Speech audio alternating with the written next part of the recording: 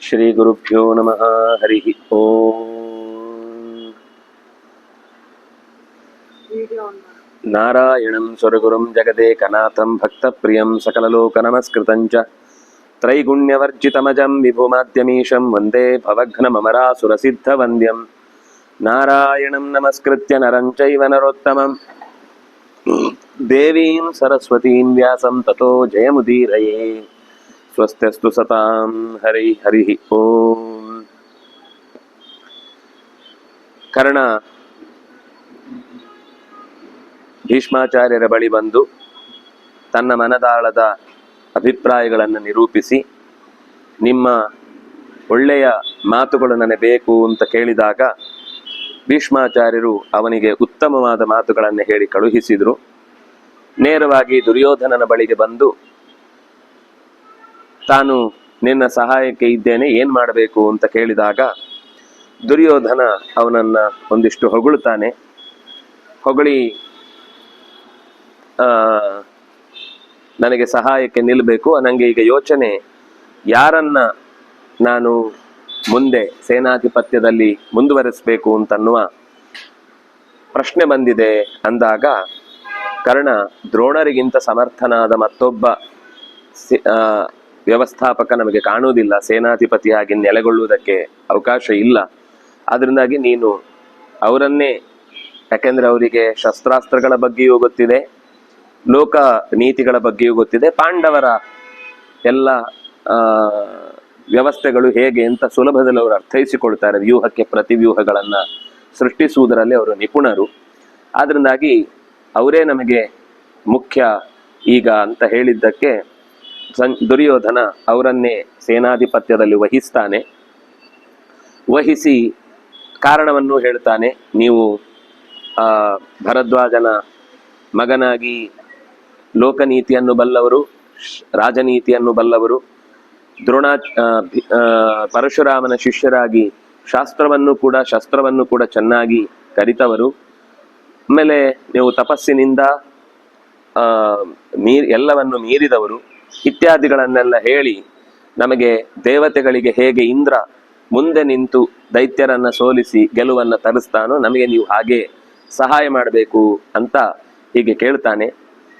ಆಗ ದ್ರೋಣಾಚಾರ್ಯರು ಏನು ಹೇಳಿದ್ರು ಅನ್ನೋದು ಮುಂದಿನ ಮಾತು. ಅಂದ್ರೆ ಸೈನಿಕರನ್ನ ಒಟ್ಟುಗೂಡಿಸ್ತಾನೆ, ಸಿಂಹನಾದವನ್ನು ಮಾಡಿ. ನಾರಾಯಣ.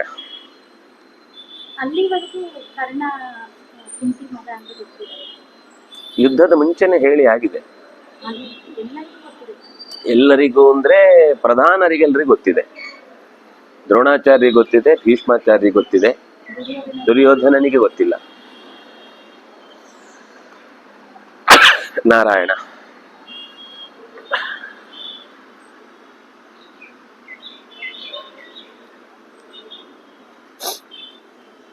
ಇದೇನಿದ್ದಕ್ಕಿದ್ದಾಗೆ ಶೀತ ಶುರುವಾಯಿತು.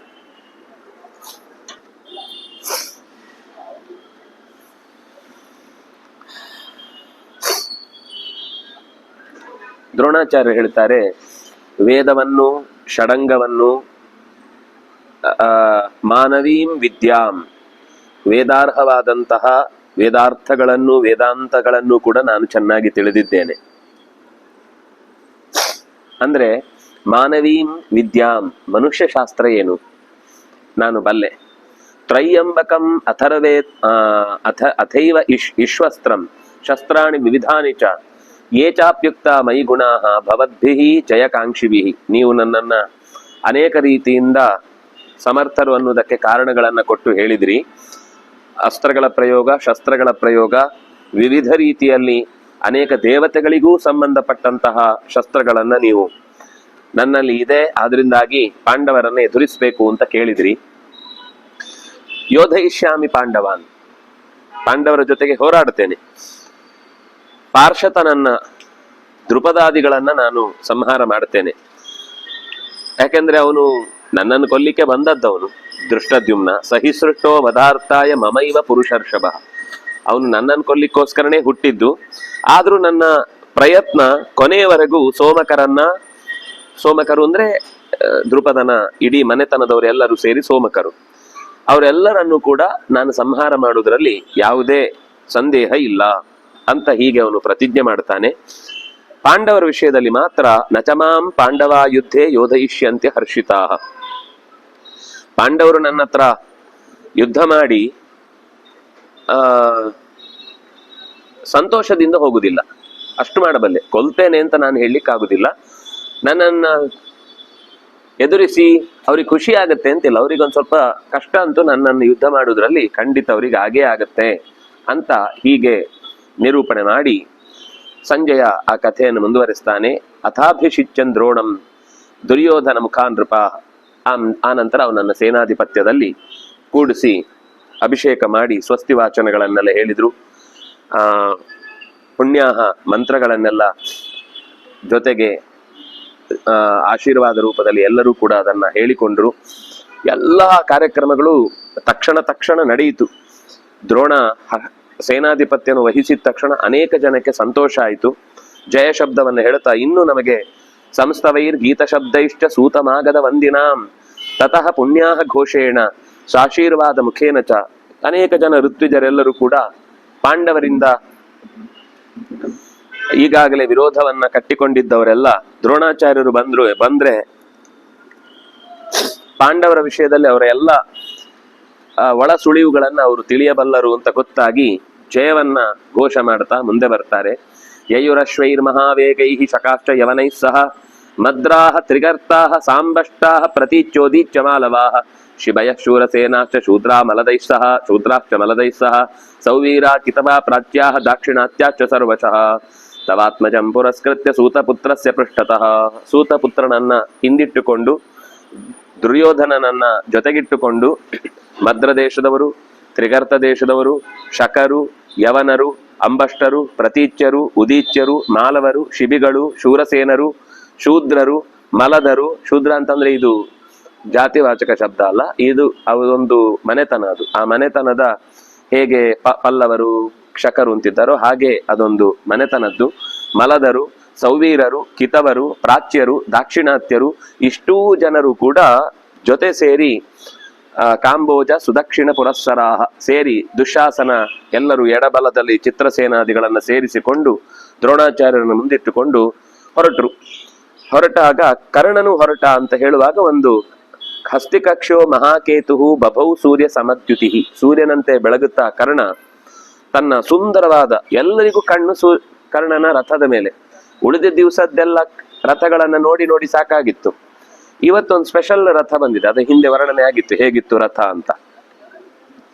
ಅಲ್ಲೊಂದು ಮಾತೇನು ಅಂದ್ರೆ ಹಸ್ತಿಕಕ್ಷ್ಯ, ಅವನ ರಥದ ಧ್ವಜದ ಚಿಹ್ನೆ ಏನಿತ್ತು ಅಂತಂದ್ರೆ ಆನೆಯನ್ನ ಕಟ್ಟುವ ಸರಪಳಿ. ಹಿಂದೆ ಒಂದು ಬೇರೆ ಇತ್ತು, ಹಿಂದೆ ಇಂದೀವರಾಂಕಂ ಅಂತಿತ್ತು, ಇಲ್ಲಿ ನೋಡಿದ್ರೆ ಹಸ್ತಿಕಕ್ಷ್ಯ ಅಂತಿದೆ. ಎಲ್ಲ ಕಡೆನೆ ಸರಪಳಿ ಅಂತ ಹೇಳಿದ್ದಾರೆ, ಸರಪಳಿ ಅಂತ. ಇಲ್ಲಿ ನೋಡಿದ್ರೆ ಅದು ಯುದ್ಧದ ಪ್ರಸಂಗದಲ್ಲಿ ಎಲ್ಲರೂ ನೋಡುವ ಹಾಗೆ ಇದ್ದದ್ರಿಂದ ಅದು ಅವನ ಯುದ್ಧಕ್ಕೆ ಬಂದಾಗ ಇದ್ದ ರಥ ಅಲ್ಲ. ಇಂದೀವರ ಶ್ಯಾಮದ ರಥ ಅದು ಮಾಮೂಲಿ ಯಾವುದೋ ರಥವನ್ನು ಏರಿ ಬಂದಿರಬೇಕು. ಆದ್ರೆ ಯುದ್ಧದಲ್ಲಿ ಯಾವಾಗ್ಲೂ ಅವರ ಗುರುತೇನು ಅನ್ನೋದನ್ನೇ ಹಾಕೊಂಡು ಅವ್ರ ಮೇಲೆ ಬರ್ತಾರೆ. ಹಾಗಾಗಿ ಹಸ್ತಿಕಕ್ಷ್ಯ, ಆನೆಯನ್ನ ಕಟ್ಲಿಕ್ಕಿದ್ದ ಸರಪಳಿ, ಚಿನ್ನದ ಸರಪಣಿಯ ಚಿಹ್ನೆ ಅವನ ರಥದಲ್ಲಿ ಇತ್ತು, ಅವನ ಕೇತುವಿನಲ್ಲಿ ಧ್ವಜದಲ್ಲಿತ್ತು. ಸೂರ್ಯನಿಗೆ ಸಮನಂತೆ ಕಾಣಿಸ್ತಾ ಇತ್ತು. ಭೀಷ್ಮರನ್ನ ಕಳಚಿಕೊಂಡ ದುಃಖ ಎಲ್ಲ ಹೊರಟೇ ಹೋಗಿತ್ತು. ಅಂದ್ರೆ ಅಷ್ಟು ಮತ್ತೆ ಉತ್ಸಾಹ ಉದ್ವೇಗಗಳಿಂದ ಎಲ್ಲರನ್ನು ಸೇರಿಸಿಕೊಂಡು ಯುದ್ಧದಲ್ಲಿ ಮುನ್ನುಗ್ತಾ ಇದ್ದಾರೆ. ಆಗ ಈ ಉದ್ವೇಗದ ಅಥವಾ ಉತ್ಸಾಹದ ಸೇನೆಯ ಆರ್ಭಟವನ್ನ ನೋಡಿ ಕಿಮು ಪಾಂಡು ಸುತಾನ್ ಯುದ್ಧೇ ಹೀನ ವೀರ್ಯ ಪರಾಕ್ರಮಾನ್ ಭೀಷ್ಮೇಣ ತೋರಣೆ ಪಾರ್ಥಾ ಪಾಲಿತಾ ಬಾಹುಶಾಳಿನ ತಾಂಸು ಕರ್ಣಶರೈಸ್ತೀಕ್ಷ್ಣೈ ನಾಶಯಿಷ್ಯತಿ ಸಂಯುಗೆ ಏವಂ ಬ್ರುವಂತಸ್ತೇನ್ಯೋನ್ಯಂ ಹೃಷ್ಟ ರೂಪಾ ವಿವಿಂಶತೆ. ಇಲ್ಲಿ ತನಕ ಭೀಷ್ಮಾಚಾರ್ಯರು ಏನೋ ಸ್ವಲ್ಪ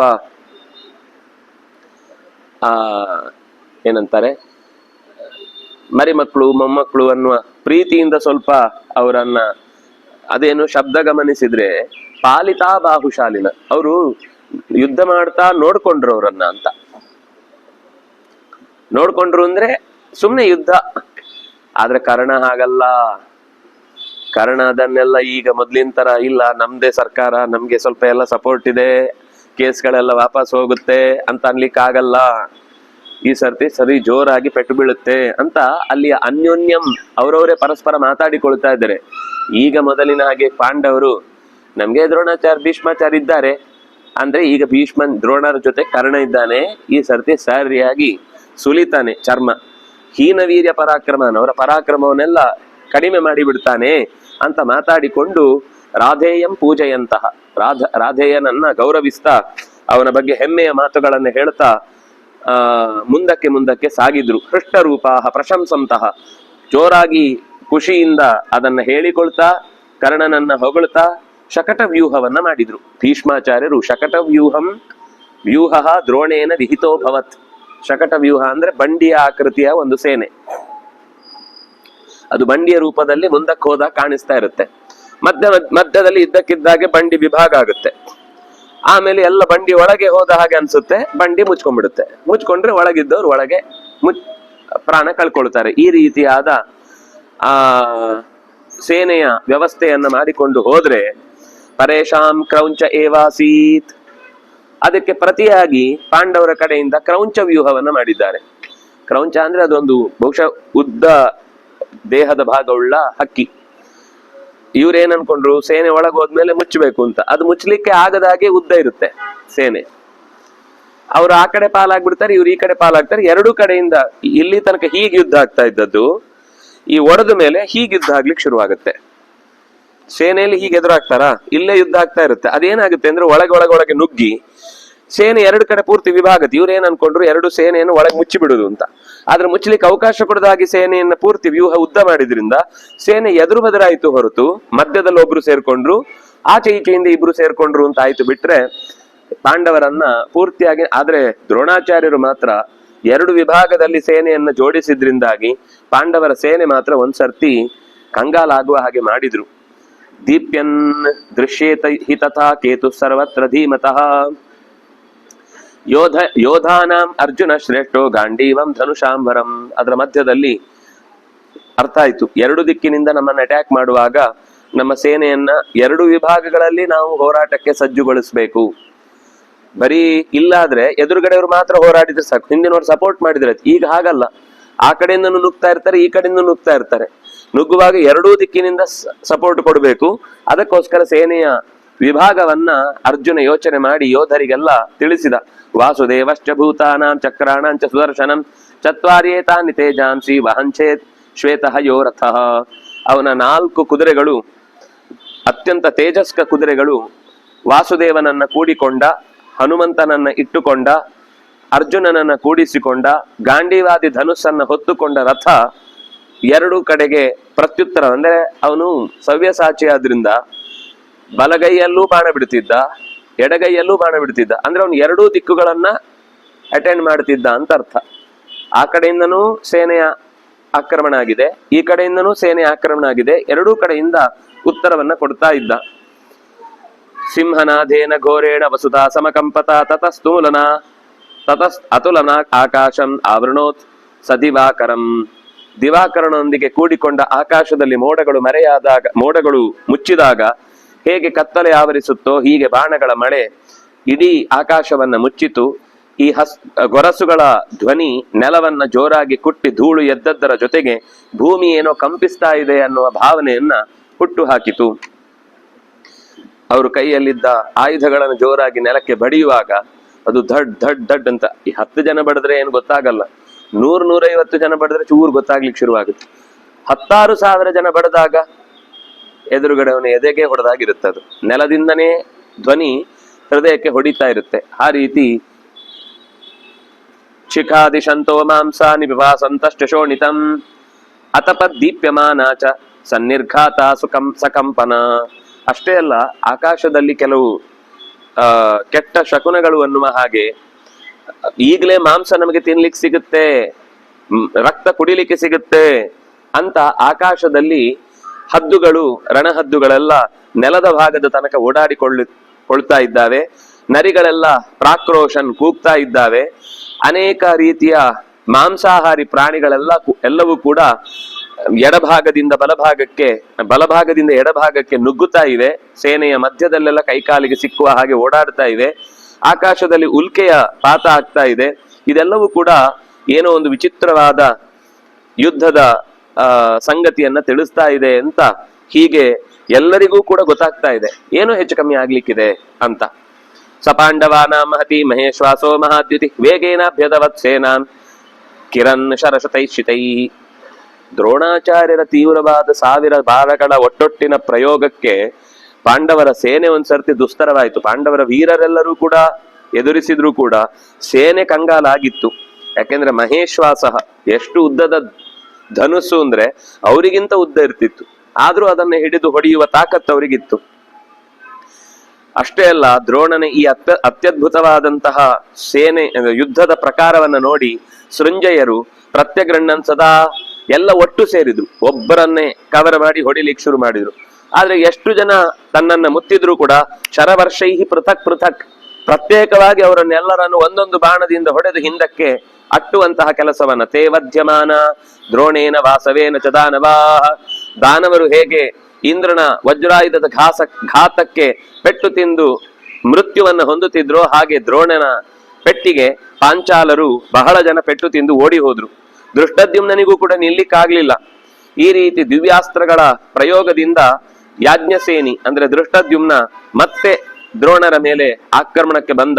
ಬಹಳ ಹೊತ್ತು ಈ ಯುದ್ಧಗಳು ನಡೀತಾ ಹೋಯಿತು. ಕೊನೆಗೆ ಮಘವಾನ್ ಸಮಭಿಕ್ರುದ್ಧ ಸಹಸಾ ದಾನವಾನಿವ ತೇ ಕಂಪ್ಯಮಾನ ದ್ರೋಣೇನ ಪಾಂಡವ ಸೃಂಜಯಾ ತಥಾ ಪರ್ಯತಪತ್ ದ್ರೋಣ ಪಾಂಡವಾನಾಂ ಬಲೇ ಬಲಿ. ಪರ್ಯತಪತ್ ಸರಿ ಬಿಸಿ ಮುಟ್ಟಿಸಿದ. ದ್ರೋಣಾಚಾರ್ಯರ ಬಾಣದ ಪೆಟ್ಟಿಗೆ ಪಾಂಡವರೆಲ್ಲರೂ ಕೂಡ ಪೆಟ್ಟು ತಿಂದ್ರು. ಹೇಗಿತ್ತು ಅನ್ನೋದಕ್ಕೆ ಒಂದು ಉದಾಹರಣೆ ಕೊಡ್ತಾರೆ. ಅಲಾತ ಚಕ್ರಮಿವ. ಅಲಾತ ಚಕ್ರ ಅಂದ್ರೆ ಈ ಕೃಷ್ಣಾಷ್ಟಮಿಯ ಸಮಯಕ್ಕೆ ಸರಪಳಿಗೆ ಹಚ್ಚಿದ ಗುಂಡು ಬೆಂಕಿ ಇರುತ್ತೆ, ಅದರಲ್ಲಿ ಅದನ್ನು ಬೀಸ್ತಾ ಇದ್ರೆ ಅದು ಇಡೀ ಬೆಂಕಿ ರೌಂಡ್ ಅಲ್ಲಿ ಇದೆ ಅಂತ ಕಾಣಿಸ್ತಾ ಇರುತ್ತೆ. ಈಗ ಫ್ಯಾನು ಆಕಾಶದಲ್ಲಿ ತಿರುಗಿದ್ರೆ ಅಂದ್ರೆ ಮೇಲೆ ತಿರುಗ್ತಾ ಇದ್ರೆ ಮಧ್ಯೆ ಗ್ಯಾಪ್ ಕಾಣುದಿಲ್ಲ. ನಮಗೆ ಗ್ಯಾಪ್ ಕಾಣುದಿಲ್ಲ ಅಂದ್ರೆ ವಸ್ತುತಃ ಬಾಣ ಅದು ಫ್ಯಾನ್ ನ ಮಧ್ಯದಲ್ಲಿ ಅಂತರ ಇದೆ. ಅದ್ರ ಅಂತರ ಇದ್ರೂ ಕೂಡ ಅಂತರ ಇದೆ ಅಂತ ಕಾಣುದಿಲ್ಲ. ಹಾಗೆ ಬಾಣ ಯಾವಾಗ ಧನುಸ್ಸಿನ ಮೇಲೆ ಇರ್ತಿತ್ತು, ಬಾಣ ಯಾವಾಗ ಬತ್ತಳಿಕೆ ಮೇಲೆ ಬರ್ತಿತ್ತು ಅಂತಾನೆ ಕಾಣಿಸ್ತಿರ್ಲಿಲ್ಲ. ತೆಗೆದು ಹಾಕಿ ಅಲಾತ ಚಕ್ರದಂತೆ ಕಾಣಿಸ್ತಾ ಇತ್ತು. ಅವನ ಕೈ ಒಳ್ಳೆ ಫ್ಯಾನ್ ತಿರುಗ್ತಾ ಇತ್ತು. ಅದು ಇವನಿಗೂ ಹಾಗೆ ಹೇಳ್ತಾರೆ, ಅರ್ಜುನನ ಬಾಣ ಪ್ರಯೋಗದ ಸಂದರ್ಭ. ಯಾಕೆಂದ್ರೆ ಗುರುಗಳಿಂದಲೇ ಬಂದದ್ದಲ್ವಾ, ಅದು ಪ್ರಯೋಗ ಸಹಜ. ಹೀಗೆ ಎಲ್ಲರೂ ಕೂಡ ಕಂಗಾಲಾದ್ರು. ಹೀಗೆ ದುರ್ಯೋಧನನ ಪಕ್ಷದಲ್ಲಿ ಒಂದ್ ಸ್ವಲ್ಪ ಮೊದಲು 2-3 ದಿವಸ ಚೆನ್ನಾಗಿ ಗೆಲುವಿನ ಪ್ರಭೆ ಹರಿತಾ ಇತ್ತು. ಕೇಕಯಾ ಭೀಮಸೇನಶ್ಚ ಸೌಭದ್ರಶ್ಚ ಘಟೋತ್ಕಚ ಯುಧಿಷ್ಠಿರೋ ಯಮೌ ಮಾತ್ಸ್ಯೋ ದ್ರುಪದಶ್ಚಾತ್ಮಜೌ ಸಹ ದ್ರೌಪದೇಯಾಶ್ಚ ಸಂಹೃಷ್ಟ ಧೃಷ್ಟಕೇಚು ಸಸಾತ್ಯಕೆ ಕೇಕಿತಾನ ಸುಸಂಕ್ರುದ್ಧ ಯುಯುತ್ಸುಶ್ಚ ಮಹಾರಥಃ. ಇಷ್ಟೂ ಜನ ಒಟ್ಟು ಸೇರಿ ದ್ರೋಣರನ್ನ ಮುಗಿಬಿದ್ರು. ಕೇಕಯರು, ಭೀಮಸೇನ, ಸೌಭದ್ರ ಅಂದ್ರೆ ಅಭಿಮನ್ಯು, ಘಟೋತ್ಕಚ, ಯುಧಿಷ್ಠಿರ, ನಕುಲ ಸಹದೇವರು, ದೃಪದನ ಮಕ್ಕಳು ಅನೇಕ ಜನ, ದ್ರೌಪದಿಯ ಮಕ್ಕಳು 5 ಜನ, ದೃಷ್ಟಕೇತು, ಸಾತ್ಯಕಿ, ಚೇಕಿತಾನ, ಯುಯುತ್ಸು ಇನ್ನೂ ಅನೇಕ ಪಾರ್ಥಿವರೆಲ್ಲರೂ ಕೂಡ ಪಾಂಡವರ ಅನುಯಾಯಿಗಳಾಗಿ ದ್ರೋಣರನ್ನ ಮುಗಿಬಿದ್ರು. ಅಷ್ಟೂ ಜನಕ್ಕೆ ದ್ರೋಣಾಚಾರ್ಯರು ವೇಧಮತ್ ಜೋರಾಗಿ ತನ್ನ ಕೋಪದಿಂದ ಬಾಣಗಳ ಪ್ರಯೋಗವನ್ನು ಮಾಡಿ ಸಮರ ದುರ್ಜಯ. ಇದೆಲ್ಲ ಅವರಿಗೆ ಲೆಕ್ಕವೇ ಅಲ್ಲ. ಎಷ್ಟು ಜನ ಬಂದ್ರು ಅವರನ್ನೆಲ್ಲರನ್ನೂ ಎದುರಿಸುವ ತಾಕತ್ತು. ಯಾಕಂದ್ರೆ ಅವ್ರು ಗುಗ್ಗುರು ಅಲ್ವಾ, ಇಷ್ಟು ಜನರನ್ನು ಬೆಳೆಸಿದವರೇ ಅವರು. ಇವರೆಲ್ಲ ಹೇಗೆ ಹೊಡಿತಾರೆ ಅಂತ ಗೊತ್ತಿಲ್ವಾ. ಅವ್ರು ಹೊಡೆಯೋ ಮುಂಚೆನೆ ಅವರ ಬಾಣಗಳನ್ನ, ಬಿಲ್ಲನ್ನ, ರಥವನ್ನ, ಧ್ವಜವನ್ನ, ಚಕ್ರವನ್ನ, ಕುದುರೆಯನ್ನ, ಸಾರಥಿಯನ್ನ ಒಬ್ಬೊಬ್ಬರಲ್ಲಿ ಒಬ್ಬೊಬ್ಬರ ವೀಕ್ನೆಸ್ ಅನ್ನ ನೋಡಿ ಹೊಡೆದು ಹಿಂದಕ್ಕೆ ತಳ್ಳುತ್ತಾ ಇದ್ರು. ಹೇಗಿತ್ತು ಅಂತ ಒಂದೇ ಒಂದು ಶಬ್ದ, ವೃದ್ಧೋಪಿ ತರುಣೋ ಯಥಾ. ಅತ್ಯಂತ ವೃದ್ಧನಾದ್ರೂ ಕೂಡ ತರುಣರು ನಾಚುವಷ್ಟು ಚುರುಕು. ನೆಲಕ್ಕೆ ಹಾರುದೇನು, ವಾಪಸ್ ಕುದುರೆ ಏರುದೇನು, ಮತ್ತೆ ರಥಕ್ಕೆ ಹತ್ತುದೇನು. ಯಾಕಂದ್ರೆ ರಥ ಪುಡಿ ಆಗುತ್ತೆ ಕೆಲವೊಮ್ಮೆ. ಅಷ್ಟು ದಿನ ಹೊಡೆಯುವಾಗ ರಥ ಪುಡಿ ಆಗೇ ಆಗುತ್ತೆ. ಆದ್ರೆ ರಥ ಪುಡಿ ಆಯ್ತು ಅಯ್ಯೋ ಅಂತ ಅಷ್ಟರಲ್ಲ ಅವರು ಈ ರಥ ಪುಡಿ ಆದ್ರೆ ನೆಕ್ಸ್ಟ್ ಎಲ್ಲಿ ಹಾರ್ಬೇಕು ನಾನು ಅಂತ ಅವ್ರು ಯೋಚನೆ ಆಗ್ಲೇ ಮಾಡಿರ್ತಾರೆ.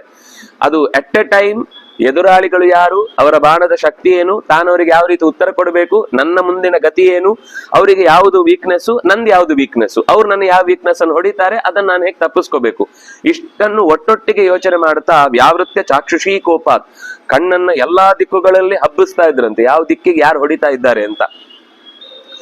ಭಾರದ್ವಾಜೋ ಅನ್ವವೈಕ್ಷತ, ಎಲ್ಲರನ್ನು ಸರಿಯಾಗಿ ಗಮನಿಸಿ, ಆ ಯೋಜನಾ ಹಯಾ ರಾಜನ್ ಅವಿಶ್ರಾಂತ ಸುಖಂ ಯಯುಹು, ಆ ಬಾಣಗಳ ಪ್ರಯೋಗ, ಕುದುರೆಯ ಎಲ್ಲಿ ಹೋಗ್ತಾ ಇದೆ, ಬಾಣಗಳು ಎಲ್ಲಿ ಹೊಡಿತಾ ಇದ್ದಾರೆ, ಕುದುರೆ ಹೀಗೆ ಹೋಗ್ತಾ ಇರುತ್ತೆ, ಬಾಣ ಹೀಗೆ ಹೋಗ್ತಾ ಇರುತ್ತೆ, ಕೆಲವೊಮ್ಮೆ ಬಾಣ ಹೀಗೆ ಹೋಗ್ತಾ ಇರುತ್ತೆ, ಕುದುರೆ ಅಡ್ಡ ಸಾಕ್ತಾ ಇರುತ್ತೆ. ಅವರು ಬಾಣ ಹೋಗುವ ದಿಕ್ಕಿನ ಕುದುರೆಗಳು ಹೋಗುವ ದಿಕ್ಕಿನತ್ತನೆ ಬಾಣ ಹೊಡಿತಾರೆ ಅಂತಿಲ್ಲ. ಕುದುರೆ ಒಂದು ದಿಕ್ಕಲ್ಲಿ ಹೋಗ್ತಾ ಇರುತ್ತೆ, ಆದ್ರೆ ಅವರ ಗುರಿ ಇರುವುದು ಯಾರೋ ಒಬ್ಬ ಅಡ್ಡ ಇರ್ತಾನೆ, ಹೊಡೆದ್ರೆ ಅವನಿಗೆ ತಾಗುತ್ತೆ ಅಂತ 1 ಸೆಕೆಂಡ್ ಜಾಗ ಬೇಕು ನಮಗೆ. ಅದಕ್ಕೆ ಕುದುರೆ ಹೀಗೆ ಹೋಗ್ತಾ ಇರುತ್ತೆ, ಹೋದಾಗ ಅವನ ಅಡ್ಡ ತಪ್ಪುತ್ತೆ, ಅವನಿಗೆ ಹೊಡಿತಾನೆ.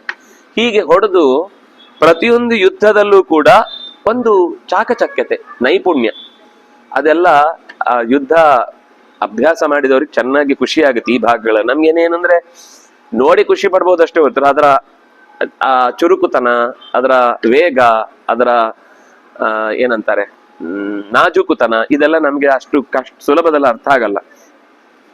ಎಲ್ಲರನ್ನು ಸೇರಿಸಿ ಒಟ್ಟೊಟ್ಟಿಗೆ ಹೊಡೆದು ಮುಗಿಸಿದ್ರು. ತೇಷಾಂ ಪ್ರಾದ್ರವತಾಂ ಭೀಮಃ, ಸೇನೆ ಓಡೋಯ್ತು. ದ್ರೋಣಾಚಾರ್ಯರ ಪೆಟ್ಟಿಗೆ ಪ್ರಾದ್ರವತಾಂ ಓಡೇ ಬಿಟ್ರು. ಭೀಮ ಪುನರಾವರ್ತನಾಂ, ಭೀಮ ಎಲ್ಲ ವಾಪಸ್ ಕರೆದು, ಎಲ್ಲ ಹೋಗ್ತಾ ಇದ್ದೀರಾ, ಬೆನ್ ಕೊಟ್ಟು, ಮರ್ಯಾದೆ ಇಲ್ವಾ, ಸಾಯುದಾದ್ರೆ ಎದೆ ಕೊಟ್ಟು ಸಾಯಿರಿ, ಬೆನ್ ಕೊಟ್ಟು ಸಾಯಬೇಡಿ ಅಂತ ಬೈದು ವಾಪಸ್ ಕರೆಸ್ತಿದ್ದ. ಪಶ್ಯತಾಂ ತಿಷ್ಠತಾಂ ಚಾಸೀತ್ ಶಬ್ದ ಪರಮದಾರುಣ, ನಮ್ಗಾಗಲ್ಲ ಅಂತ ಕೆಲವರು ಕಿರ್ಚ್ತಾ ಇದ್ರು, ಇದು ನಾವು ಮಾಡಿಯೇ ಮಾಡ್ತೇವೆ ಅಂತ ಇನ್ನು ಕೆಲವರು ಕಿರ್ಚ್ತಾ ಇದ್ರು. ಎಲ್ಲರೂ ಕಿರ್ಚೋರೆ, ಕಿರ್ಚದೆ ಸುಮ್ಮನೆ ಇರೋರಿಗೆ ಬಾಯಿ ಇಲ್ಲ. ಪರಮ ದಾರುಣ, ಈ ಧ್ವನಿ ಭಯಂಕರವಾಗಿತ್ತು ಕೇಳಲಿಕ್ಕೆ. ಉತ್ಕೃತ್ಯ ಶಿರಾನ್ ಶುಗ್ರಹ ಬಾಹೂನಪಿ ಸುಭೂಷಣಾನ್ ಕೃತ್ವಾ ಶೂನ್ಯಾನ್ ರಥೋಪಸ್ಥಾನ್ ಉದಕ್ರೋಶನ್ ಮಹಾರವಾನ್. ದ್ರೋಣಾಚಾರ್ಯರು ಪಾಸ್ ಆದ್ರು ಅಂದ್ರೆ ಅಕ್ಕಪಕ್ಕದ ರಥ ಖಾಲಿ ಆಗ್ಬಿಡ್ತಿತ್ತು. ಅವನು ತಲೆ ಕತ್ತರಿಸಿ ಹೋಗಿರ್ತಿತ್ತು, ತೋಳು ಕತ್ತರಿಸಿ ಹೋಗಿರ್ತಿತ್ತು, ಅವ್ನು ಬಿದ್ದೋಗ್ತಿದ್ದ. ಖಾಲಿ ರಥ ಓಡಾಡ್ತಾ ಇರುತ್ತೆ, ಅವುಗಳಿಗೆ ನಿಯಾಮಕ ಇಲ್ಲ ಯಾರು, ಅದು ಎಲ್ಲಂದ್ರಲ್ಲಿ ಹೋಗ್ತಾ ಇರುತ್ತೆ. ಶೂನ್ಯ ರಥಗಳು ಎಲ್ಲ ದಿಕ್ಕಿನಲ್ಲಿ ದ್ರೋಣಾಚಾರ್ಯ ಹೋಗಿ ಬಂದ್ಮೇಲೆ ಅದು ಶೂನ್ಯ ರಥ. ಕೃತ್ವಾ ಶೂನ್ಯ ರಥೋಪಸ್ಥಾನ್ ಉದಕ್ರೋಶನ್ ಮಹಾರವಾನ್, ಅದರಲ್ಲಿರುವ ರಥದ ಚಕ್ರವನ್ನ ರಕ್ಷಿಸುವವರು, ಜೊತೆಗೆ ಸಾರಥಿಗಳು, ಇವ್ರು ಮಾತ್ರ ಇರ್ತಿದ್ರು. ಉಳಿದವರ ತಲೆಯೋ ಕಾಲೋ ಕೈಯೋ ಯಾವುದೋ ಕತ್ತರಿಸಿ ಆ ತೋಳು ಕೆಳಗೆ ಬಿದ್ದಿದ್ರೆ ಅದರ ಕಡಗ, ಅದರ ಕಂಕಣ ಅಂದ್ರೆ ತೋಳಿಗೆ ಹಾಕುವಂತಹ ವಂಕಿ ಇತ್ಯಾದಿಗಳೆಲ್ಲ ಬೀಳುವಾಗ ಭೂಷಣಗಳ ಜೊತೆಗೆ ಬಿದ್ದು ಹೋಗ್ತಾ ಇತ್ತು. ಕುತ್ತಿಗೆ ಹಾರ ಎಲ್ಲ ಕುತ್ತಿಗೆ ಜೊತೆಗೆ ಇರ್ತಿತ್ತು. ಹೌದು, ನಮಗೊಂದು ತಪ್ಪು ಕಲ್ಪನೆ ಇದೆ. ಆಯ್ತು, ಅಟ್ಲೀಸ್ಟ್ ವರ್ಣ ಅಂತ ನೋಡಿದ್ರು ಅವ್ರಿಗೆ ಆ ತರ ಕ್ವಾಲಿಟಿ ಹೆಂಗಿರುತ್ತೆ? ಅದು ಅವರ ಯೋಗದ ಸಿದ್ಧತೆ, ಅದು ಸಾಧ್ಯ. ಯೋಗದ ಸಿದ್ಧಿಯಿಂದಾಗಿ ಶರೀರವನ್ನು ಹೇಗ್ ಬೇಕಾದ್ರೂ ಮಾರ್ಪಡಿಸಬಹುದು. ಆಚಾರ್ಯರು ಅವರ ಶರೀರವನ್ನ ಒಬ್ಬ ಹುಡುಗನ ಮೇಲಿಟ್ಟು ಕರ್ಕೊಂಡು ಹೋಗ್ತಾರೆ ನಾರ್ಷದಲ್ಲಿ. ಆ ಹುಡುಗ ಆರಾಮ್ ಹತ್ತಿ ಬಟ್ಟೆ ಇಟ್ಕೊಂಡಂಗೆ ಸುತ್ತು ಬರ್ತಾನೆ ದೇವಸ್ಥಾನಕ್ಕೆ, ಪ್ರದಕ್ಷಿಣೆ 4 ಸುತ್ತು ಬರ್ತಾನೆ. ಅದೇ ಇನ್ನೊಬ್ಬ 100 ಜನ ಒಟ್ಟಿಗೆ ಅವ್ರ ಹೆಬ್ಬೆರಳನ್ನ ನೆಲದಲ್ಲಿ ಊರಿಟ್ರೆ ಯಾರು ಅವರನ್ನು ಎತ್ಲಿಕ್ಕೆ ಹೋದ್ರು ಹೆಬ್ಬೆರಳನ್ನ ಅಲ್ಲಾಡಿಸ್ಲಿಕ್ಕೆ ಆಗಲ್ಲ. ಅದೇ ಸಿದ್ಧಿ, ದ್ರೋಣಾಚಾರ್ಯರಿಗೂ ಸಿದ್ಧಿನೇ. ಮಂತ್ರ ಸಿದ್ಧಿ ತಂತ್ರ ಸಿದ್ಧಿಗಳು ಇದ್ದದ್ರಿಂದನೇ ದೇಹದಿಂದನೂ ಸಿದ್ಧಿ ಇರುತ್ತೆ. ಮಂತ್ರ ಸಿದ್ಧಿ ಮಾತ್ರ ಅಲ್ಲ, ಮ್ಯಾಜಿಕ್ ಅಂತಲ್ಲ, ಅದು ಅವರಲ್ಲಿರುವಂತಹ ದೈಹಿಕ ತಾಕತ್ತು ಹಾಗೇನೆ. ಸರಿಯಾಗಿ ಪ್ರಾಣಾಯಾಮಾದಿಗಳನ್ನ ಮಾಡಿ ಧ್ಯಾನಾನುಷ್ಠಾನ ಮಾಡಿದ್ರೆ ಕ್ಷತ್ರಿಯನಿಗಿಂತ ತಾಕತ್ತಿರುತ್ತೆ ಒಬ್ಬ ಬ್ರಾಹ್ಮಣನಿಗೆ. ಆದ್ರೆ ಅದು ಬಳಸ್ಲಿಕ್ಕಿಲ್ಲ ಅಂತ ಇರೋದ್ರಿಂದಾಗಿ ಅವ್ರು ಸುಮ್ಮನೆ ಇರ್ತಾರ ಅಷ್ಟೇ. ದೇಹ ವಜ್ರ, ಅದರಿಂದನೇ ವಜ್ರ ತಯಾರು ಮಾಡಿದ್ದು. ಏನ್ ವರ ಇತ್ತು? ಏನ್ ಸೇವೆ ಮಾಡಿದ್ದಕ್ಕೆ?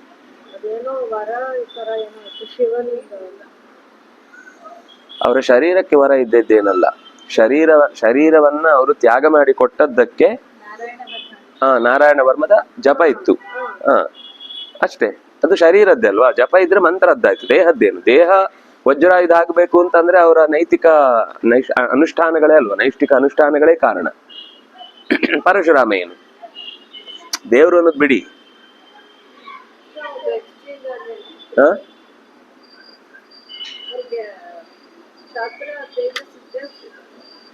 ಆಯ್ತು, ಅದೇ ಎಲ್ಲರೂ ಅಂತ ಹೇಳಲಿಲ್ಲ. ಆಯ್ತು, ಅದೇ ಎಲ್ಲರೂ ಅಂತ ಹೇಳಲಿಲ್ಲ. ಸಾಧ್ಯತೆ ಇದೆ ಅವರಿಗೆ ತಂದ್ಕೊಳ್ಬೇಕಷ್ಟೆ. ನಮ್ಮಲ್ಲಿ ಏನು ತಪ್ಪು ಕಲ್ಪನೆ ಅಂತಂದ್ರೆ ಸಾತ್ವಿಕ ಫುಡ್ ಇದ್ರೆ ದೇಹದಲ್ಲಿ ಶಕ್ತಿ ಇರಲ್ಲ ಅಂತ. ಹಾಗೇನಿಲ್ಲ. ಏನ್ ಸಿಗ್ಬೇಕು, ಎರಡಕ್ಕೂ ಸಮಾನವಾದ ಪೌಷ್ಟಿಕ ಆಹಾರದ ವ್ಯವಸ್ಥೆಯನ್ನ ಶಾಸ್ತ್ರ ಹೇಳಿದೆ. ಅದಕ್ಕೆ ತಕ್ಕಂತೆ ಸ್ವೀಕಾರ ಮಾಡಿದರೆ ಜೊತೆಗೆ ದೇಹದ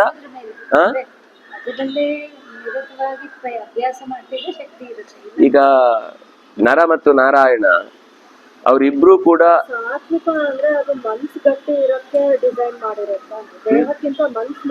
ಮನಸ್ಸು ಮುಖ್ಯ. ಹೌದು, ದೇಹವು ಗಟ್ಟಿ ಇಲ್ಲದೆ ಇದ್ರೆ ಜಪ ಮಾಡುದು ಹೇಗೆ? ಇದೆ ಸರಿ, ನಾ ಇಲ್ಲ ಅಂತ ಹೇಳ್ತಿಲ್ಲ.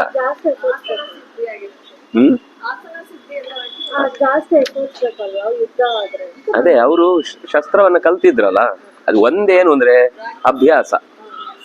ಮೊದಲಿನಿಂದ ಅಭ್ಯಾಸ ಮಾಡಿದ್ರೆ, ಕ್ಷತ್ರಿಯರಾದ್ರೂ ಅಷ್ಟೇ, ಅವ್ರಿಗೇನು ಹುಟ್ಟಿನಿಂದ ತಾಕತ್ತು ಎಷ್ಟಿದ್ರು ಕೂಡ ಅಭ್ಯಾಸ ಮಾಡ್ಲಿಲ್ಲ ಅಂದ್ರೆ ಅವರು ಸೈನಿಕನಿಗಿಂತ ಕಡೆ. ವಿಚಿತ್ರ ವೀರ್ಯ ಏನಾಯ್ತು, ಅವನಿಗೆ ಎಲ್ಲೂ ಹೋಗಿ ಒಂದು ತನ್ಗೆ ಹೆಂಡತಿ ಹುಡ್ಕೊಂಡ್ ಬರ್ಲಿಕ್ಕೆ ಆಗ್ಲಿಲ್ಲ. ಅವನಿಗೆ ಭೀಷ್ಮಾಚಾರ್ಯ ಹೋಗಿ ಗೆದ್ದು ತಂದು ಕೊಡ್ಬೇಕಾಯ್ತು ಅವನಿಗೆ. ಬರೀ ಭೋಗ ಮಾಡ್ತಾ ಇದ್ರೆ ತಿನ್ನುವ ಫುಡ್ಡಿನಿಂದ ಆಗುದಲ್ಲ. ಯಾವುದೇ ಫುಡ್ ತಿಂದ ಮೇಲೂ ಅದನ್ನ ಹೇಗೆ ಅಭ್ಯಾಸಕ್ಕೆ ಬಳಸ್ಕೊಳ್ತಾರೆ ಅದರ ಮೇಲೆ ದೇಹ ಡಿಸೈನ್ ಆಗುತ್ತೆ. ಒಂದು ಶಾಸ್ತ್ರದ ಅತ್ಯಂತ ಸೂಕ್ಷ್ಮವಾದ ಅಂಶ ಏನು ಅಂದ್ರೆ, ನಾವು ದೇಹಕ್ಕೆ ಹೇಗೆ ಅಭ್ಯಾಸ ಮಾಡಿಸ್ತಾ ಬರ್ತೇವೋ ದೇಹ ಹಾಗೆ ಡಿಸೈನ್ ಆಗುತ್ತೆ. ಅದು ನಮಗೆ ಹೊರಗಿನ ವಸ್ತುವಿನಿಂದ ಆಗುದಲ್ಲ ಡಿಸೈನ್. ಅದಕ್ಕೆ ಪೂರಕಷ್ಟೇ. ನಾನು ಆಗ್ತಾನೆ, ಅದಕ್ಕೆ ಸಂಬಂಧವೇ ಇಲ್ಲ ಅಂತ ಹೇಳ್ತಿಲ್ಲ. ಅದು ಬಳಸಿಕೊಂಡ್ರೂ ಕೂಡ ಒಳಗಿನಿಂದಲೇ ಅದಕ್ಕೆ ನಾವು ಹೇಗೆ ಅಭ್ಯಾಸ ಮಾಡಿಸ್ತೇವೋ ಆ ರೀತಿ ನಾವು ಇಷ್ಟೊತ್ತು ಆಹಾರ ತಿನ್ನದೇ ಇರ್ತೇವೆ ಅಂತಂದ್ರೆ ದೇಹ ಅಷ್ಟೊತ್ತಿಗೆ ಆಹಾರ ತಗೊಳ್ಳದೆ ಬದುಕುವ ಶಕ್ತಿಯನ್ನು ಪಡ್ಕೊಳ್ಳುತ್ತೆ. ಆದ್ರೆ ನಮ್ಗೆ ಮಾನಸಿಕವಾಗಿ 10 ಜನ ಹೇಳುವಾಗ, ಅಯ್ಯೋ ನೀವು ಏನು ತಿನ್ನಲ್ವಾ ಬೆಲ್ಲ ಆಗ್ಬಿಡ್ತೀರಿ, ಹಾಗಾಗ್ತೀರಿ ಹೀಗಾಗ್ತೀರಿ ಅಂತ ಹೇಳಿದ್ ಕೇಳಿಸ್ಕೊಂಡ್ಮೇಲೆ ಬಹುಶಃ ಡಲ್ ಆಗ್ಬೋದು. ಇಲ್ಲ ಅಂದ್ರೆ ಅದಕ್ಕೆ ಅಭ್ಯಾಸ ಏಕಾದಶಿ ಏನೂ ಆಗಲ್ಲ ಅಂತ ನಮ್ಮ ಮನಸ್ಸಲ್ಲಿ ಇದ್ರೆ ಏನೂ ಆಗಲ್ಲ. ಇಲ್ಲೋ ಒಂದು ದಿವಸ ಉಪವಾಸ ಇದ್ದು ಬಿಟ್ರೆ ಅದು ಹೊಟ್ಟೆಯಲ್ಲೆಲ್ಲ ಆಸಿಡಿಟಿ ಆಗ್ಬಿಡುತ್ತೆ, ಇನ್ನೇನು ಆಗುತ್ತೆ ಅಂತ 1000 ಜನ 1000 ತರ ಹೇಳುವಾಗ ಮನಸ್ಸಿಗೆ ಹೌದು ಅಂತ ಅನ್ಸ್ಬಿಟ್ರೆ ದೇಹಕ್ಕೆ ಆಗ್ಲಿಕ್ಕೆ ಶುರುವಾಗುತ್ತೆ. ಒಂದು ಪ್ರಧಾನವಾದದ್ದು ಮನಸ್ಸು, ಅದರ ಜೊತೆಗೆ ದೈಹಿಕವಾದ ಅಭ್ಯಾಸ, ಇದೆರಡು ಸೇರಿ ದೇಹ ಗಟ್ಟಿಯಾಗಿರುತ್ತೆ. ಅದೇ ನರನಾರಾಯಣರು ಇಬ್ರು ಕೂಡ ಅವರು ಕೇವಲ ಗಾಳಿ ಕುಡ್ಕೊಂಡು ಬದುಕ್ತಾ ಇದ್ದವ್ರು. ಆದ್ರೆ ದಂಭೋದ್ಭವ ಅಂತ ಅವನು ಲಕ್ಷಗಟ್ಲೆ ಸೈನ್ಯ ತಗೊಂಡು ಅವನ ಜೊತೆಗೆ ಯುದ್ಧ ಬರ್ತಾನೆ. ಅವನು ಹಾಗೆ ಹೇಳ್ತಾನೆ, ನೀವು ನೋಡಿದ್ರೆ ಇಬ್ರು ಕಡ್ಡಿ ಪೈಲ್ವಾನ್ರ ತರ ಇದ್ದೀರಿ, ನೀವೇನು ಯುದ್ಧ ಮಾಡ್ತೀರಿ, ನಂಗೆ ಯಾರೋ ಒಬ್ಬ ತಮಾಷೆ ಮಾಡಿ ದಾರಿ ತಪ್ಪಿಸಿದ್ದಾನೆ. ದೇವ್ರು ಅನ್ನೋದಾದ್ರೂ ಕೂಡ ಅವ್ರು ಲೋಕದ ನಿಯಮವನ್ನು ಮೀರ್ತಾರ? ಹೌದು, ಅದು ದೇಹದಿಂದ. ಕೃಷ್ಣ ಯಾಕೆ ಮೊದಲೇ ಅವನು ಗೂಳಿ ಕಾಳಗವನ್ನು ಅಭ್ಯಾಸ ಮಾಡಿದ್ದ? 100 ಸಲ ಅವನು ಮಲ್ಲ ಯುದ್ಧ ಮಾಡಿದ ಅಂತ ಉಲ್ಲೇಖ ಬರುತ್ತೆ ಮಹಾಭಾಗವತದಲ್ಲಿ. ಯಾಕೆ ಬರುತ್ತದು? ಮುಂದೆ ಅವನು ಮುಷ್ಟಿಕಾಸುರ ಚಾಣೂರರನ್ನ ಮ್ಯಾಜಿಕ್ ಮಾಡಿ ಕೊಂದದ್ದಲ್ಲ. ಮನುಷ್ಯನಾಗಿಯೂ ಕೂಡ ಮನುಷ್ಯನಂತೆ ಹೇಗೆ ತನ್ನ ದೇಹವನ್ನ ದಂಡನೆ ಮಾಡಬೇಕು, ಹೇಗೆ ಅದನ್ನು ಹುರಿಗೊಳಿಸ್ಬೇಕು ಅನ್ನೋದನ್ನು ಅವನು ಪ್ರಾಕ್ಟೀಸ್ ಮಾಡಿ ತೋರಿಸಿನೇ ಯುದ್ಧ ಮಾಡಿದ್ದು. ದೇವರು ಹಿಂಗಂದು ಕೈ ಕಾಲೆಲ್ಲ ಬಿದ್ದೋಗಂಗ್ ಮಾಡುದಾದ್ರೆ ಈ ಯುದ್ಧದ ಕಥೆ ಹಾಕ್ಬೇಕು ಇಲ್ಲಿ. ಅಲ್ಲೇ ಕೂತ್ಕೊಂಡು ಬಟನ್ ಒತ್ತಿದ್ರೆ ಸಾಕಿತ್ತು, ಆ ಮಹಾಭಾರತ ಯುದ್ಧವೇ ಆಗ್ತಿರ್ಲಿಲ್ಲ. ಕೃಷ್ಣನ ಕೆಲಸ ಒಂದು ನಾವು ಯಾವಾಗ್ಲೂ ತಿಳ್ಕೊಳ್ಬೇಕು, ದೇವರು ಅವತಾರ ಎತ್ತಿ ಕೆಳಕ್ ಬರುವಾಗ ಯಾವತ್ತೂ ಕೂಡ ದೇವ್ರು ಅನ್ನುವ ತರ ಅವನು ವರ್ತಿಸಲ್ಲ. ದೇವ್ರು ಅನ್ನೋದನ್ನ ಅವನು ಪಕ್ಕಕ್ಕಿಟ್ಟೇ ಕೆಲಸ ಮಾಡ್ತಾನೆ. ಕೆಲವೊಂದ್ ಸರ್ತಿ ಕ್ವರಿ ದೇವ್ರು ಅಂತ ಅವನನ್ನ ತುಚ್ಛ ಮಾಡ್ತಾರೆ ಅಂತ ಅನ್ನೋ ಕಾರಣಕ್ಕೋಸ್ಕರ ಕೆಲವು ಅಮಾನುಷವಾದ ಘಟನೆಗಳನ್ನು ತೋರಿಸ್ತಾನೆ. ನೀವು ಮಾಡ್ಲಿಕ್ಕೆ ಆಗುವಂತದ್ದಲ್ಲ, ಇದು ನಾನು ಮಾತ್ರ ಮಾಡುವಂತದ್ದು ಅಂತ ಕೆಲವೊಂದು ತೋರಿಸ್ತಾನೆ. ನೀವು ಯಾವ್ದನ್ನ ಮಾಡ್ಬೇಕು ಅಂದಾಗ, ಈಗ ಯುದ್ಧ ಮಾಡುವಾಗ ನೀವು ಮಾಡುವಂತದ್ದು, ಆ ಯುದ್ಧ ಮಾಡುವಾಗ ಅದಕ್ಕೆ ಪೂರ್ವ ಸಿದ್ಧತೆ ಹೇಗಿರ್ಬೇಕು? ಮೊದಲಿನಿಂದ ಅಭ್ಯಾಸ ಮಾಡ್ಬೇಕು. ನಾಳೆ ಯುದ್ಧ ಇದೆ, ಇವತ್ತು ಕವಚ ಗಟ್ಟಿದ್ದ ಹಾಕೊಳ್ಳೋಣ, ಯಾವುದೇ ಬಾಣ ಹೋದ್ರು ತಾಗಬಾರ್ದು. ಸರಿ, ಯುದ್ಧ ನಿಂತ್ಕೊಂಡು ಬಾಣ ಹೊಡ್ಸ್ಕೊಳ್ತಾ ಇರೋದು ಅಷ್ಟೇ. ವಾಪಸ್ ಹೊಡಿಬೇಕಲ್ವಾ? ಎಷ್ಟು ಅಂತ ಆಗುತ್ತೆ, ಎಷ್ಟು ತಡ್ಕೊಳ್ಳುತ್ತೆ ಆ ಕವಚ? ಆಯ್ತು, ಅದು ಒಂದು 10 ತಡ್ಕೊಳ್ಳುತ್ತೆ, 11 ಸೀಳು ಬೀಳುತ್ತೆ. ಸೀಳು ಬಿದ್ರೆ ಮುಗ್ದೋಯ್ತು. ಬರೀ ತುಂಬಾ ಚೆನ್ನಾಗಿ ಯಾವುದೋ ಒಂದು ಕಥೆ ಓದಿದ ನೆನಪು. ಏನಾಗಿದೆ ಅಂದ್ರೆ, ನಮ್ಗೆ ಇವತ್ತು ನಮ್ಮ ಸನಾತನ ಧರ್ಮ ಅದೇನು ಆಗಲ್ಲ, ಹಾಗೆ ಹೀಗೆ ಅಂತ ಹೇಳ್ಕೊಂಡ್ರೆ ಸಾಕಾಗುದಿಲ್ಲ. ನಾವು ಆ ಧರ್ಮ ಪಾಲನೆ ಮಾಡ್ಬೇಕು. ನಾವು ಆ ಧರ್ಮದಲ್ಲಿ ತೊಡಗಬೇಕು, ನಮ್ಗೆ ಅದರ ಮಹತ್ವ ತಿಳ್ಕೊಳ್ಬೇಕು. ತಿಳ್ಕೊಳ್ಳದೆ ಅದು ದೊಡ್ಡದು ಅಂತ ಅದನ್ನ ತಲೆ ಮೇಲೆ ಇಟ್ಕೊಂಡು ಓಡಾಡಿದ್ರೆ ಏನಾಗುತ್ತೆ? ನಾವು ಅದನ್ನ ಅನುಷ್ಠಾನ ಮಾಡಿ ಅದರ ಅರ್ಥ ತಿಳ್ಕೊಂಡು ಅದನ್ನ ನೆಕ್ಸ್ಟ್ ಜನರೇಷನ್ಗೂ ತಿಳಿಸಿ ಮುಂದಕ್ಕೆ ಹೋಗುವ ಹಾಗೆ ಮಾಡದೇ ಇದ್ರೆ ಅದು ಬರೀ ಇದೇ ಕತೆ. ಯಾವನೋ ಒಬ್ಬ ಅದ್ಭುತವಾದ ಕವಚ ಮಾಡಿ ಕೊಡ್ತಿದ್ದಂತೆ. ಕವಚ ಮಾಡಿ ಕೊಡ್ತಿದ್ದ, ರಾಜನಿಗೆ ಸುದ್ದಿ ಹೋಯ್ತು. ಅದಕ್ಕೆ ಅವನನ್ನು ಕರೆಸಿದ, ನನಗೊಂದು ಕವಚ ಆಗ್ಬೇಕು. ಆಯ್ತು ಸ್ವಾಮಿ. ಅವನು ಇಲ್ಲಿ ತನಕ ಮಾಡಿಕೊಟ್ಟ ಕವಚ ಇಲ್ಲಿ ತನಕ ಫೇಲ್ ಆದದ್ದೇ ಇಲ್ಲ. ಈ ರಾಜ ಹೊಸಬವನ ಹತ್ರ ಕೇಳಿ ಮಾಡಿಸ್ಕೊಂಡ್ಮೇಲೆ ಒಂದು 5 ದಿವಸಕ್ಕಾಗುವಾಗ ಕಂಪ್ಲೇಂಟ್ ಬಂತು, ಕವಚ ಸರಿ ಇಲ್ಲ, ಇದು ಸರಿ ಇಲ್ಲ, ಅವನನ್ನ ಮತ್ತೆ ಕರೀರಿ ಅಂತ. ಸರಿ ನೋಡಿದ್ರೆ ಕವಚ ಒಡೆದು ಬಿದ್ದಿತ್ತು. 2ನೇ ಸರ್ತಿ ಮತ್ತೆ ಕರೆಸಿದ್ರು. 2ನೇ ಸರ್ತಿ 3 ದಿವಸಕ್ಕೆ ಒಡೆದೋಯ್ತು. ಮತ್ತೊಂದು ಸರ್ತಿ ಕರೆಸಿದ್ರು. ಅವತ್ತು 1ನೇ ದಿವಸ ಅವನು ಹೋಗಿ ಮನೆ ಮುಟ್ಟುವಷ್ಟೊತ್ತಿಗೆ ವಾಪಸ್ ಫೋನ್ ಬಂತು, ಬನ್ನಿ ಅಂತಂದ್ರು. ಬಂದ್ರೆ ಅವತ್ತು ಹೊಡೆದೋಯ್ತು. ಇವನಿಗೆ ಆಶ್ಚರ್ಯ, ಇಲ್ಲೇನೋ ಸಮಸ್ಯೆ ಇದೆ. ಅವತ್ತು ಮಗ ಇದ್ದ, ಅವನನ್ನು ತಲೆ ಕಡಿಬೇಕು ಅಂತ ಆಯ್ತು. ಆ ರಾಜನದ್ದು ಯಾರು ಕವಚ ಮಾಡಿಕೊಟ್ಟವನ ತಲೆ ಕಡಿಬೇಕು ಅಂತ ಆಯ್ತು. ಮಗನಿಗೆ ಅನ್ನಿಸ್ತು, ಅಪ್ಪ ಯಾವತ್ತೂ ಕೂಡ ಮೋಸ ಮಾಡೋನಲ್ಲ, ಅವನ ವಿದ್ಯೆಯು ಕೂಡ ಅದು ಅಸಾಧಾರಣವಾದದ್ದು, ನಮ್ಮ ಪರಂಪರಾಗತವಾಗಿ ಬಂದು. ನಾನು ಅಪ್ಪನ ನೋಡ್ತಾ ಇದ್ದೀನಿ, ಒಂದೊಂದ್ ಸರ್ತಿ ಮಾಡುವಾಗ್ಲೂ ಹೆಚ್ಚು ಕಾಳಜಿ ತೋರಿಸಿ ಮಾಡ್ತಿದ್ದ. ಈ ಗಡಿಬಿಡಿಯಲ್ಲಿ ಮಾಡುವಾಗ ಏನಾಗುತ್ತೆ ಅಂದ್ರೆ, ಲೋಹವನ್ನ ತಕ್ಷಣವೇ ಅದು ಕವಚ ಅದರ ರೂಪ ಬಂದ ತಕ್ಷಣ ನೀರಿಗೆ ಹಾಕಿಬಿಡ್ತಾರೆ. ಹಾಗೆ ಹಾಕಿದ್ರೆ ದುರ್ಬಲ ಆಗುತ್ತೆ. ಅದು ಎಷ್ಟು ನಿಧಾನಕ್ಕೆ ತಣ್ಣಗಾಗುತ್ತೋ ಅಷ್ಟು ಲೋಹ ಗಟ್ಟಿ ಆಗುತ್ತೆ. ಆ ಗಟ್ಟಿ ಆಗುವಾಗ ಅವನು ಅದೇ ತರ ಪ್ರೊಸೆಸ್ ಅನ್ನ ಮಾಡ್ತಾ ಇದ್ದಾನೆ. ಹಾಗಿದ್ರು ಹೀಗಾಯ್ತಲ್ಲ. ಅಪ್ಪನ ಹತ್ರ ಹೇಳಿದ, ಈ ಸರ್ತಿ ನಾನು ಬರ್ತೇನಪ್ಪ ಅಂತ ಹೇಳಿ ಅಪ್ಪನ ಜೊತೆಗೆ ಮಗನೂ ಹೋದ.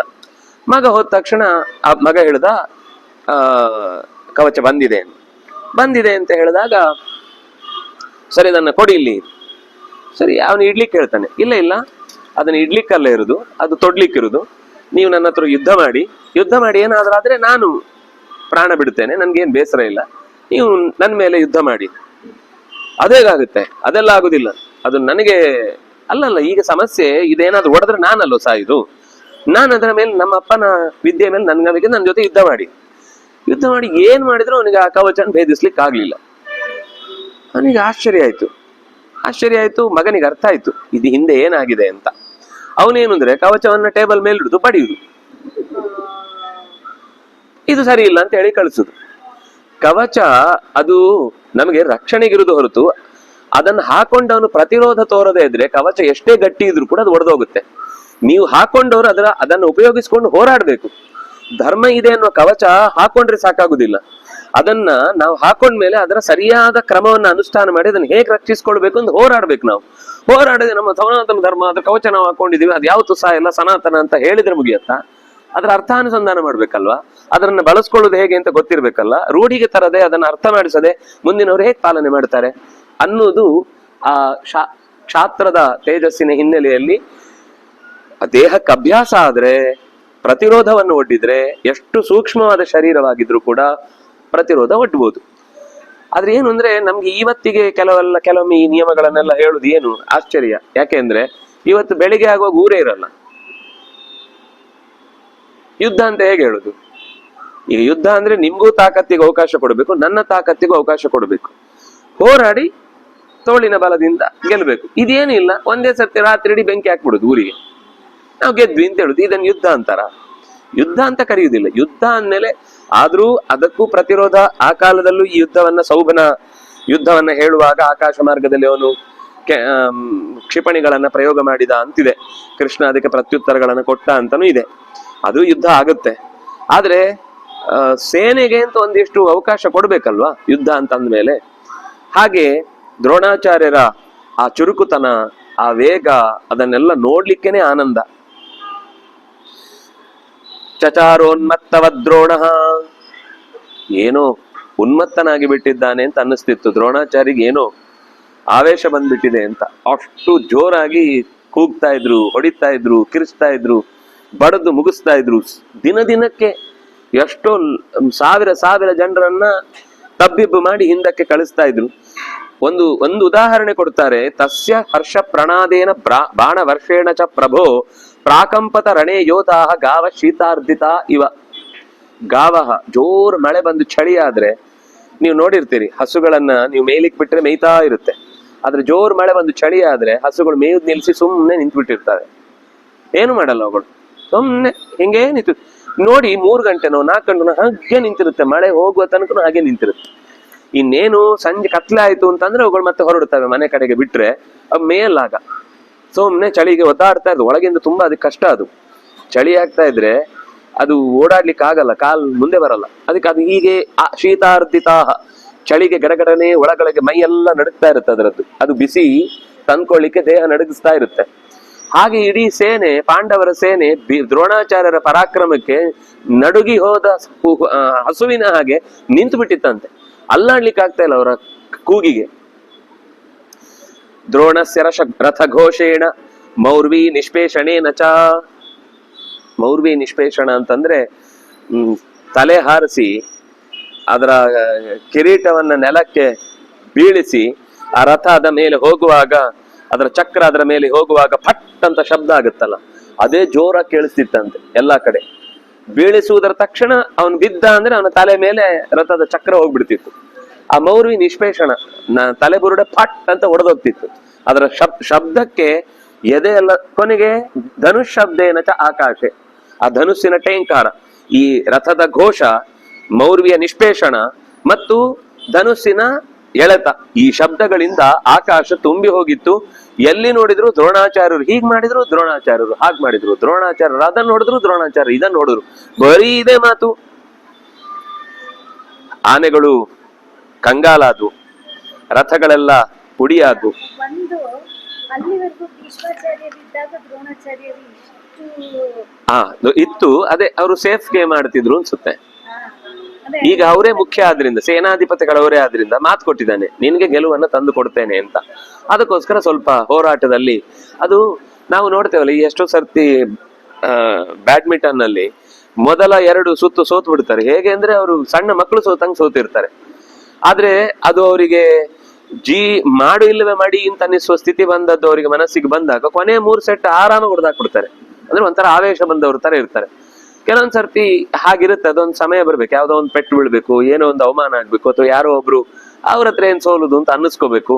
ದ್ರೋಣಾಚಾರ್ಯ ನೀವೇನು ನಿಮ್ಮ ಹತ್ರ ಕಲ್ತ ಶಿಷ್ಯರ ಹತ್ರ ಸೋಲ್ತಾ ಇದ್ದೀರಲ್ಲ ಅಂತ ಅವನು ಆಗಾಗ ಚೇಡಿಸ್ತಾ ಇದ್ದ. ಇದೆಲ್ಲ ಒಂದ್ ಸರ್ತಿ ಅದು ಹಿಂದಿನ ದಿವಸ ಅವನು ಅಂದಿದ್ದಾನೆ, ನೀವ್ ಏನ್ ಮಾಡ್ತಾ ಇದ್ದೀರಿ, ಕೇವಲ ವಿದ್ಯೆ ಹೇಳಿಕೊಟ್ಟು ಅವ್ರಿಗೆ ಅವ್ರ ಪರವಾಗಿ ಯೋಚನೆ ಮಾಡ್ತಾ ಇದ್ದೀರಿ ಅಂತ ರಾತ್ರಿ ಸರಿ ಬೈತಾನೆ. ಹಾಗಾಗಿ ಅವರ ಹೋರಾಟದಲ್ಲಿ ಕೆಚ್ಚು ಜಾಸ್ತಿ ಆಯ್ತು.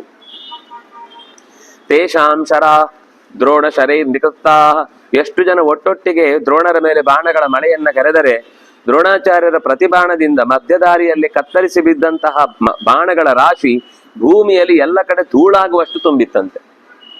ರಥ ಓಡಿ ಓಡಿ ಓಡಿ ಓಡಿ ಬಾಣದ ಪುಡಿ ಎಲ್ಲ ಧೂಳಾಗಿ ಬಿಟ್ಟಿದೆ. ಶ್ರೇಣೀಕೃತ ಸಂಯಾತಿ ಮೋಘ ವೇಗಾಹ ದ್ವೀಪೇ ನದೀನಾಮಿವ ಕಾಶರೋಹಾಹ.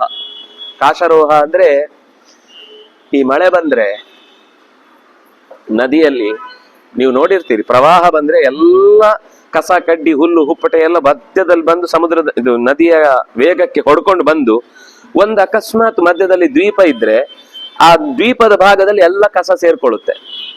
ಇಡೀ ಇಷ್ಟು ಒಂದಲ್ಲ, ನೀವೊಂದು ತೆಗೆದ್ರೆ ಒಂದು 10 ಲಾರಿಗಳಲ್ಲಾಗುವಷ್ಟು ಕಸ ಸೇರ್ಕೊಳ್ಳುತ್ತೆ. ಈ ಇಡೀ ಸೇನೆಯ ಬಾಣಗಳ ರಾಶಿ ದ್ರೋಣಾಚಾರ್ಯರ ಬಾಣದ ಪೆಟ್ಟಿಗೆ ಪ್ರತಿಯಾಗಿ ಬಿದ್ದದ್ದು ನದಿಯ ವೇಗಕ್ಕೆ ಬಂದು ದ್ರೋಣಾಚಾರ್ಯರ ಹತ್ರ ಬಂದು ದ್ರೋಣರೆಂಬ ದ್ವೀಪಕ್ಕೆ ಹೊಡೆದು ಅವರ ಸುತ್ತ ಬಾಣಗಳೆಲ್ಲ ಪುಡಿಯಾಗಿ ರಾಶಿ ಬಿದ್ದಾಗಿತ್ತು. ಹೀಗೆ ಯಾರಾದ್ರೂ ಒಂದು ಉದಾಹರಣೆ ಕೊಡ್ಬೋದಾ? ಕೊಡ್ಲಿಕ್ಕೆ ಅವ್ರಿಗೆ ಕಲ್ಪನೆ ಆದ್ರೂ ಬಂದಿತ್ತ?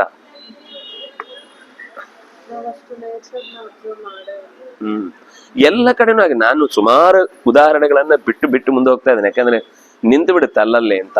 ಆದ್ರೆ ಒಂದೊಂದು ಉದಾಹರಣೆ ನೋಡಿದ್ರು ಅವರಿಗೆ ಪ್ರಾಕೃತಿಕವಾದ ಪ್ರಜ್ಞೆ ಎಷ್ಟಿತ್ತು ಅಂತ ಅನ್ಸುತ್ತೆ. ಇದು ಇಲ್ಲಿ ಮಾತ್ರ ಅಲ್ಲ, ಪುರಾಣಗಳಲ್ಲೂ ಹಾಗೇನೆ. ಪುರಾಣಗಳಲ್ಲೂ ಈ ತರದ್ದು ಎಷ್ಟು ಎಕ್ಸಾಂಪಲ್ಗಳು, ಎಷ್ಟು ಅಲಂಕಾರದ ಮಾತುಗಳೆಲ್ಲ ಬರ್ತಾವೆ ಅಂದ್ರೆ ಅದ್ಭುತ ಅಂತ ಅನ್ಸ್ಬಿಡುತ್ತೆ ಹೇಳುವ ಮಾತುಗಳೆಲ್ಲ.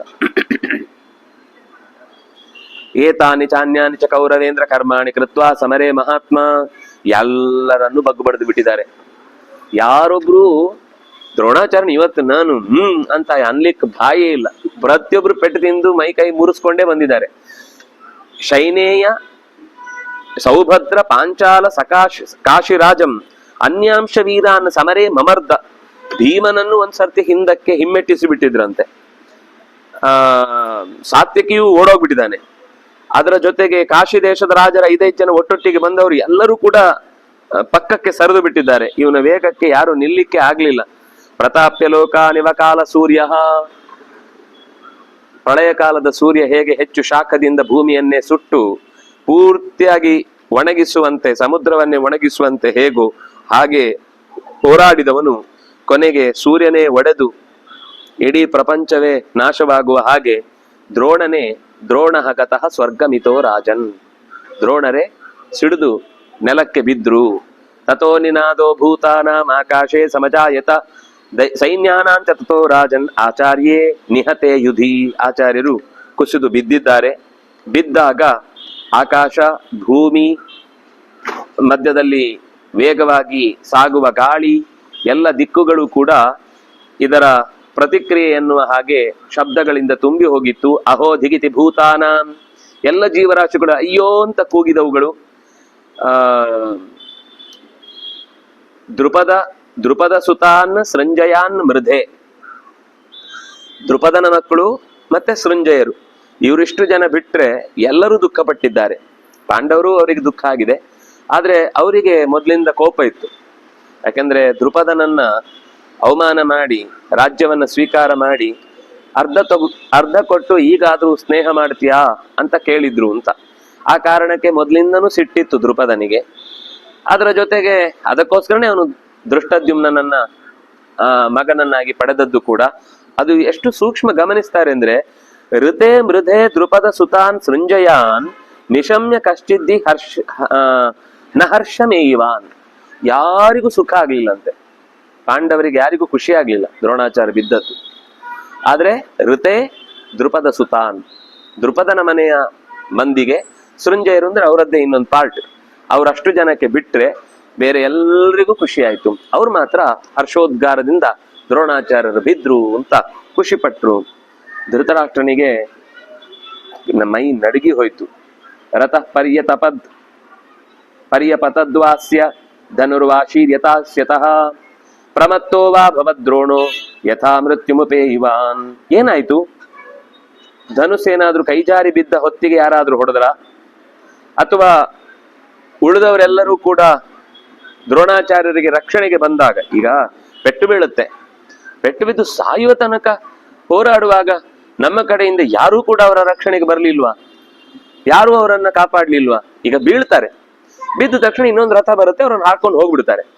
ಅಥವಾ ಏನೋ ಬಿದ್ದ ತಕ್ಷಣ ಇನ್ನೊಬ್ಬ ರಕ್ಷಣೆಗೆ ನಿಲ್ತಾನೆ, ಅವ್ರು ಹಿಂದೆ ಇರ್ತಾರೆ, ಇವರು ಸ್ವಲ್ಪ ಸಪೋರ್ಟ್ ಮಾಡಿ ಮತ್ತೆ ಶ್ವಾಸ ತೆಗೆದುಕೊಂಡ್ಮೇಲೆ ಮತ್ತೆ ಯುದ್ಧ ಆಗುತ್ತೆ. ಅವನು ಯೋಚನೆ ಮಾಡ್ತಾನೆ, ಇಷ್ಟು ಗಟ್ಟಿಯಾದಂತಹ ಮನಸ್ಥಿತಿ ಇರುವಂತಹ ಕ್ಷಿಪ್ರಹಸ್ತಂ ದ್ವಿಜಶ್ರೇಷ್ಠಂ ಕೃತಿನಂ ಚಿತ್ರಯೋಧಿನಂ ದೂರೇಶು ಪಾತಿನಂ ದಾಂತಂ ಅಸ್ತ್ರಯುದ್ಧೇಶು ಪಾರಗಂ, ನನಗೆ ನಂಬ್ಲಿಕ್ಕೆ ಆಗ್ತಾ ಇಲ್ಲ. ಅವನು ಹೇಳುವಾಗ ಪಾರ್ಶ್ವತ ಹೊಡೆದ ಅಂತ ಹೇಳುದ, ದೃಷ್ಟದ್ಯುಮ್ನ ಹೊಡೆದ ಅಂತ.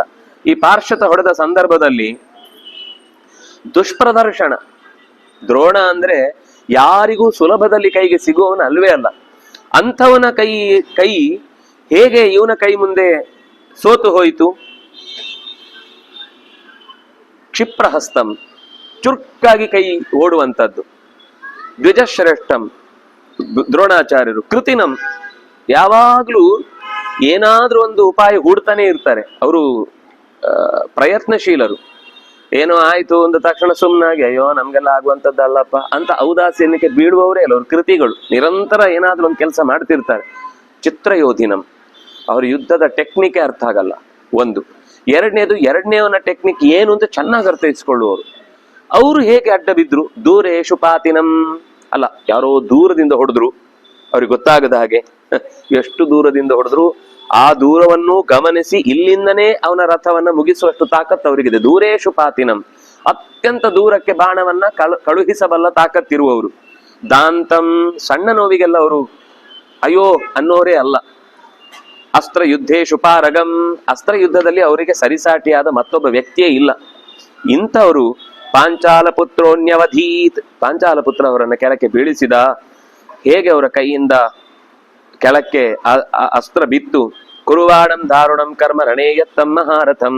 ಮಹಾರಥಿಕ ಅಂತ ಅನಿಸಿಕೊಂಡಂತಹ ದ್ರೋಣಾಚಾರ್ಯರು ಯಾವ ಕಾರಣದಿಂದಾಗಿ ತಮ್ಮ ಕೈಯಲ್ಲಿ ಆಯುಧವನ್ನ ಕಳ್ಕೊಂಡು ಹೀಗೆ ಯುದ್ಧದಲ್ಲಿ ಸತ್ರು? ಯಾಕೆಂದ್ರೆ ಚತುರ್ವಿಧಂ ಅಸ್ತ್ರಂ ಚತುರ್ವಿಧಂ ವೀರೆ ಯಸ್ಮಿನ್ ಆಸೀತ್ ಪ್ರತಿಷ್ಠಿತಂ. 4 ವಿಧವಾದ ಅಸ್ತ್ರಗಳನ್ನು ಚೆನ್ನಾಗಿ ಪ್ರಯೋಗ ಮಾಡೋದ್ರಲ್ಲಿ ಅವರು ಸಮರ್ಥರು. ಒಂದು ತಾಪನ, ಬಿಸಿ ಮುಟ್ಟಿಸುವುದು, ಚೆನ್ನಾಗಿ ಎದುರಾಳಿಗಳನ್ನ ಗಾಯ ಮಾಡಿ ಕಳಿಸುವುದು. ಶೋಷಣ, ಬಾಯಿ ಒಣಗಿ ಬಿಡುತ್ತೆ, ಮೈಯೆಲ್ಲ ಬಿಸಿಯಾಗ್ಬಿಡುತ್ತೆ. ಮೋಹನ, ಅವರಿಗೆ ನಾವು ಎಲ್ಲಿದ್ದೇವೆ ಅಂತಾನೆ ಗೊತ್ತಾಗುದಿಲ್ಲ, ಜೋರಾಗಿ ಬಿದ್ದು ಬಿಡ್ತಾರೆ. ಪೆಟ್ಟು ಬಿದ್ದು ಎದ್ದು ನಮ್ಮ ಸೈನ್ಯ ಈ ಕಡೆ ಇದೆ ಅನ್ಕೊಂಡು ಆ ಕಡೆಗೆ ಹೋಗ್ಬಿಡ್ತಾರೆ. ಒಬ್ಬನೇ ಸೈನ್ಯದ ಮಧ್ಯೆ, ಶತ್ರುಗಳ ಸೈನ್ಯ ಮಧ್ಯಕ್ಕೆ ಹೋಗಿ ಪೆಡದಿಂದ ಸತ್ತೋಗ್ಬಿಡ್ತಾರೆ. ಅದ್ರ ಮೋಹನ ಅಂದ್ರೆ ನಾವ್ ಯಾವ ದಿಕ್ಕಿಗೆ ಹೋಗ್ಬೇಕು ಅಂತಾನೆ ಗೊತ್ತಾಗುದಿಲ್ಲ. ಹಾಗೆ ತಲೆ ಮೇಲೆ ಪೆಟ್ಟು ಬಿದ್ದರೆ ಕೆಲವೊಂದ್ಸರ್ತಿ ನಾನು ಯಾರು ಅಂತ ಪ್ರಜ್ಞೆ ತಪ್ಪಿ ಹೋಗುತ್ತಲ್ಲ. ಹಾಗೆ ಮೋಹನಗೊಳಿಸುವಂತಹ ತಾಕತ್ತಿನ ಬಾಣದ ಪ್ರಯೋಗ ಉಳ್ಳವರು. ಅದು ಕೆಲವು ಬಾಣಗಳ ಕೊಲ್ಲಿಕ ಇಷ್ಟ ಇರಲ್ಲ, ಕೊಲ್ಲುದವರಿಗೆ ಇದೆಲ್ಲ ಅವರಿಗೆ ಬಹಳ ಚೆನ್ನಾಗಿ ಗೊತ್ತಿದೆ. ಯಾಕಂದ್ರೆ ಅವ್ರು ಯಾವತ್ತು ಯಾರನ್ನು ಕೊಲ್ಲಬೇಕು ಅನ್ನೋ ಉದ್ದೇಶದಿಂದ ಶಸ್ತ್ರಾಸ್ತ್ರಗಳನ್ನ ಅಭ್ಯಾಸ ಮಾಡಿದವರಲ್ಲ. ಹಾಗಾಗಿ ದೃಪದನನ್ನ ಕೊಲ್ಲಿಲ್ಲ. ದೃಪದನನ್ನು ಹಿಡಿದು ತನಗೆ ಮಾಡಿದ ಅವಮಾನಕ್ಕೆ ಪ್ರತ್ಯವಮಾನ ಮಾಡಿದ್ರು ಬಿಟ್ರೆ ಕೊಲ್ಲಿಲ್ಲ. ದೃಪದನಿಗೂ ಅರ್ಥ ಆಗ್ಲಿಲ್ಲ ಯಾಕೆ ಹಾಗೆ ಮಾಡಿದ್ನು. ಎಲ್ಲ ಅದೇ ಕೆಲವೆಲ್ಲ ನಡೆದು ಹೋಯ್ತಷ್ಟೇ.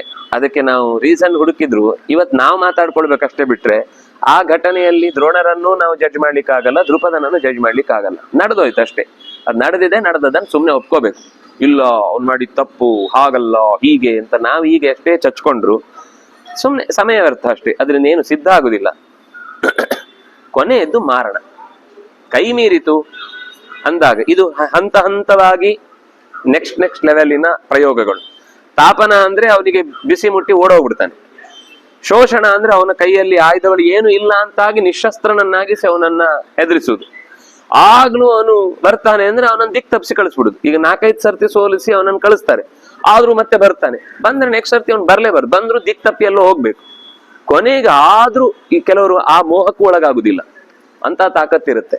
ಅದು ಅರ್ಜುನ ಹೇಳ್ತಾನಲ್ವಾ, ಜೃಂಭಕಾಸ್ತ್ರವನ್ನು ಬಿಟ್ಟು ಎಲ್ಲರನ್ನ ಮೋಹಗೊಳಿಸಿ ಮಲಗಿಸಿದಾಗ ಉತ್ತರನಿಗೆ ಹೇಳ್ತಾನೆ, ನೀನು ಎಲ್ಲರ ಉತ್ತರೀಯವನ್ನು ತಗೊಂಡ್ ಬಾ, ಆದ್ರೆ ಭೀಷ್ಮಾಚಾರ್ಯ ಮಾತ್ರ ಮುಟ್ಬೇಡ. ಯಾಕಂದ್ರೆ ಅವರಿಗೆ ನನ್ನ ಜೃಂಭಕಾಸ್ತ್ರದ ಪ್ರಭಾವ ಬೀರಲ್ಲ, ಅವ್ರು ಅದರಿಂದ ಅತೀತರು. ನೀನ್ ಅವ್ರ ಕೈ ಹಾಕ್ಲಿಕ್ಕೆ ಹೋಗಿ ಅವರೇ ನೀನ್ ಕುತ್ತಿಗೆ ಹಿಡಿದು ನೀನಲ್ಲಿ ಜೀವ ಬಿಟ್ಟು ಬರುವಂಗ ಆಗ್ಬೇಡ. ಸುಮ್ನೆ ಬಿದ್ದಿರ್ತಾರೆ, ಅವ್ರ ಮನೆ ಮುಟ್ಲೇಬೇಡ, ಬಂದ್ಬಿಡು ಅಂತ ಹೇಳಿರ್ತಾನೆ. ಹಾಗೆ ಕೆಲವರಿಗೆ ಮೋಹನವು ತಟ್ಟಲ್ಲ, ಆಗ ಮಾರಣ. ಕೊನೆಗೆ ಸಾವಿನ ಹಂತಕ್ಕೆ ಮುಟ್ಟಿಸುವಂತಹ ರೀತಿಯ 4 ಬಗೆಯ ಅಸ್ತ್ರಗಳನ್ನು ಚೆನ್ನಾಗಿ ಬಲ್ಲವರು. ತಮಿಶ್ವಸ್ತ್ರಧರಾಚಾರ್ಯ ದ್ರೋಣಂ ಶಂಸತಿ ಮೇ ಹತಂ. ನನ್ನ ದ್ರೋಣಾಚಾರ್ಯರು ಬಿದ್ರು ಅಂತ ಅನ್ನೋದನ್ನ ನನಗೆ ಅರ್ಥ ಮಾಡ್ಕೊಳ್ಳಿಕ್ಕೆ ಆಗ್ತಾ ಇಲ್ಲ. ವೈಯಾಗ್ರ ಪರಿವಾರಣಂ ಜಾತರೂಪ ಪರಿಷ್ಕಾರಂ ನಾದ್ಯ ಶೋಕಂ ನ ಅದ್ಯ ಶೋಕಂ ಉಪಾನುದೆ. ಇವತ್ತು ಯಾಕೋ ಅಳು ತಡಿಲಿಕ್ಕೆ ಆಗ್ತಿಲ್ಲ. ಇವತ್ತು ಭೀಷ್ಮಾಚಾರ ಬಿದ್ದಾಗ್ಲೇ ನನಗೆ ಸಹಿಸ್ಲಿಕ್ಕೆ ಆಗ್ಲಿಲ್ಲ. ಈಗ ಅದು ಆ ದುಃಖದ ಜೊತೆಗೆ ಈ ದುಃಖವು ನನ್ನನ್ನು ಒಟ್ಟಿಗೆ ಸೆಳೆದು ಒಯ್ತಾ ಇದೆ. ಯತ್ರ ದ್ರೋಣಮಹಂ ಶುತ್ವಾ ಶ್ರುತಂ ಜೀವಾ ವಿಮಂದಧೀಹಿ. ಅಲ್ಲ, ನನಗೆ ಒಂದೇ ಒಂದು ಯೋಚನೆ ಬರುದು, ಅವರ ಸಾವಿನ ಸುದ್ದಿ ಕೇಳಿದ ತಕ್ಷಣ ನನ್ನ ಪ್ರಾಣ ಯಾಕೆ ಹೊರಟೋಗ್ತಿಲ್ಲ? ನಾನು ಇನ್ಯಾಕೆ ಬದುಕೇ ಇದ್ದೇನೆ? ದೈವಮೇವ ಪರಂ ಮನ್ಯೆ ನನ್ನ ಅನರ್ಥಂ ಹಿ ಪೌರುಷಂ. ಪೌರುಷಕ್ಕೆ ವ್ಯರ್ಥ, ಬೆಲೆನೇ ಇಲ್ಲ ಅದಕ್ಕೆ. ಎಲ್ಲ ಆ ಕಡೆ ಆ ಕೃಷ್ಣ ಕೂತಿದ್ದಾನಲ್ಲ ಅವಂದೇ ಅಲ್ಲ. ದೈವಮೇವ ಪರಂ, ದೇವ್ರೇ ದೊಡ್ಡವನು. ಈ ಪೌರುಷ ಎಲ್ಲ ಬೆಂಕಿಗೆ ಹಾಕ್ಬೇಕು, ಏನು ಉಪಯೋಗ ಇಲ್ಲ ಅಂತ ಬೈತಾನೆ. ಎಲ್ರು ಹಾಗೆ ಕಷ್ಟ ಬಂದಾಗ ಎಲ್ಲ ಆಗ ನೆನಪಾಗುತ್ತೆ ದೇವ್ರು ಅಂತ. ಅಲ್ಲಿದನು ನುಂತಿರ್ತಾರೆ, ಎಲ್ಲ ಬಿದ್ದೋಗಿ ಎಲ್ಲ ಕ್ಲೌಡ್ ಗ್ಲೀಡು ಅಂತ. ನಾವು ಹೀಗೆ ಕ್ಲೌಡ್ ಅಲ್ಲ, ಸಂಗ್ರಹಿತವಾದಂತಹ ಜಾಗದ ಭರದಲ್ಲಿ ತಾನೆ ನಾವಿಷ್ಟು ಮಾತಾಡ್ತಾ ಇರೋದು. ಒಂದು ಉಲ್ಟಂ ಪಲ್ಟ ಆಯ್ತು ಅಂತಂದ್ರೆ ಆಮೇಲೆ ಎಲ್ಲ ತಲೆಯಲ್ಲಿ ಇದ್ದಿದ್ದು ಉಳಿಯತ್ತೆ ಹೊರತು ಇನ್ನೆಲ್ಲಿ ಏನೇ ಸ್ಟೋರ್ ಮಾಡಿದ್ರು ಕೂಡ ಅದು ಗೋವಿಂದ ಆಗಿ ಹೋಗುತ್ತೆ. ಅಶ್ಮಸಾರಮಯಂ ನೂನಂ ಹೃದಯಂ ಸುದೃಢಂ ಮಮ. ನನ್ನ ಹೃದಯವನ್ನ ಹಿಂದೆ ಇದೇ ಮಾತು ಹೇಳಿದ್ದ, ಈಗ ಮತ್ತೆ ಅದನ್ನೇ ಹೇಳ್ತಾನೆ. ನನ್ನ ಎದೆಯನ್ನ ದೇವರು ಬಹುಶಃ ಕಲ್ಲಲ್ಲಿ ಮಾಡಿದ್ರು ಅನ್ಸುತ್ತೆ. ಇಲ್ಲ ಅಂದ್ರೆ ಇಷ್ಟೊತ್ತಿಗೆ ಓಡ ಸತ್ತೋಗ್ಬೇಕಿತ್ತು, ಸತ್ಯ ಹೋಗ್ತಿಲ್ಲ, ನಾನು ಯಾಕೆ ಸಾಯ್ತಿಲ್ಲ ಅಂತ ಅವನಿಗೆ ಟೆನ್ಷನ್. ಬ್ರಾಹ್ಮೇ ದೈವೇ ತಥೇಶ್ವಸ್ತ್ರೇ ಯಮುಪಾಸನ್ ಗುಣಾರ್ಥಿನಃ ಬ್ರಾಹ್ಮಣ ರಾಜಪುತ್ರಾಚ ಸಕತಂ ಮೃತ್ಯುನಾಹತಃ. ಬ್ರಾಹ್ಮ ವಿದ್ಯೆಯೂ ಗೊತ್ತಿತ್ತು, ಬ್ರಾಹ್ಮ ತೇಜಸ್ಸಿತ್ತು, ದೈವವು ಅವನಿಗೆ ಚೆನ್ನಾಗಿ ಪರಿಚಯ ಇತ್ತು. ಈಶ್ವಸ್ತ್ರೆ, ಅಸ್ತ್ರಗಳ ಪ್ರಯೋಗದಲ್ಲಿಯೂ ಎಲ್ಲ ದೇವತೆಗಳನ್ನು ಕೂಡಿಸುವ ತಾಕತ್ತು ಅವನಿಗಿತ್ತು. ಅವನು ಉಪಾಸನೆ ಮಾಡಿದ ಮುಖಗಳೇ ಇಲ್ಲ. ಮತ್ತೆ ಗುಣಾರ್ಥಿನ, ಎಲ್ಲದರಲ್ಲೂ ಗುಣವನ್ನ ಕಾಣುವಂಥವ್ರು ಅವರು. ಆದ್ರೂ ಅಂತಹ ವ್ಯಕ್ತಿ ಅಷ್ಟೇ ಅಲ್ಲ, ಬ್ರಾಹ್ಮಣಾಹ ರಾಜಪುತ್ರಾಶ್ಚ ಯಂ ಉಪಾಸನ್, ಬ್ರಾಹ್ಮಣರಾಗಲಿ ಕ್ಷತ್ರಿಯರ ಕುಮಾರರಾಗ್ಲಿ ಯಾರನ್ನ ಆಶ್ರಯಿಸೇ ಇವತ್ತು ಇಷ್ಟು ವಿದ್ಯೆಯನ್ನ ಕಲ್ತಿದ್ದಾರೋ ಅವರೇ ಇವತ್ತು ನಿರ್ನಾಮ ಆದ್ರು ಅಂದ್ರೆ ಸಕತ ಮೃತ್ಯುನ ಹತ, ಮೃತ್ಯುವಿಗಾಗೂ ಆದ್ರೂ ಕೂಡ ಹೇಗ್ ಮನಸ್ಸು ಬಂತು ಅವರನ್ನು ಕರ್ಕೊಂಡು ಹೋಗ್ಬೇಕು ಅಂತ. ಶೋಷಣಂ ಸಾಗರಸ್ಯೇವ, ನನಗೆ ಇದನ್ನ ನಂಬಲಿಕ್ಕೆ ಆಗ್ತಿಲ್ಲ. ಸಮುದ್ರ ಒಣಗಿತು ಅದನ್ನಾದ್ರೂ ನಂಬೋದು, ದ್ರೋಣರ ಸತ್ರು ಅನ್ನೋದನ್ನ ನಂಬಲಿಕ್ಕೆ ಆಗಲ್ಲ. ಅಷ್ಟೇ ಅಲ್ಲ, ಮೇರೋರಿವ ವಿಸರ್ಪಣಂ, ಮೇರು ತನ್ನ ಸ್ಟೆಪ್ ಅನ್ನು ಚೇಂಜ್ ಮಾಡಿ ಇನ್ನೊಂದ್ ಕಡೆಗೆ ಹೋಗಿ ಕೂತಿದೆ, ಅದನ್ನಾದ್ರೂ ಒಪ್ತೇನೆ ನಾನು. ಪತನಂ ಭಾಸ್ಕರ ಸೇವ, ಅಥವಾ ಸೂರ್ಯ ಕೆಳಗೆ ನೆಲದಲ್ಲಿ ಇಳಿದು ಬಂದು ನಿನ್ನೆ ಓಡಾಡ್ತಿದ್ದ, ಆಯ್ತು ಭೂಮಿ ಸುಟ್ಟೋಯ್ತು ಅಂತ ಆಗುವಂತ ಸ್ಥಿತಿ ಬಂದ್ರು ನಾನು ಒಪ್ತೇನೆ. ಆದ್ರೆ ನಮೃಷ್ಯೇ ದ್ರೋಣಪಾತನಂ, ದ್ರೋಣರ ಪತನವನ್ನು ಮಾತ್ರ ನನಗೆ ಒಪ್ಕೊಳ್ಳಿಕ್ ಆಗ್ತಾ ಇಲ್ಲ, ನಂಬಲಿಕ್ಕೆ ಆಗ್ತಾ ಇಲ್ಲ, ಸಹಿಸ್ಕೊಳ್ಳಿಕ್ ಆಗ್ತಾ ಇಲ್ಲ. ದುಷ್ಟರನ್ನೆಲ್ಲ ನಿಗ್ರಹಿಸುವುದರಲ್ಲಿ ಅತ್ಯಂತ ಸಮರ್ಥನಾಗಿದ್ದಂತಹ, ಧಾರ್ಮಿಕರಿಗೆ ರಕ್ಷಕ ಮತ್ತು ದುಷ್ಟರಿಗೆ ಶಿಕ್ಷಕನಾಗಿದ್ದಂತಹ ಮಂದರಾದ ನನ್ನ ಪುತ್ರರ ಜಯಕ್ಕೆ ಅವನೇ ಹೇಳ್ತಾನೆ, ಮಂದಾನ ಮಮ ಪುತ್ರಾಣಂ ಅಂತ. ಅಲ್ಲಿ ಮಂದಾನ ಮಮ ಪುತ್ರಾಣಂ, ಮಂದರಾದ್ರು ನನ್ನ ಮಕ್ಕಳು ಅಂತ, ಅದು ಹೆತ್ತಮ್ಮನಿಗೆ ಹೆಗಣ ಮುದ್ದು ಅಂತ. ಮಂದ ಪುತ್ರಾಣಂ ಜಯಾಶಾ ಯಸ್ಯ ವಿಕ್ರಮೆ, ಯಾರಿಗೆ ದ್ರೋಣಾಚಾರ್ಯರಿದ್ದಾರೆ ಅನ್ನುವ ಕಾರಣಕ್ಕಾಗಿ ನಮ್ಮ ಜಯ ಅನ್ನೋದು ನಿಶ್ಚಯ ಅಂತ ಭಾವಿಸಿಕೊಂಡು ನನ್ನ ಮಕ್ಕಳು ಅವರನ್ನೇ ಆಶ್ರಯಿಸಿಕೊಂಡಿದ್ರು. ಈಗ ಯಾವ ಮರಕ್ಕೆ ನೇತು ಬಿದ್ದು ನೆರಳು ಹುಡುಕ್ತಾರೆ? ನಾಳೆ ಅವರಿಗೆ ಯಾರು ಗತಿ? ಅವನಿಗೆ ಮತ್ತೆ ದ್ರೋಣಾಚಾರ್ಯ ಸತ್ತಿದ್ದ ಯೋಚನೆ ಅಲ್ಲ, ನನ್ನ ಮಕ್ಳಿಗೆ ನಾಳೆ ಯಾರು ಗತಿ ಅಂತ. ಎಲ್ಲ ಸಾವಿನಲ್ಲೂ ದುಃಖ ಇದೆ, ವ್ಯಕ್ತಿ ಸತ್ತ ಅಂತ ಯಾರಿಗೂ ದುಃಖ ಅಲ್ಲ. ಇರ್ಬೋದು, ಒಂದು ಸ್ವಲ್ಪ ಪರ್ಸೆಂಟ್ ಇರ್ಬೋದು, ನಾನು 100% ಎಲ್ಲರೂ ನಿರ್ಭಾವಕರು ಅಂತ ಹೇಳಲ್ಲ. ಆದ್ರೆ ಆ ದುಃಖದ ಹಿಂದೆ ಇರುವ ಪ್ರಧಾನ ಗುಣ ಏನು ಅಂದ್ರೆ, ಪ್ರಧಾನ ಸಂಗತಿ ಏನು ಅಂದ್ರೆ, ನಾಳೆ ಲೈಟ್ ಬಿಲ್ ಯಾರು ಕಟ್ತಾರೆ? ಇಷ್ಟು ದಿವಸ ಇವ್ರು ಕಟ್ತಿದ್ರು, ನಾಳೆ ಮನೆ ಮೇಲೆ ರೂಫ್ ಎಲ್ಲ ಕ್ಲೀನ್ ಮಾಡಿ ಬರ್ತಿದ್ರು. ಅವ್ರಿಗೆ ಬೇರೆ ಪಾಪ ಏನ್ ಕೆಲಸ ಮಾಡ್ಲಿಕ್ಕೆ ಆಗ್ತಿರ್ಲಿಲ್ಲ, ಕುಡಿಸ್ತಿದ್ರು, ತೋಟ ಕ್ಲೀನ್ ಮಾಡ್ತಿದ್ರು, ಎಲ್ಲ ಮಾಡ್ತಿದ್ರು. ನಾಳೆಯಿಂದ ಯಾರು ಮಾಡ್ತಾರೆ? ಅಥವಾ ಬೇಡ, ಆ ಕೆಲಸ ಬಿಟ್ರು ನನಗೇನೋ ಕಷ್ಟ ಬಂದಾಗ ಒಂದು ಸಮಾಧಾನ ಮಾಡ್ಲಿಕ್ಕೆ ಒಬ್ರು ಇರ್ತಿದ್ರು. ಬೇರೆ ಯಾರಿಗೂ ಮಾತು ಹೇಳಿದ್ರೆ ಕೇಳಿಸ್ಕೊಳ್ತಿರ್ಲಿಲ್ಲ. ಇವ್ರ ಹತ್ರ ಎಷ್ಟು ಬೇಕಾದ್ರೆ ಹೇಳ್ಬೋದಿತ್ತು, ಯಾಕಂದ್ರೆ ಇವ್ರು ಕಿವಿ ಕೇಳ್ತಿರ್ಲಿಲ್ಲ. ಈಗ ಅದು ಇಲ್ಲ ಅಂತ ಆಯ್ತಲ್ಲ, ಈಗ ಅವ್ರ ಹತ್ರನೇ ಹೇಳ್ಕೊಳ್ಲಿಕ್ಕಿಲ್ಲ ಅಂತ ಆಯ್ತಲ್ಲ, ನಾಳೆ ನನಗೆ ಯಾರು? ಅದರಿಂದ ನಮ್ಗೇನು ಅನ್ನೋ ಸ್ವಾರ್ಥವೇ ದುಃಖದ ಹಿನ್ನೆಲೆ ಬಿಟ್ರೆ ಬಹಳ ಕಮ್ಮಿ. ಇನ್ಯಾರು ಅಂತ ಗುರುಗಳು ಜ್ಞಾನದ ಆಸೆಯಿಂದಲೋ ಅಥವಾ ಒಂದು ಒಳ್ಳೆಯ ಮಾರ್ಗದರ್ಶನದ ದೃಷ್ಟಿಯಿಂದಲೋ ಕಳ್ಕೊಂಡಾಗ ವ್ಯಥೆ ಆಗುವುದರಲ್ಲಿ ಇರುವ ಕಾರಣ ಬಿಟ್ರೆ, ಅಲ್ಲೂ ಕೂಡ ಒಂದ್ ರೀತಿ ಅದು ಸ್ವಾರ್ಥನೇ, ಆದ್ರೆ ಅದು ಒಳ್ಳೆಯ ಸ್ವಾರ್ಥ. ಜ್ಞಾನಕ್ಕಾಗಿ ಯಾರನ್ನಾದ್ರೂ ಆಶ್ರಯಿಸುವುದು ತಪ್ಪೇನಲ್ಲ. ಅಥವಾ ಭಕ್ತಿಯ ಚಿಂತನೆಗಳನ್ನ ಅವರ ಜೊತೆಗಿದ್ದಾಗ ಮಾಡ್ಲಿಕ್ಕೆ ಆಗುವಷ್ಟು ಬೇರೆಯವ್ರ ಹತ್ರ ಆಗಲ್ಲ ಅನ್ನೋ ಕಾರಣಕ್ಕೆ ಅವ್ರ ಜೊತೆಗಿದ್ವಿ ಅನ್ನೋ ತಪ್ಪಲ್ಲ. ಆದ್ರೂ ಎಲ್ಲ ಕಡೆಯಲ್ಲೂ ಹಿಂದೆ ಬರುವುದು ನನ್ ಮಕ್ಳಿಗೆ ನಾಳೆ ಯಾರ ಗತಿ ಅನ್ನೋದೇ ಯೋಚನೆ. ಅದೇ ಆತ್ಮನಸ್ತು ಕಾಮಾಯ ಸರ್ವಂ ಪ್ರಿಯಂ ಭವತಿ ಅಂತ. ನ ಪತ್ಯುಃ ಕಾಮಾಯ ಪತಿ ಪ್ರಿಯೋ ಭವತಿ, ನ ಪತ್ನ್ಯಾಹ ಕಾಮಾಯ ಪತ್ನಿ ಪ್ರಿಯೋ ಭವತಿ, ನ ಪುತ್ರಸ್ಯ ಕಾಮಾಯ ಪುತ್ರೋ ಪ್ರಿಯೋ ಭವತಿ, ಆತ್ಮನಸ್ತು ಕಾಮಾಯ ಸರ್ವಂ ಪ್ರಿಯಂ ಭವತಿ. ಇದಕ್ಕೆ ಆಚಾರ್ಯರು ಒಂದು ಬೇರೆ ಅರ್ಥ ಹೇಳ್ತಾರೆ. ಇದು ಒಂದು ಲೋಕದ ಅರ್ಥ, ಇದು ಅಲ್ಲ ಅಂತಲ್ಲ, ಇದು ಒಂದು ಅರ್ಥ. ಆದ್ರೆ ಇದಕ್ಕಿಂತ ಮುಖ್ಯವಾಗಿ ಆತ್ಮ ಅಂದ್ರೆ ಅಂತರ್ಯಾಮಿ. ಅಂತರ್ಯಾಮಿಯ ಪ್ರೀತಿಗಾಗಿ ಎಲ್ಲವನ್ನು ಮಾಡ್ತಾ ಇದ್ದವನಿಗೆ ಜಗತ್ತಲ್ಲಿ ಯಾವುದು ವಿರೋಧಿಯಾಗಿ ಕಾಣಲ್ಲ. ಯಾಕಂದ್ರೆ ಎಲ್ಲರಲ್ಲೂ ಇರುವವನು ಅವನೇ ಅಂತ. ಏನೇ ಆದ್ರೂ ಕೂಡ ಅದರ ಹಿಂದೆ ಇರುವುದು ಅವನದ್ದೇ ಸಂಕಲ್ಪ. ನನಗೊಬ್ಬ ವಿರೋಧಿಯಾಗಿದ್ದಾನೆ ಅಂದ್ರೆ ಅವನ ಸಂಕಲ್ಪನ ಅವನು ವಿರೋಧಿಯಾಗಿದ್ದಾನೆ. ನಾನು ಅವನನ್ನು ವಿರೋಧಿ ಅಂತ ಕಟ್ಕೊಂಡ್ರೆ ನನ್ ತಪ್ಪದು. ಅವನಲ್ಲೂ ನಿಂತು ನಾ ಮಾಡಿದ ಕರ್ಮ ಬಲವಂತವಾದರೆ ನೀನೇನು ಮಾಡುವೆಯೋ ದೇವ, ಕರ್ಮದಲ್ಲಿ ಅವನೇ ನನಗೆ ಪ್ರತಿರೋಧಿಯಾಗಿ ನಿಂತಿದ್ದಾನೆ ಅಂತ ಭಾವಿಸಿ ಅವನ ಮೇಲೆ ದ್ವೇಷ ಮಾಡಲ್ಲ. ಹೊರತು ಶಿಕ್ಷೆ ಕೊಡ್ಬೇಕಾದ ಅನಿವಾರ್ಯತೆ ಬಂದಾಗ ಶಿಕ್ಷಾರ್ಹ ಅಂತ ಹೇಳಿ ಅವನನ್ನು ಶಿಕ್ಷಿಸ್ತಾನೆ ಹೊರತು ಅಲ್ಲಿ ದ್ವೇಷ ಇರಲ್ಲ. ಆ ದ್ವೇಷ ಇಲ್ಲದೆ ಮಾಡುವುದು ಭಗವಂತನ ಪ್ರಜ್ಞೆ. ಆತ್ಮನಸ್ತು ಕಾಮಾಯ ಅಂತಿದ್ರೆ ಮಾತ್ರ ಆಗ್ಲಿಕ್ಕೆ ಸಾಧ್ಯ. ಹೀಗೆ ನಿಹತಃ ಕಥಂ, ಬೃಹಸ್ಪತ್ಯಾಚಾರ್ಯರಿಗೆ ಸಮಸ್ಥಿತಿಯಲ್ಲಿ ನಿಲ್ಲುವವನು ಅಂದ್ರೆ ಅದರ ಅರ್ಥ ಬೃಹಸ್ಪತ್ಯಾಚಾರ್ಯರೇ ಅಲ್ವ ಅವರು, ಇನ್ಯಾರು ಅಲ್ಲ.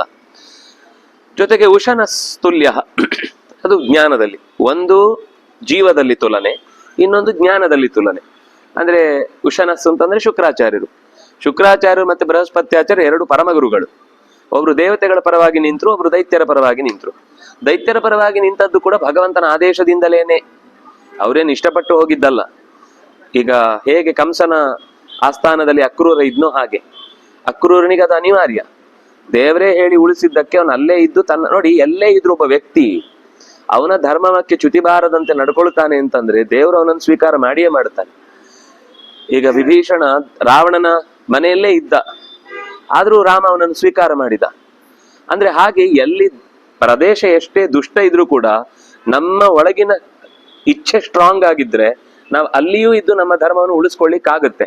ಆದ್ರೆ ದೊಡ್ಡ ಪ್ರಮಾಣದಲ್ಲಿ ನಾವು ಎಲ್ಲರನ್ನೂ ಗುಡ್ಡೆ ಹಾಕೊಂಡು ಮಾಡ್ಲಿಕ್ಕೆ ಆಗದೇ ಇರ್ಬೋದು. ಆದ್ರೆ ತನ್ನ ವ್ಯವಸ್ಥೆ ಒಳಗೆ ಏನ್ ಮಾಡ್ಬೋದು ಅಷ್ಟ್ರಲ್ಲಿ ತಾನು ದೇವರಿಗೆ ಪ್ರಿಯವಾಗುವಂತೆ ನಡ್ಕೊಳ್ಲಿಕ್ಕೆ ಸಾಧ್ಯ ಇರುತ್ತೆ. ನಾವೇನು ಅಂದ್ರೆ ಅಯ್ಯೋ ಎಲ್ಲರ ಜೊತೆಗಿರುವಾಗ ಅದನ್ನೆಲ್ಲ ಹೇಗ್ರಿ ಮಾಡುದು, ಅದಕ್ಕೋಸ್ಕರ ಕೊನೆಗೆ ನಾವೆಲ್ಲ ಸ್ವಲ್ಪ ಕುಡಿಯುವುದು ಆಯ್ತು, ತಿನ್ನುವುದು ಆಯ್ತು, ಅದು ಆಯ್ತು, ಇದು ಆಯ್ತು ಅಂತ ನಮಗೂ ಬೇಕಿತ್ತು. ರೋಗಿ ಬಯಸಿದ್ದು ಹಾಲು, ವೈದ್ಯ ಹೇಳಿದ್ದು ಹಾಲು ಅಂತ ಆಮೇಲೆ ಧರ್ಮದ ಮೇಲೆ ಎತ್ತಾಕುದು. ಅಯ್ಯೋ ಅದೆಲ್ಲ ಆಗಲ್ಲ ರೀ, ಜನರ ಜೊತೆಗೆ ಸೇರ್ಬೇಕು, ಮಿಂಗಲ್ ಆಗಿರ್ಬೇಕು, ನಿಮ್ಗೆ ಈ ಮನೆ ಸಿಗಬೇಕು, ನಾನು ಕೆಲಸದಲ್ಲಿ ಉಳಿಬೇಕು, ಸಂಬಳ ಅಷ್ಟು ಬರಬೇಕು ಅಂದ್ರೆ ಇದನ್ನೆಲ್ಲ ಮಾಡ್ಬೇಕಾಗತ್ತೆ. ಬಹಳ ಜನ ಅವರವರಿಗೆ ಅನುಕೂಲಕರವಾದಂತಹ ಒಂದು ವ್ಯವಸ್ಥೆಯನ್ನು ಹೇಳುತ್ತಾರೆ. ಆದ್ರೆ ನಾವು ನಡೆಸುವಂತಹ ಧರ್ಮದ ಬಗ್ಗೆ ನಮಗೆ ಆತ್ಮವಿಶ್ವಾಸದಿಂದ ನಾವು ಆ ಸ್ಥಾನವನ್ನು ಬಿಟ್ಟು ಕೊಡದೇ ಇದ್ರೆ ಪ್ರಕೃತಿಯೇ ನಮ್ಗೆ ಪರವಾಗಿ ಯೋಚನೆ ಮಾಡುತ್ತೆ. ಅದು ನಮ್ಗೆ ಬೇಕಾದ ವಾತಾವರಣ ನಿರ್ಮಾಣ ಆಗುತ್ತೆ, ಅದು ಖಂಡಿತ. ನಾನು ಕಾಲೇಜಲ್ಲಿದ್ದಾಗ ನಮ್ಮ ಸೀನಿಯರ್ಸು ಅಧ್ಯಾಪಕರು ಹೇಳ್ತಿದ್ರು, ನೀವು ಪಂಚೆ ಉಟ್ಕೊಂಡು ಬರುವಾಗ ನಮ್ಗೆ ಭಯ ಆಗ್ತಿತ್ತು, ಎಲ್ಲಾದ್ರೂ ಉದುರೋದ್ಬಿಟ್ರೆ ಅಂತ ಅವ್ರು ಹೇಳಿದ್ದು. ನಿಮ್ಗೆ ಅಷ್ಟು ಭಯ ಆಗ್ತಿರ್ಲಿಲ್ವಾ ಅಂದ್ರೆ, ನಾನು ಆ ದೊಡ್ಡ ಕ್ಯಾಂಪಸ್ಸಿಗೆ PS ಅದು ಅಲ್ಲಿ ಈ ವಾರ್ಷಿಕೋತ್ಸವ ಎಲ್ಲ ಆದಾಗ ಅಲ್ಲಿ ಆಗ್ತಿತ್ತು. ಅಲ್ಲಿ ಇದೊಂದೇ ಪ್ರಾಣಿ, ಹೀಗೆ ಉಳಿದದ್ದೆಲ್ಲ ಏನು ಅಲ್ಲಿ ಎಲ್ಲ ಸೇರಿದ್ರು ಒಂದು 5-6 ಸಾವಿರ ಜನ ಮೇಲೆ ಅಲ್ಲಿಯ ವಾತಾವರಣ. ಅಂದ್ರೆ ಇಲ್ಲಿ ಒಂದು 2,000 ಜನ ಇರ್ತಿದ್ರು ಅಷ್ಟೇ ಈ ಕ್ಯಾಂಪಸ್ ಅಲ್ಲಿ. ಆ ಕ್ಯಾಂಪಸ್ ಇದೆಲ್ಲ ಸೇರಿದ್ರೆ ಇನ್ನೂ ಜಾಸ್ತಿ. ಅಷ್ಟು ಜನರ ಮಧ್ಯದಲ್ಲಿ ನಿಮ್ಗೆ ಭಯ ಆಗ್ತಿರ್ಲಿಲ್ವಾ ಹಾಗೆ ಬರುದು ಹೋಗುದು ಎಲ್ಲ?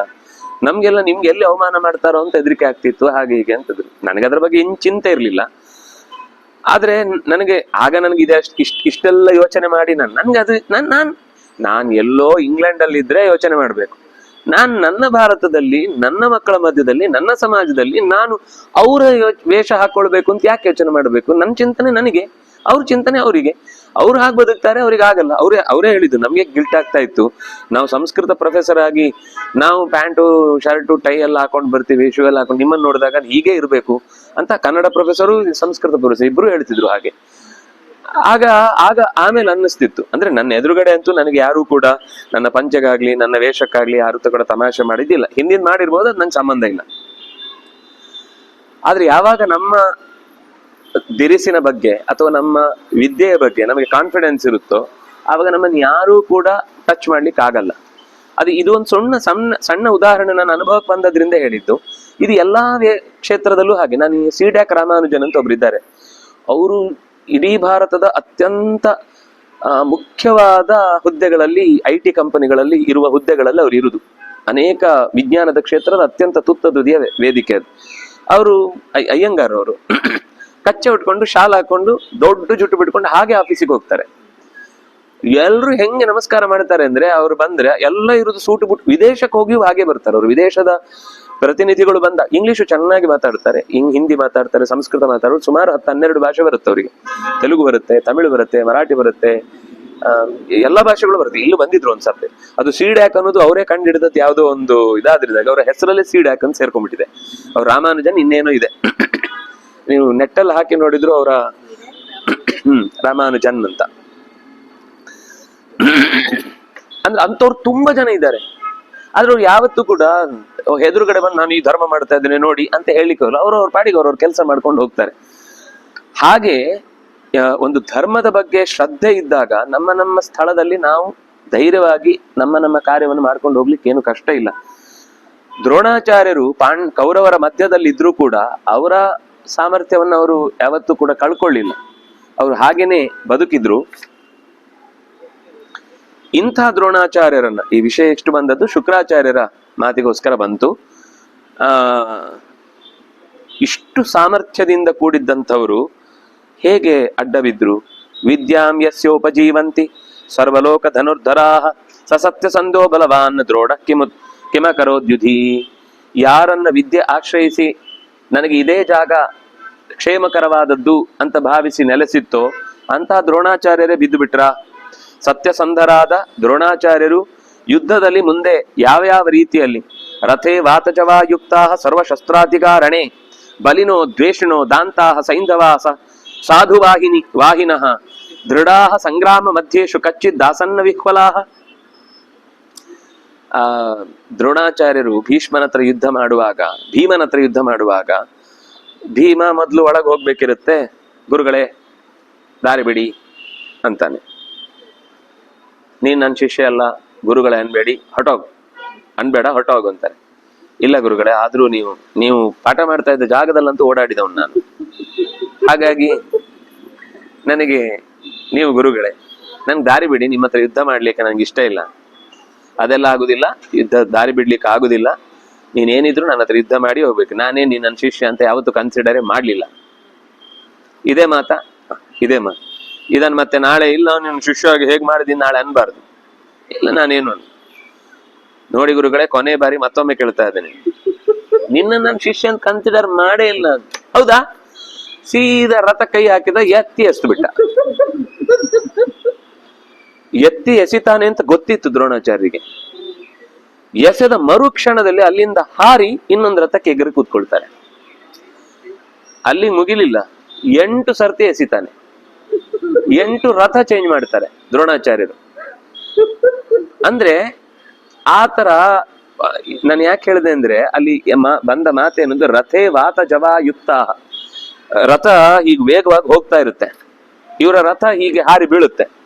ಬಿದ್ದಾಗ ಅದ್ರ ಜೊತೆಗೆ ಓ ಅಂತ ಇವರು ತಿರುಗ್ತಾ ಕ್ಯಾಮರಾವನ್ನು ಅವ್ರ ಪ್ರಕಾರನೇ ತಿರುಗಿಸಿ ನೆಲವನ್ನೆಲ್ಲ ಉಲ್ಟಂ ಪಲ್ಟ ತೋರಿಸ್ಬೇಕಾದ ಸ್ಥಿತಿ ಬರ್ತಿರ್ಲಿಲ್ಲ. ಹಾರಿತು ಅಂದ ತಕ್ಷಣ ಅವ್ರು ಅಲ್ಲಿಂದ ಹಾರಿ ಪಕ್ಕದಲ್ಲಿ ಇನ್ನೊಂದು ರಥ ಹೋಗ್ತಾ ಇರುತ್ತೆ, ಅಲ್ಲಿಗೆ ನೆಗಿತಾರೆ. ಅಥವಾ ನೆಲಕ್ಕೆ ಬೀಳುವಾಗ ಮೈಕೈ ಉದುರಿಸ್ಕೊಂಡು ಪೆಟ್ಟು ತಿನ್ಕೊಂಡು ಗಾಯ ಮಾಡ್ಕೊಂಡು ಅಂತ ಕೂತ್ಕೊಂಡು ಮಲಾಂ ಬರ್ಲಿ ಅಂತ ಫಸ್ಟ್ ಏಡ್ಗೆ ಕಾಯ್ತಾ ಕೊಡುದಲ್ಲ. ಬೀಳುವಾಗ್ಲೇ ಅದು ಈ ಸಿನಿಮಾದಲ್ಲೆಲ್ಲ ತೋರಿಸ್ತಾರಲ್ಲ, ಅವ್ರು ಬೀಳುವಾಗ ಮತ್ತೆ ವಾಪಸ್ ರೆಡಿ ಆಗುವ ಹಾಗೆ ಬಿದ್ದು ರಥ ಹೋಗ್ತಾ ಇದ್ರೆ ಓಡ್ಕೊಂಡು ಹೋಗಿ ಅದ್ರ ಮೇಲೆ ಕೂತ್ಕೋಬೇಕು. ಅದನ್ನವ್ರು ಕಲಿಸಿದ್ರು ಅಂತ ಹಿಂದೆ ಬಂದಿತ್ತು. ಯುದ್ಧದ ಪ್ರಕ್ರಿಯೆಯನ್ನು ಕಲಿಸುವಾಗ ಹೇಗೆ ಕಲಿಸ್ತಾರೆ ಅಂತ. ಯಾವಾಗ್ಲೂ ರಥ ಬಂದು ನಿಂತು ಬನ್ನಿ ಸಾರ್ ಅಂತ ಮೆಟ್ಲು ತೆಗೆದು ನಿಲ್ಲಿಸಿ ಎಲ್ಲ ಮಾಡ್ಲಿಕ್ಕಿಲ್ಲ. ಅಲ್ಲಿ ರಥ ಹೋಗ್ತಾ ಇರುತ್ತೆ, ಓಡ್ತಾ ಹಾಗೆ ಕೂತ್ಕೋಬೇಕು. ರಥ ಚಕ್ರ ಮುರಿದು ಹೋಗುತ್ತೆ, ಅದು ಬೀಳ್ತಾ ಇರುತ್ತೆ, ಇವ್ರು ಅದರಿಂದ ಹಾರಿ ಇನ್ನೊಂದು ರಥಕ್ಕೆ ಏರ್ಕೋಬೇಕು. ಅದು ಎಲ್ಲಿ ಬಿತ್ತು, ಅದರ ಚಕ್ರ ಎಲ್ಲೋಯ್ತು, ಕುಟ್ಟಿ ಎಲ್ಲೋಯ್ತು, ಸಿಕ್ಸುದು ಹೇಗೆ ನೋಡ್ಕೊಂಡು ಕೂತ್ರೆ ಇನ್ನೊಬ್ಬ ತಲೆ ಮೇಲೆ ರಥ ಹತ್ತಿಸ್ಕೊಂಡು ಹೋಗ್ತಾನೆ. ಅಂದ್ರೆ ಅಷ್ಟು ವೇಗ. ಈ ವೇಗ ದ್ರೋಣಾಚಾರ್ಯರಿಗೆ ಅರ್ಥ ಆದಷ್ಟು ಬೇರೆ ಯಾರಿಗೂ ಗೊತ್ತಿರ್ಲಿಲ್ಲ ಅಂತ ಹೇಳುತ್ತೆ. ಅಷ್ಟು ಒಳ್ಳೆಯ ವೇಗ, ರಥದ ವೇಗ. ಒಳಗಿನಿಂದ ವಾತಜವಾಹ, ಗಾಳಿ ಕೂಡ ಅಷ್ಟು ಬೇಗ ಹೋಗಲ್ಲ. ಆ ವೇಗದಲ್ಲಿ ಇವರು ಒಂದು ರಥದಿಂದ ಇನ್ನೊಂದು ರಥಕ್ಕೆ ಸರ್ವಶಸ್ತ್ರಾತಿಗಾಹ, ಎಲ್ಲ ಶಸ್ತ್ರಗಳನ್ನು ಮೀರುವ ತಾಕತ್ತು ಅವರಿಗಿತ್ತು. ಯಾವುದೇ ಶಸ್ತ್ರ ಬಂದ್ರು ಅಸ್ತ್ರ ಬಂದ್ರು ಅದನ್ನು ಮೀರಿ ನಿಲ್ಲುವ ತಾಕತ್ತು ಅವರಿಗಿತ್ತು. ಇಂಥ ದ್ರೋಣಾಚಾರ್ಯರು ಹೇಗೆ ಬಿದ್ರು? ಯಾಕೆ ಸೈಂಧವರು ಬರ್ಲಿಲ್ವಾ ರಕ್ಷಣೆ ಮಾಡ್ಲಿಕ್ಕೆ? ಎಷ್ಟು ಜನ ಇದ್ರಲ್ಲಿ, ಅವ್ರು ಯಾರು ಕೂಡ ಇವನ ಸುತ್ತಕ್ಕೆ ಬರಲಿಲ್ಲ. ಆಶಂಸಂತಹ ಪರಾಂಜೇತುಂ ಜಿತಶ್ವಾಸ ಜಿತವ್ಯಥಾ ಹಯಾಹ ಪರಾಜಿತ ಶೀಘ್ರ ಭಾರದ್ವಾಜ ರಥೋದ್ವಹ. ಶತ್ರುಗಳನ್ನು ಎದುರಿಸುವ ವಿಷಯದಲ್ಲಿ ಅವರನ್ನು ಅನುಸರಿಸಿ ಬಂದವರು ಬಹಳ ಜನ. ಆಗ ದ್ರೋಣಾಚಾರ್ಯರಿದ್ರು, ಆದ್ರಿಂದಾಗಿ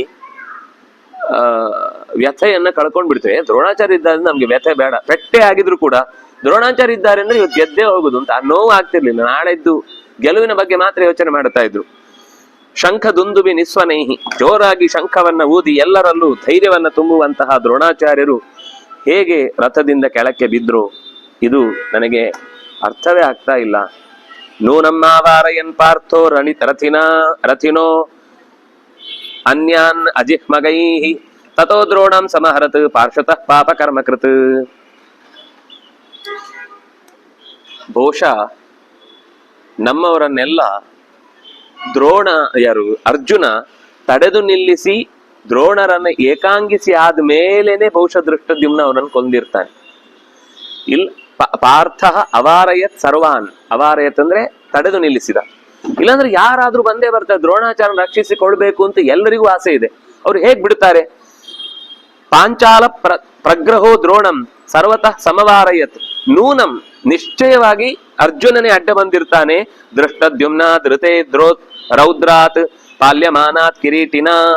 ದೃಷ್ಟದ್ಯುಮ್ನ ಒಬ್ಬ ಎದುರುಗಡೆ ಬರ್ಲಿಕ್ಕೆ ಬಿಟ್ಟಿದ್ದಾನೆ, ಉಳಿದವರೆಲ್ಲ ಹಿಂದೆ ಸರಿದಿರ್ತಾರೆ. ಯಾಕೆಂದ್ರೆ ವರ ಇದ್ದದ್ದೇ ಹಾಗೆ, ದ್ರೋಣಾಚಾರ್ಯರನ್ನ ದೃಷ್ಟದ್ಯುಮ್ನೇ ಕೊಲ್ತಾನೆ ಅಂತಾನೆ ವರ ಇದ್ದದ್ದು.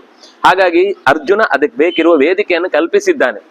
ಬರೀ ದೃಷ್ಟದ್ಯುಮ್ನ ಬಂದು ದ್ರೋಣಾಚಾರ್ಯರನ್ನ ಬಗ್ಗಿಸಿ ಯುದ್ಧ ಮಾಡಿ ತಲೆ ತೆಗೆಯುವ ತಾಕತ್ತು ಅವನಿಗೆ ಇಲ್ವೇ ಇಲ್ಲ.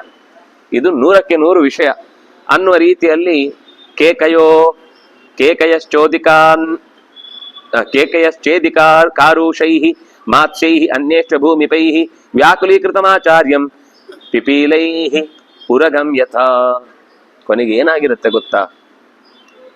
ಕೇಕಯರು, ಛೇದಿಗಳು, ಕಾರುಷರು, ಮಾತ್ಸ್ಯರು, ಪಾಂಚಾಲರು ಎಲ್ಲರನ್ನೂ ಚೆನ್ನಾಗಿ ಬಡಿದು ದ್ರೋಣಾಚಾರ್ಯರು ಅವರಿಗೆ ಮೈಯಲ್ಲೆಲ್ಲ ಇರುವೆ ಬಿಟ್ಟ ಹಾಗೆ ಉರಿ ತಂದಿರ್ತಾನೆ ಬಾಣದ ಪೆಟ್ಟಿನಿಂದ. ಅದಕ್ಕವರು ತಾವೆಲ್ಲರೂ ಒಟ್ಟಿಗೆ ಸೇರಿ ದ್ರೋಣಾಚಾರ್ಯರನ್ನ ಹಿಗ್ಗ ಮುಗ್ಗ ಥಳಿಸಿದ್ದಾರೆ. ಆಮೇಲೆ ಇವನು ಪಾಂಚಾಲ ಹೋಗಿ ಹೊಡೆದಿದ್ದಾನೆ. ಇಲ್ಲ ಅಂದ್ರೆ ಅದಕ್ಕೊಂದು ಉದಾಹರಣೆ ಗಮನಿಸಿ. ಪಿಪೀಲೈಹಿ ಉರಗಂ ಯಥ. ಪಿಪೀಲ ಅಂತಂದ್ರೆ ಇರುವೆ, ಉರಗ ಅಂದ್ರೆ ಹಾವು. ಹಾವು ಸ್ವತಃ ಸ್ವಲ್ಪ ಸ್ವಲ್ಪ ಇದ್ರೆ ಎಲ್ಲ ತಿಂದು ಬಿಡುತ್ತೆ. ಆದ್ರೆ ಲಕ್ಷೋಪಲಕ್ಷ ಇರುವೆಗಳು ಬಂದ್ರೆ ಹಾವೇನ್ ಮಾಡುತ್ತೆ? 1000 ತಿನ್ಬೋದು. ಇನ್ನು ಲಕ್ಷ ಉಳಿದದೇನ್ ಮಾಡುತ್ತೆ? ಎಲ್ಲವನ್ನು ಹಿಡಿದು ಕಚ್ಚಿ ಕಚ್ಚಿ ಕಚ್ಚಿ ಕಚ್ಚಿ ಕಚ್ಚಿ ಅದರ ಮೂಗು, ಕಣ್ಣು, ಕಿವಿ, ಬಾಯಿ ಎಲ್ಲ ಕಡೆನು ದೇಹದ ಪ್ರತಿಯೊಂದು ಅಂಗವನ್ನು ಹಿಡಿದು ಕೊಂದ್ರೆ ಉರಗ ಏನ್ ಮಾಡುತ್ತೆ? ಸತ್ತೋಗುತ್ತೆ. ಹಾಗೇನೆ ಈ ಆಚಾರ್ಯರನ್ನ ಉರಗವನ್ನ ಪಿಪೀಲಿಕಗಳು ಹಿಡಿದು ಹೇಗೆ ಕೊಲ್ತಾವೋ ಹಾಗೆ ಸೇರಿ ಕೊಂದಿರ್ಬೇಕು. ಇಲ್ಲ ಅಂದ್ರೆ ಅವರನ್ನು ಒಬ್ಬರನ್ನೇ ಕೊಲ್ಲಿಕ್ ಸಾಧ್ಯವೇ ಇಲ್ಲ. ಮತ್ತೆ ಅಬ್ಸರ್ವೇಷನ್ ನೀವು ನೋಡಿದ್ರೆ ಗೊತ್ತಿರುತ್ತೆ. ಯಾವ್ದ್ರ ಮೇಲೆ? ನೀವು ಇರುವೆ ಹತ್ರ ಒಂದ್ಸಲ ಅದ್ರ ಕಚ್ಚಿಸ್ಕೊಂಡಿದ್ದೀರಾ? ಇರುವೆ ಕಾಲ ಮೇಲೆ ಹತ್ತಿದ್ರೆ ಹೇಗೆ ಹತ್ತತ್ತೆ?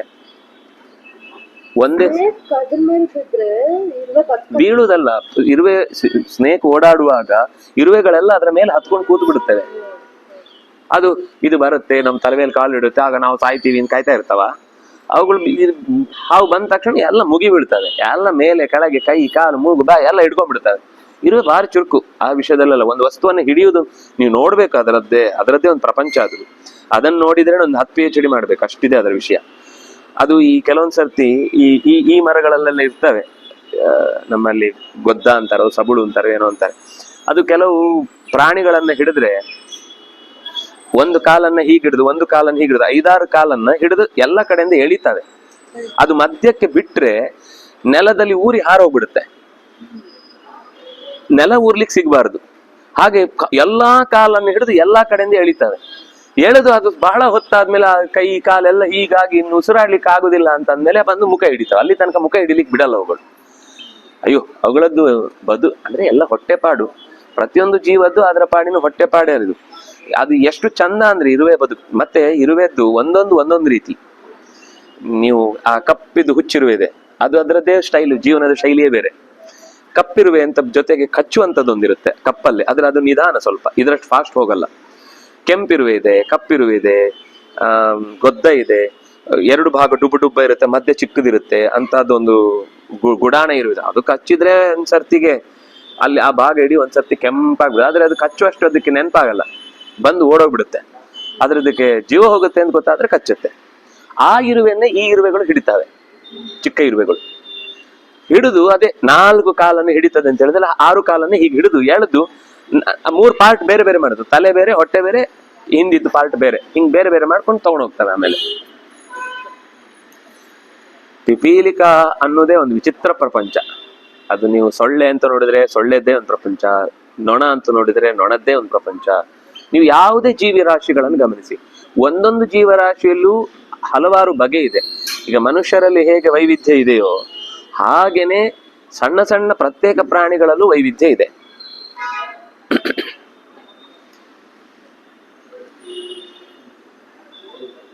ಯೋಧೀತ್ಯ ಚತುರೋ ವೇದಾನ್ ಸಾಂಗಾನ್ ಆಖ್ಯಾನ ಪಂಚಕ ಪಂಚಮಾನ್ ಬ್ರಾಹ್ಮಣಾನಾಂ ಪ್ರತಿಷ್ಠಾಸೀತ್ ಸ್ರೋತಸಾಮಿವ ಸಾಗರಃ.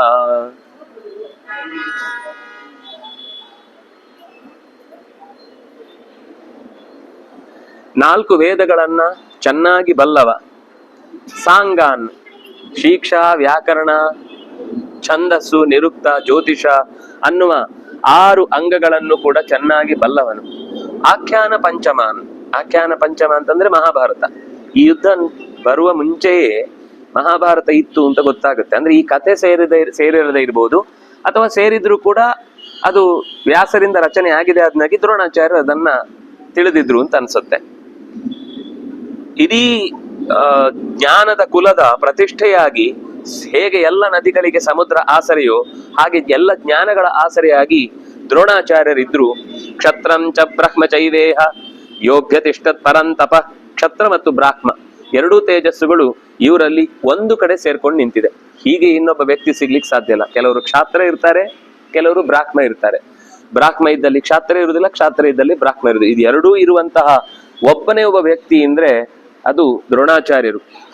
ಯೋ ಯಂ ದ್ವೌ ನ ಜಹತಃ ಶಬ್ದೌ ಜೀವಮಾನಂ ಕದಾಚನ ಬ್ರಾಹ್ಮಶ್ಚ ವೈದಿಕಾನಾಂ ಜಾಘೋಷಶ್ಚ ಜನುಷ್ಮತಾಂ. ಎರಡು ವಿಶಿಷ್ಟವಾದ ಗುಣ ದ್ರೋಣಾಚಾರ್ಯರದ್ದು. ಒಂದು ವೇದದ ಘೋಷ, ಇನ್ನೊಂದು ಧನುಸ್ಸಿನ ಘೋಷ. ಇವ್ರ ಹತ್ರ ಆ ಘೋಷ ಇರಲ್ಲ, ಅವ್ರ ಹತ್ರ ಈ ಘೋಷ ಇರಲ್ಲ. ವೇದದ ಘೋಷವೂ ಯಾರ ಹತ್ರ ಇತ್ತೋ, ಧನುಸ್ಸಿನ ಘೋಷವೂ ಯಾರ ಹತ್ರ ಇತ್ತೋ ಅಂತ ಒಬ್ಬ ವ್ಯಕ್ತಿ ಸಿಗುದಾದ್ರೆ ಅದು ದ್ರೋಣಾಚಾರ್ಯರು. ಅಧೀನಂ, ಯಾರತ್ರೂ ಬೇಡಿ ಬದುಕಿದವರಲ್ಲ. ಪುರುಷವ್ಯಾಘ್ರಂ, ಹುಲಿಯಂತೆ ಹೋರಾಟ ಮಾಡಬಲ್ಲವರು. ಇನ್ನೊಬ್ರು ಬೇಟೆಯಾಡಿದ್ದನ್ನ ತಿನ್ನುವ ಅಭ್ಯಾಸವೇ ಇಲ್ಲ ಅವರಿಗೆ. ಅಂದ್ರೆ ಪ್ರಾಣಿಗಳಲ್ಲಿ ಹುಲಿ ಅದು ಬೇಟೆಯಾಡಿಯೇ ತಿನ್ನೋದು. ಯಾವುದು ಅರ್ಧ ಬಿದ್ದ ಸತ್ತ ಶರೀರವನ್ನ, ನಿನ್ನೆದ್ದನ್ನ ಮೊನ್ನೆದ್ದನ್ನ ಅರ್ಧ ಕೊಳುತದ್ದನ್ನೆಲ್ಲ ತೆಗೆದು ತಿನ್ನಲ್ಲ ಅದು. ಶ್ರೀಮಂತಂ, ಆದ್ರೆ ಕೆಟ್ಟ ವಿಷಯದಲ್ಲಿ ಅಂತದ್ದನ್ನ ನಡೆಸುವ ವಿಷಯದಲ್ಲಿ ಅವರು ಯಾವತ್ತೂ ಕೂಡ ಮುಂದುವರಿಯೋರು. ನಾಚಿಕೆ ಇದ್ದವರು. ಶ್ರೀ ಅಂದ್ರೆ ಕೆಟ್ಟ ಕೆಲಸದಲ್ಲಿರುವ ನಾಚಿಕೆ. ಶ್ರೀಮಂತಂ. ಅಪರಾಜಿತಂ, ಆದ್ರೆ ಸೋಲೆ ಇಲ್ಲ. ಅಪರಾಜಿತಂ. ತಮಿಶ್ವಾಸ ವರಾಚಾರ್ಯಂ ದ್ರೋಣಂ ಜಗ್ನು ಕಥಂ ರಥ. ಇಂತಹ ಬಾಣವನ್ನ ಪ್ರಯೋಗಿಸುವುದರಲ್ಲಿ ಸರಿಸಾಟಿಯಾಗಿ ಮತ್ತೊಬ್ಬರಿಲ್ಲದೇ ಇರುವಷ್ಟು ಎತ್ತರದ ವ್ಯಕ್ತಿತ್ವವನ್ನ ಹೇಗೆ ಬೀಳಿಸಿದ್ರು. ನಾಹಂ ಮನ್ಯೆ, ನಾನು ಈಗ್ಲೂ ಕೂಡ ಒಪ್ತಾ ಇಲ್ಲ. ಮಹಾಕಲ್ಪೋ ಭವೇದ್ ಬ್ರಾಹ್ಮೆ ಕ್ಷಾತ್ರೇ ನಾರಾಯಣೋಪಮಃ ಬ್ರಹ್ಮಕ್ಷತ್ರೇ ಬ್ರಹ್ಮಕ್ಷತ್ರೇ ಚ ಯಸ್ಯಾಸ್ತಾಂ ವಶೇ ಸ್ಥಾಣೋರಿವಾಚಲೆ. ಬ್ರಾಹ್ಮ ತೇಜಸ್ಸನ್ನ ಚತುರ್ಮುಖ ಹೊಂದಿದ್ರೆ, ಕ್ಷಾತ್ರ ತೇಜಸ್ಸನ್ನ ನಾರಾಯಣ ಅನುಸರಿಸಿದ್ರೆ, ನಾರಾಯಣ ಅಂದ್ರೆ ನರನಾರಾಯಣ ರೂಪದಲ್ಲಿ, ರುದ್ರದೇವ ಬ್ರಾಹ್ಮ ಕ್ಷತ್ರ ಎರಡನ್ನೂ ಕೂಡ ಜೊತೆಗಿರಿಸಿಕೊಂಡು ಸ್ಥಾಣೋಹೋ ಇವ ಅಚಲೆ. ಸ್ಥಾಣು ಅಂತಂದ್ರೆ ನಿಶ್ಚಲವಾದ ಬೆಟ್ಟ, ಬೆಟ್ಟದಂತೆ ರುದ್ರದೇವನಂತೆಯೇ ಅಲ್ಲಾಡದೆ ನಿಂತಿರುವಂತಹ ದ್ರೋಣಾಚಾರ್ಯರನ್ನು ನೆನಪಿಸಿಕೊಂಡು ನನಗೆ ಎಲ್ಲರನ್ನು ಸೇರಿಸಿದ ವ್ಯಕ್ತಿತ್ವವಾಗಿ ದ್ರೋಣರನ್ನ ನಾನು ಗಮನಿಸ್ತಾ ಇದ್ದೇನೆ. ಇದೆಲ್ಲದಕ್ಕೂ ಕಾರಣ ಏನು ಗೊತ್ತಾ? ಯುಧಿಷ್ಠಿರಸ್ಯ ತಪಸಾ ಹತಾನ್ ಮನ್ಯಾಮಹೇ ಕುರೂನ್. ಇದೆಲ್ಲದಕ್ಕೂ ಕಾರಣ ಯುಧಿಷ್ಠಿರನ ತಪಸ್ಸು. ಈಗ ಅವನಿಗೆ ಕೆಲವು ಯೋಚನೆ ಬರುತ್ತೆ. ಕಥಂ ಸಂಜಯ ದುರ್ದರ್ಶಂ ಅನಾದೃಶ್ಯಂ ಯಶೋಬಲಂ ಪಶ್ಯತಾಂ ಪುರುಷೇಂದ್ರಾಣಾಂ ಸಮರೇ ಪಾರ್ಶ್ವತೋ ವಧೀತ್. ಯಾರಿಂದಲೂ ಸೋಲಲು ಸಾಧ್ಯವಿಲ್ಲದ ಯಶಸ್ಸಿನಿಂದ ಎತ್ತರಕ್ಕೆ ಏರಿದ್ದಂತಹ ದುರ್ದರ್ಶನಾದಂತಹ ದ್ರೋಣಾಚಾರ್ಯರಿಗೆ ಸಾವು ಬರುವುದಕ್ಕೆ ಕಾರಣ ನಮ್ಮದೇ ಕೆಲವು ತಪ್ಪುಗಳು. ಪಶ್ಯತಾಂ ಪುರುಷೇಂದ್ರಾಣಾಂ, ಅನೇಕ ರಾಜರೆಲ್ಲ ಅಲ್ಲಿ ಇರಬೇಕಾದ್ರೆ ಹೇಗಾಯ್ತು? ಕೇ ಪುರಸ್ತಾದ ಯುದ್ಧಂತ ರಕ್ಷಂತ್ರೋ ದ್ರೋಣಮಂತಿಕಾತ್ ಕೇನು ಪಶ್ಚಾದ ವರ್ತಂತ ಗಚ್ಚತೋ ದುರ್ಗಮಾಂ ಗತಿಂ. ಯಾರಿದ್ರು? ನಂಗೆ ಸ್ವಲ್ಪ ಬಿಡಿಸಿ ಹೇಳು. ದ್ರೋಣಾಚಾರ್ಯರು ಯುದ್ಧ ಮಾಡುವಾಗ ಅಕ್ಕಪಕ್ಕದಲ್ಲಿ ಯಾರಿದ್ರು? ಈ ಇಷ್ಟೂ ದಿವಸಗಳಲ್ಲಿ ಯಾರು ಅವನ ದಕ್ಷಿಣಕ್ಕೆ, ಎಡಭಾಗಕ್ಕೆ, ಮುಂದೆ ಹಿಂದೆ ಆ ವೀರ ವ್ಯೂಹವನ್ನ ರಚಿಸುವಾಗ ಯಾರೆಲ್ಲ ಜೊತೆಗಿದ್ರು ಅನ್ನೋದನ್ನ ನೀನ್ ನನಗೆ ಹೇಳಬೇಕು. ಕೇಚ ತಸ್ಮಿನ್ ತನು ತ್ಯಕ್ತ್ವಾ ಪ್ರತೀಪಂ ಮೃತ್ಯುಮಾವ್ರಜನ್ ದ್ರೋಣಸ್ಯ ಸಮರೇ ವೀರಾಹ ಕೇ ಕುರುವಂತ ಪರಾಂ ಧೃತಿಂ. ಯಾರು ದ್ರೋಣರನ್ನ ಎದುರಿಸ್ಲಿಕ್ಕೋಸ್ಕರ ಮೃತ್ಯುವನ್ನೇ ಬೆನ್ನಟ್ಟಿಕೊಂಡು ಹೋದವರು? ಮೃತ್ಯುವಿನ ಹತ್ರ ಎಲ್ಲರೂ ಹೋಗಿ ಬದುಕಿ ಬಂದವರು ಯಾರು? ಏನಾಯ್ತು? ನನಗೆ ಅದರ ಪೂರ್ತಿ ಚಿತ್ರಣವನ್ನ ಕೊಡು. ಯೋ ಯಥಾಶಕ್ತಿ ಯುದ್ಧೇತ ದ್ವಿಷದ್ಭಿ ಸ್ವಾಂಶ ಪಾಲಯನ್ ಕಚ್ಚಿನ್ನೈನಂ ಭಯಾತ್ ಕ್ಷುದ್ರಾಹ ಪಾರ್ಥೇಭ್ಯ ಪ್ರದದ್ರಣೆ.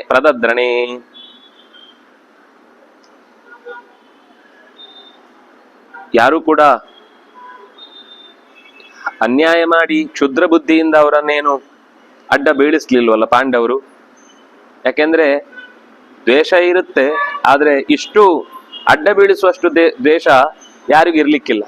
ಅಥವಾ ನಮ್ಮ ಕಡೆಯವರೇ ಯಾರಾದ್ರೂ ಅವನಿಗೆ ಹಚ್ಚಿಕೊಟ್ರ, ಇಷ್ಟೊತ್ತಿಗಿರ್ತಾರೆ, ಒಬ್ರೇ ಇರ್ತಾರೆ, ಅವ್ರ ಹತ್ರ ಬಂದು ನೀವು ಹಿಂದಿಂದ ಹೊಡೆದು ಕೊಂದಿ ಅಂತ ನಮ್ಮ ಕಡೆಯವರು ಯಾರು ಸ್ವಾಂಶ ತಮ್ಮವ್ರು ಯಾರಾದ್ರೂ ಆ ತರ ಏನಾದ್ರು ಮಾಡಿದ್ರ? ಇಲ್ಲ. ಅಂದ್ರೆ ಇಷ್ಟು ರಕ್ಷಕರು ಇರ್ಬೇಕಾದ್ರೆ ಅವನನ್ನ ಹೇಗೆ ಅಡ್ಡ ಬೀಳಿಸ್ಲಿಕ್ಕೆ ಸಾಧ್ಯ? ದೃಷ್ಟದ್ಯುಮ್ನಂ ಪ್ರಪಶ್ಯಾಮಿ ನಿಘ್ನಂತಮಿವ ಬ್ರಾಹ್ಮಣಂ ವಾರ್ಯಮಾಣಂ ರಣೇ ತಾತ ದ್ರೋಣೇನಾಮಿತ ತೇಜಸ ಮುಖ್ಯತೆ ಮೇ ಮನಸ್ತಾತ ಯಥಾ ತಾವನ್ ನಿವಾರ್ಯತಾಂ ಭೂಯಸ್ತು ಲಬ್ಧ ಸಂಜ್ಞಾತ್ವಾಂ ಪರಿಪೃಚ್ಛಾಮಿ ಸಂಜಯ. ಇಷ್ಟು ಕೇಳಿ ಹೇಳಿ ಅವನಿಗೆ ನೋವನ್ನ ತಡಿಲಿಕ್ಕೆ ಆಗದೆ, ಯಾಕೋ ನನಗೆ ತಲೆನೇ ಓಡ್ತಾ ಇಲ್ಲ, ಮಾತೇ ಹೊರಡ್ತಾ ಇಲ್ಲ, ನನಗೆ ದ್ರೌಣಿ ಆದ್ರೆ ಏನ್ ಮಾಡ್ತಿದ್ದ, ಅಶ್ವತ್ಥಾಮ ಆದ್ರೂ ಅವ್ರ ಅಪ್ಪನನ್ನು ಉಳಿಸ್ಲಿಕ್ಕೆ ಎಲ್ಲಿಯಾದ್ರೂ ಬರ್ಬೇಕಿತ್ತಲ್ಲ, ಅವನು ಕೂಡ ಬಿಟ್ಟು ಬಿಟ್ನ. ಇಂಥವನನ್ನ ಕೊಲ್ಲುವಾಗ ನಮ್ಮವರು ಕೂಡ ಯಾರು ಮಾತಾಡ್ಲಿಲ್ವಾ, ಹಾಗೆ ಹೀಗೆ ಅಂತ ಹೇಳ್ತಾ ಹೇಳ್ತಾ ಮೋಹಕ್ಕೆ ಬಿದ್ದು ಬಿಡ್ತಾನೆ, ತಲೆ ಸುತ್ತಿ ಬಿದ್ದು ಬಿಡ್ತಾನೆ. ಧೃತರಾಷ್ಟ್ರೇ ಅಪತಕ್ಷಿತವು, ಧೃತರಾಷ್ಟ್ರ ಕೆಳಕ್ಕೆ ಬಿದ್ದ ಅನ್ನುವಲ್ಲಿಗೆ 9ನೆಯ ಅಧ್ಯಾಯ ಮುಕ್ತಾಯ ಆಯಿತು. 10ನೆಯ ಅಧ್ಯಾಯದಲ್ಲಿ ಆ ಯುದ್ಧದ ಪ್ರಕ್ರಿಯೆಯನ್ನ ಹೇಳ್ತಾ ತನ್ನ ಮಕ್ಕಳ, ಅವನಿಗೆ ಮೋಹ ಬಂದದ್ದು ಯಾಕೆ ಗೊತ್ತಾ ಅಲ್ವಾ? ಶಬ್ದ ಗಮನಿಸಿ. ಜಯೇ ನಿರಾಶ ಪುತ್ರಾಣ ಧೃತರಾಷ್ಟ್ರೋ ಪತಕ್ಷಿತವು.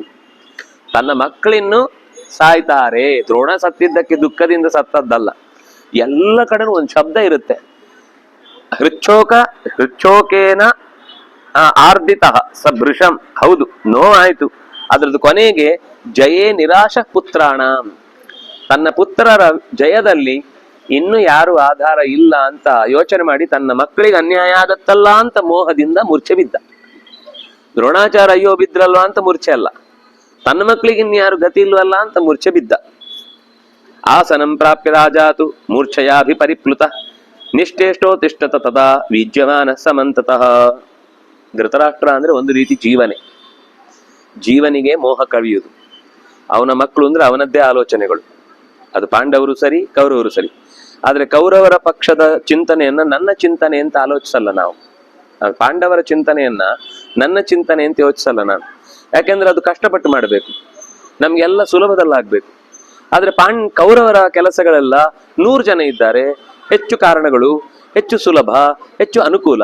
ಆದ್ರಿಂದಾಗಿ ಯಾವತ್ತೂ ಕೂಡ ಸುಲಭದಲ್ಲಾಗುವ ದಾರಿಯನ್ನೇ ಮನಸ್ಸು ಪರಿಹಾರ ಮಾಡುತ್ತೆ ಅನ್ನೋ ದೃಷ್ಟಿಯಿಂದ ಧೃತರಾಷ್ಟ್ರ, ನೀವು ಇಡೀ ಮಹಾಭಾರತವನ್ನ ಒಂದು ಪಾಯಿಂಟ್ ಮಾಡಿ ಮಧ್ಯದಲ್ಲಿ ಧೃತರಾಷ್ಟ್ರ ಇಟ್ಟು ಅದ್ರ ಸುತ್ತ ಏನೇನ್ ಪಾತ್ರ ಇದೆ, ಕಣ್ಣು, ಮೂಗು, ಬಾಯಿ ಎಲ್ಲ ಇಂದ್ರಿಯಗಳಿಗೆ ಸಂಬಂಧಪಟ್ಟಂತೆ ಭೀಷ್ಮ, ದ್ರೋಣ, ಕೃಪ, ಕರ್ಣ, ಶಲ್ಯ, ಮನಸ್ಸಾಗಿ ಅಶ್ವತ್ಥಾಮ.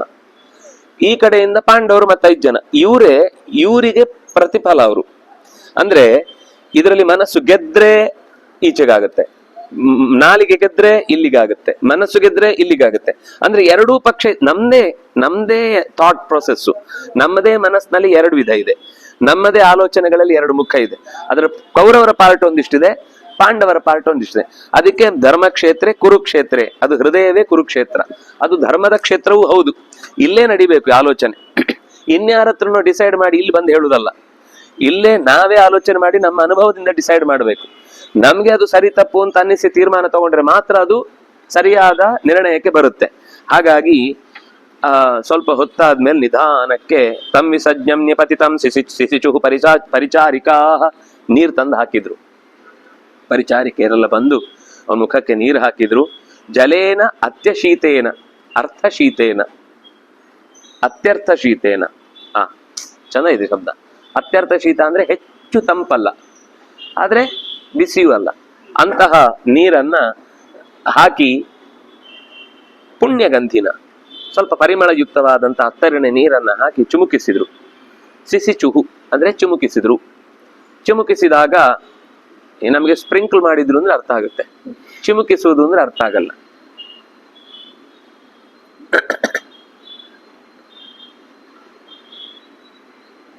ಎದ್ದ. ಸ್ವಲ್ಪ ಹೊತ್ತಾದ್ಮೇಲೆ ಎಲ್ಲ ತಲೆ ಎಲ್ಲ ದಿಮ್ಮಂತ ಆಯ್ತು ಅವನಿಗೆ. ನಿಶ್ಚೇಷ್ಟ ಆಕಾಶ ಏನ್ ನೋಡುದು, ನೋಡ್ಲಿಕ್ಕೆ ಕಣ್ಣಿಲ್ಲ, ಆಕಾಶದ ಕಡೆ ಮುಖ ಮಾಡ್ಕೊಂಡು ಕೂತಿದ್ದಾನೆ ಸುಮ್ಮನೆ. ನಿಶ್ಚೇಷ್ಟೋ ಅತಿಷ್ಠತ ತದಾ ವಿದ್ಯಮಾನ, 2 ಕಡೆಯಿಂದ ಅವನಿಗೆ ಜೋರಾಗಿ ಗಾಳಿ ಬೀಸ್ತಾ ಇದ್ದಾರೆ. ಸ್ವಲ್ಪ ಹೊತ್ತಾದ್ಮೇಲೆ ನಾನು ಎಲ್ಲಿದ್ದೇನೆ ಅಂತ ಗೊತ್ತಾಯ್ತು. ಸಂಜಯನ ಹತ್ರ ಮಾತಾಡ್ತಾ ಇದ್ದದ್ದು ನೆನಪಾಯ್ತು. ಮತ್ತೆ ಸಂಜಯನನ್ನ ಕರೆದು ಮಾತಾಡಿಸ್ತಾನೆ. ಏನು ಹೇಳು, ನನಗೆ ಆಶ್ಚರ್ಯ ಆಗ್ತಾ ಇದೆ, ಅಜಾತ ಶತ್ರು ಆದ್ರೂ ಕೂಡ ಈ ವಿಷಯದಲ್ಲಿ ದ್ರೋಣಾಚಾರ್ಯರನ್ನ ಸಂಹಾರ ಮಾಡುವ ವಿಷಯದಲ್ಲಿ ತಡಿಲಿಲ್ವಾ?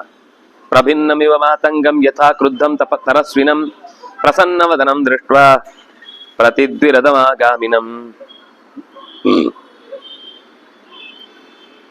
ಈ ಯುಧಿಷ್ಠಿರ ಕೋಪ ಮಾಡ್ಕೊಳ್ಳಲ್ಲ, ಅದ್ರ ಕೋಪ ಮಾಡ್ಕೊಂಡು ಯುದ್ಧಕ್ಕೆ ನಿಂತ ಅಂದ್ರೆ ಅವನು ಹಾಗೇನೆ. ಈ ಕೆಲವೊಮ್ಮೆ ಪಾಪದವರು ಅಂತ ಇರ್ತಾರೆ, ಅವ್ರು ಪೆಟ್ಟು ತಿಂತಾ ಇರ್ತಾರೆ ಸುಮಾರು ಸರ್ತಿ. ಆದ್ರೆ ಯಾವುದೋ ಒಂದ್ ಸರ್ತಿ ಮಿತಿಮೀರಿ ಅವರಿಗೆ ಕೋಪ ಬಂತು ಅಂದ್ರೆ ಅವರನ್ನು ಶಾಂತ ಮಾಡೋದಷ್ಟು ಸುಲಭ ಅಲ್ಲ, ಹೊಡೆದು ಮುಗಿಸೇ ಬಿಡ್ತಾರೆ ಅನ್ನುವ ಸ್ಥಿತಿಗೆ ಅವರ ಕೋಪ ಇರುತ್ತೆ. ಹೀಗೆ ವಾಸಿತಾ ಸಂಗಮೇ ಯದ್ವತ್ ಅಜಯ್ಯಂ ಪ್ರತಿಯೂಥಪೈಹಿ ನಿಜಗಾನರಣೇ ವೀರಾನ್ ವೀರ ಪರಮ ಪುರುಷ ಸತ್ತಮಃ ಕೋಹಿ ಮಹಾವೀರ್ಯೋ ನಿದ್ದಹೇದ್ ಘೋರ ಚಕ್ಷುಷಾ. ದ್ರೋಣಾಚಾರ್ಯರು ಅಂದ್ರೆ ಅವ್ರು ಯುದ್ಧಕ್ಕೆ ನಿಂತು ಅಂದ್ರೆ ಒಬ್ರೇ ಒಬ್ರು, ಅವರು ಯಾರು ಅದರ ಪಕ್ಕದಲ್ಲಿ ಸುಳಿಲಿಕ್ಕೆ ಸಾಧ್ಯ ಇಲ್ಲ ಅಂಥವ್ರನ್ನ ಅಂದ್ರೆ ಇನ್ನು ಮುಂದೆ ಒಂದು ಇಡೀ ಅಧ್ಯಾಯ ಇಂಥ ದ್ರೋಣಾಚಾರ್ಯರನ್ನ ಇಂಥ ಒಬ್ಬ ವ್ಯಕ್ತಿ ಹೇಗೆ ಎದುರಿಸಿದ, ಅವನು ಹೇಗೆ ಯುದ್ಧ ಮಾಡ್ದ, ಇವನು ಹೇಗೆ ಯುದ್ಧ ಮಾಡ್ದ ಅಂದ್ರೆ ಎಲ್ಲರ ಜೊತೆಗಿನ ಯುದ್ಧದ ಡೀಟೇಲ್ ಅನ್ನ ಕೇಳ್ತಿದ್ದಾನೆ. ಅಂದ್ರೆ ಇದ್ರಲ್ಲೊಂದು ಸ್ವಾರಸ್ಯ ಏನು ಅಂದ್ರೆ, ಇದು ಯಾಕೆ ಹೇಳ್ಬೇಕು ಅಂತ ನಮ್ಗೆ ಅನ್ಸ್ಬೋದು. ನಮಗೆ ಅನೇಕ ವ್ಯಕ್ತಿಗಳ ಬಗ್ಗೆ ಹೆಸರು ಮಾತ್ರ ಕೆಲವು ಕಡೆ ಪರಿಚಯ ಇದೆ, ಕೆಲವು ಕಡೆ ಅವ್ರು ಯಾವ ಊರ್ನವ್ರು ಅಂತ ಗೊತ್ತಿರಲ್ಲ, ಕೆಲವು ಕಡೆ ಅವ್ರ ಊರು ಗೊತ್ತಿದೆ ಆದ್ರೆ ಅವರ ತಂದೆ ಯಾರು ಅಂತ ಗೊತ್ತಿರಲ್ಲ. ಯಾವುದೋ ಒಂದು ಸ್ಪೆಷಲ್ ಎಲಿಮೆಂಟ್ ಆ ಶ್ಲೋಕದಲ್ಲಿ ಇರುತ್ತೆ. ನಾನು ಎಲ್ಲ ಶ್ಲೋಕ ಹೇಳಲಿಕ್ಕೆ ಹೋಗುದಿಲ್ಲ. ಇಲ್ಲಿ ಭೀಮಸೇನನನ್ನ ಹೊಗಳಿ ಮಾತಾಡುತ್ತಾನೆ. ಭೀಮಸೇನನನ್ನ ಹೊಗಳಿ ಮಾತಾಡುವಾಗ ಯಃ ಕರೋತಿ ಮಹತ್ಕರ್ಮ ಶತ್ರುಣಾಂ ವೈ ಮಹಾಬಲ ಮಹಾಕಾಯೋ ಮಹೋತ್ಸಾಹೋ ನಾಗಾಯುಧ ಸಮೋಬಲೆ. 10,000 ಆನೆಗಳ ಬಲದಿಂದ ಬೀಗಿರುವ ಮಹಾಕಾಯನಾದ ಮಹೋತ್ಸಾಹನಾದ ಭೀಮಸೇನ ಒಂದು ದಿವಸವು ಇವತ್ತು ಬೇಡ, ಇಲ್ವೇ ಇಲ್ಲ. ನಮ್ಗಾದ್ರೂ ಪಾಡ್ಯ ಒಂದ್ ದಿವಸ ಆದ್ರೂ ಸ್ವಲ್ಪ ರೆಸ್ಟ್ ತಗೊಳ್ಳೋಣ, ಸಾಕಾಯ್ತು ಎಷ್ಟು ಅಂತ ಹೇಳುದು ಅಂತ ಅನ್ಸುತ್ತೆ. ಮಹೋತ್ಸಾಹ ಅಂತ ಹೆಸರು ಅವನಿಗೆ. ಅದು ತುಂಬಾ ಕಡೆ ಬರುತ್ತೆ. ಇಲ್ಲಿ ಧೃತರಾಷ್ಟ್ರನೇ ಹೇಳೋ ಮಾತಿದು. ಅವನ ಉತ್ಸಾಹ ಕುಂದುವುದು ಅಂತ ಇಲ್ವೇ ಇಲ್ಲ. ಆದ್ರಿಂದಾಗಿನೇ ಅವನು ರಾತ್ರಿಯಲ್ಲೇ ಎದ್ದಿರ್ತಿದ್ದ. ಆ ವಾರಣಾವತದ ಅರಗಿನ ಮನೆಯಲ್ಲಿ ರಾತ್ರಿಯೆಲ್ಲ ಕೂತಿರ್ತಿದ್ದ. ನಿದ್ದೆ ಬರುದು, ಬೇಜಾರಾಗುದು, ಅಯ್ಯೋ ಈ ರಾತ್ರಿ ಒಬ್ಬನೇ ಕೂತ್ಕೊಂಡು ಇವರೆಲ್ಲ ಗಡದ್ದು ನಿದ್ದೆ ಹೊಡಿತಾ ಇರ್ತಾರೆ. ನಮ್ಗೇನಾದ್ರೂ ಒಂದು ಕೆಲಸ ಹೇಳಿ, ಸಾಮಾನ್ ಕಾಯ್ಬೇಕು ಅಂತ ಯಾವ್ದೋ ಊರಿಗೆ ಹೋದಾಗ ಬಸ್ ಸ್ಟ್ಯಾಂಡ್ ಅಲ್ಲಿ ಕೂತಿರ್ತೇವೆ, ಎಲ್ರು ಮಲ್ಕೊಂಡಿರ್ತಾರೆ, ನಾವು ಮಾತ್ರ ಸಾಮಾನ್ ಕಾಯ್ಲಿಕ್ಕೆ ಎದ್ರು. ಇವರೆಲ್ಲ ಗಡದ್ದು ನಿದ್ದೆ, ಅದು ಗೊರಕೆ ಬೇರೆ ಶಬ್ದ ಆದಾಗಂತೂ ಹಿಂಸೆ ಆಗ್ತಾ ಇರುತ್ತೆ. ನಾನ್ ಮಾತ್ರ ಎದ್ದಿರ್ಬೇಕು, ಇವರೆಲ್ಲ ಮಲಗಿದ್ದಾರೆ ಅಂತ ಸಿಟ್ಟು ಬರ್ತಾರೆ. ನಾನು ಸ್ವಲ್ಪ ಹೊತ್ತು ಮಲಗೋಣ ಅಂತ. ಯಾವುದೋ ಮಲಗಿದ್ದು ಒಂದು ವಸ್ತು ಇರುತ್ತೆ ಬೆಳಿಗ್ಗೆ, ತಲೆ ಅಡಿಗಿದ್ದಿದ್ದು, ಉಳಿದಿದ್ದೆಲ್ಲ ಹೋಗಿರುತ್ತೆ.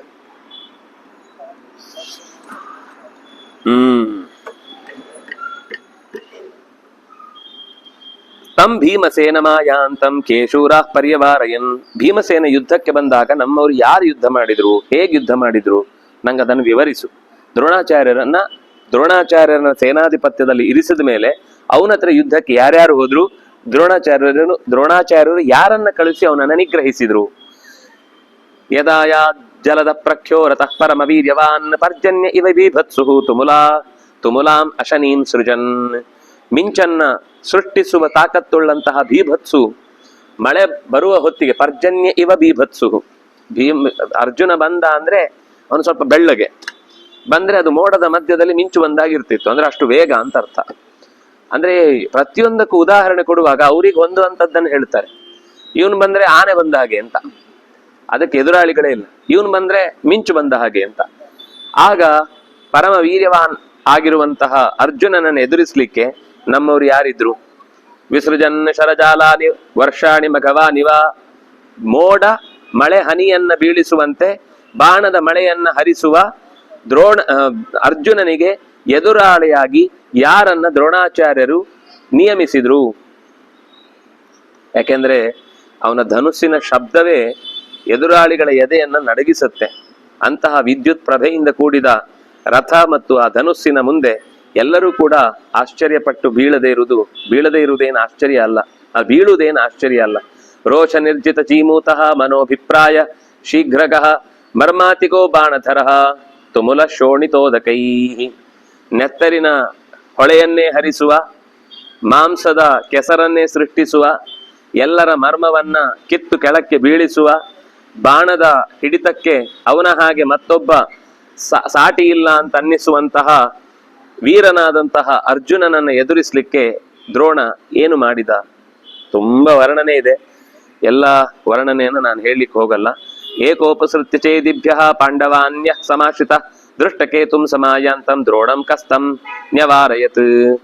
ದ್ರೋಣರನ್ನ ಎದುರಿಸಿ ಬಂದಂತಹ ದೃಷ್ಟಕೇತು, ಚೇದಿರಾಜನಾದಂತಹ ಶಿಶುಪಾಲನ ಮಗ ಅವನು ಯುದ್ಧಕ್ಕೆ ಬಂದಾಗ ದೊಡ್ಡ ಸೈನ್ಯವನ್ನು ಹೊತ್ತುಕೊಂಡು ಬಂದ ಮಹಾರಥ. ಅವನು ದ್ರೋಣರ ಜೊತೆಗೆ ಸಿಕ್ಕಾಪಟ್ಟೆ ಯುದ್ಧದಲ್ಲಿ ಈ ಹಿಂದೆಯೂ ಪಳಗಿದ್ದವನು. ಅವನು ಹೇಗೆ ಯುದ್ಧ ಮಾಡಿ ಗೆದ್ದ ಅಥವಾ ಹೇಗೆ ಸೋತ, ಏನಾಯ್ತಲ್ಲಿ ಅನ್ನೋದನ್ನ ಕೇಳ್ತಾನೆ.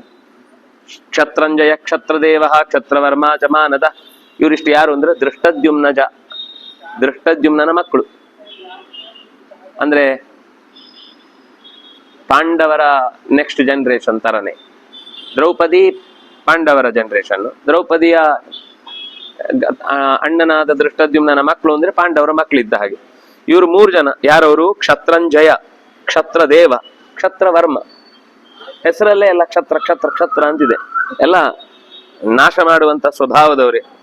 ಇವರಿಷ್ಟೂ ಜನ ದ್ರೋಣರನ್ನ ಒಂದೇ ಸರ್ತಿ ಆವರಿಸಿಕೊಂಡ್ರು ಯುದ್ಧದಲ್ಲಿ. ಇಲ್ಲಿ ಕೆಲವು ಹೆಸರುಗಳೇ ನಮ್ಗೆ ಗೊತ್ತಿಲ್ಲ. ಇನ್ನು ಶೈಖಂಡಿನಂ ಶಸ್ತ್ರಗುಪ್ತಂ, ಶಿಖಂಡಿಯ ಮಗ ಒಬ್ಬ ಇದ್ದ, ಅವನಿಗೆ ಹೆಸರು ಶಸ್ತ್ರಗುಪ್ತ ಅಂತ, ಅವನ ಹೆಸರೇ ಶಸ್ತ್ರಗುಪ್ತ ಅಂತ.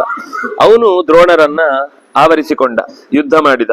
ಅಂದ್ರೆ ದೃಪದ ಸೋಮಕರ ಕಡೆಯಲ್ಲಿ ತುಂಬಾ ದೊಡ್ಡ ಪರಿವಾರ ಇದೆ, ಸಾಮಾನ್ಯ ಒಬ್ರಿಬ್ರಲ್ಲ. ಅವರು ಕನಿಷ್ಠ 30-35 ಜನರ ಹೆಸರಿದೆ ದೃಪದನ ಮಕ್ಕಳು. ಆಚೆಯಿಂದ ವಿರಾಟನ ಮಕ್ಕಳು ಹಾಗೇನೆ, ಅವರು ಸುಮಾರು ಜನ ಇದ್ದಾರೆ. ಈ ಎಲ್ಲರನ್ನು ಕೂಡ ದ್ರೋಣಾಚಾರ್ಯರು ಹೇಗೆ ಎದುರಿಸಿದ್ರು. ಮುಂದೆ ಇನ್ನೊಬ್ಬನ ಕಥೆಯನ್ನು ಹೇಳ್ತಾರೆ. ಆದ್ರೆ ಆ ಕತೆ ಹೇಳುವ ಮುಂಚೆ ಅಂಥವನ ಮೊಮ್ಮಗ ಅಂತ. ಯಾರವನು ಅಂದ್ರೆ, ಯಾರು 10 ಅಶ್ವಮೇಧಗಳನ್ನ ಮಾಡಿ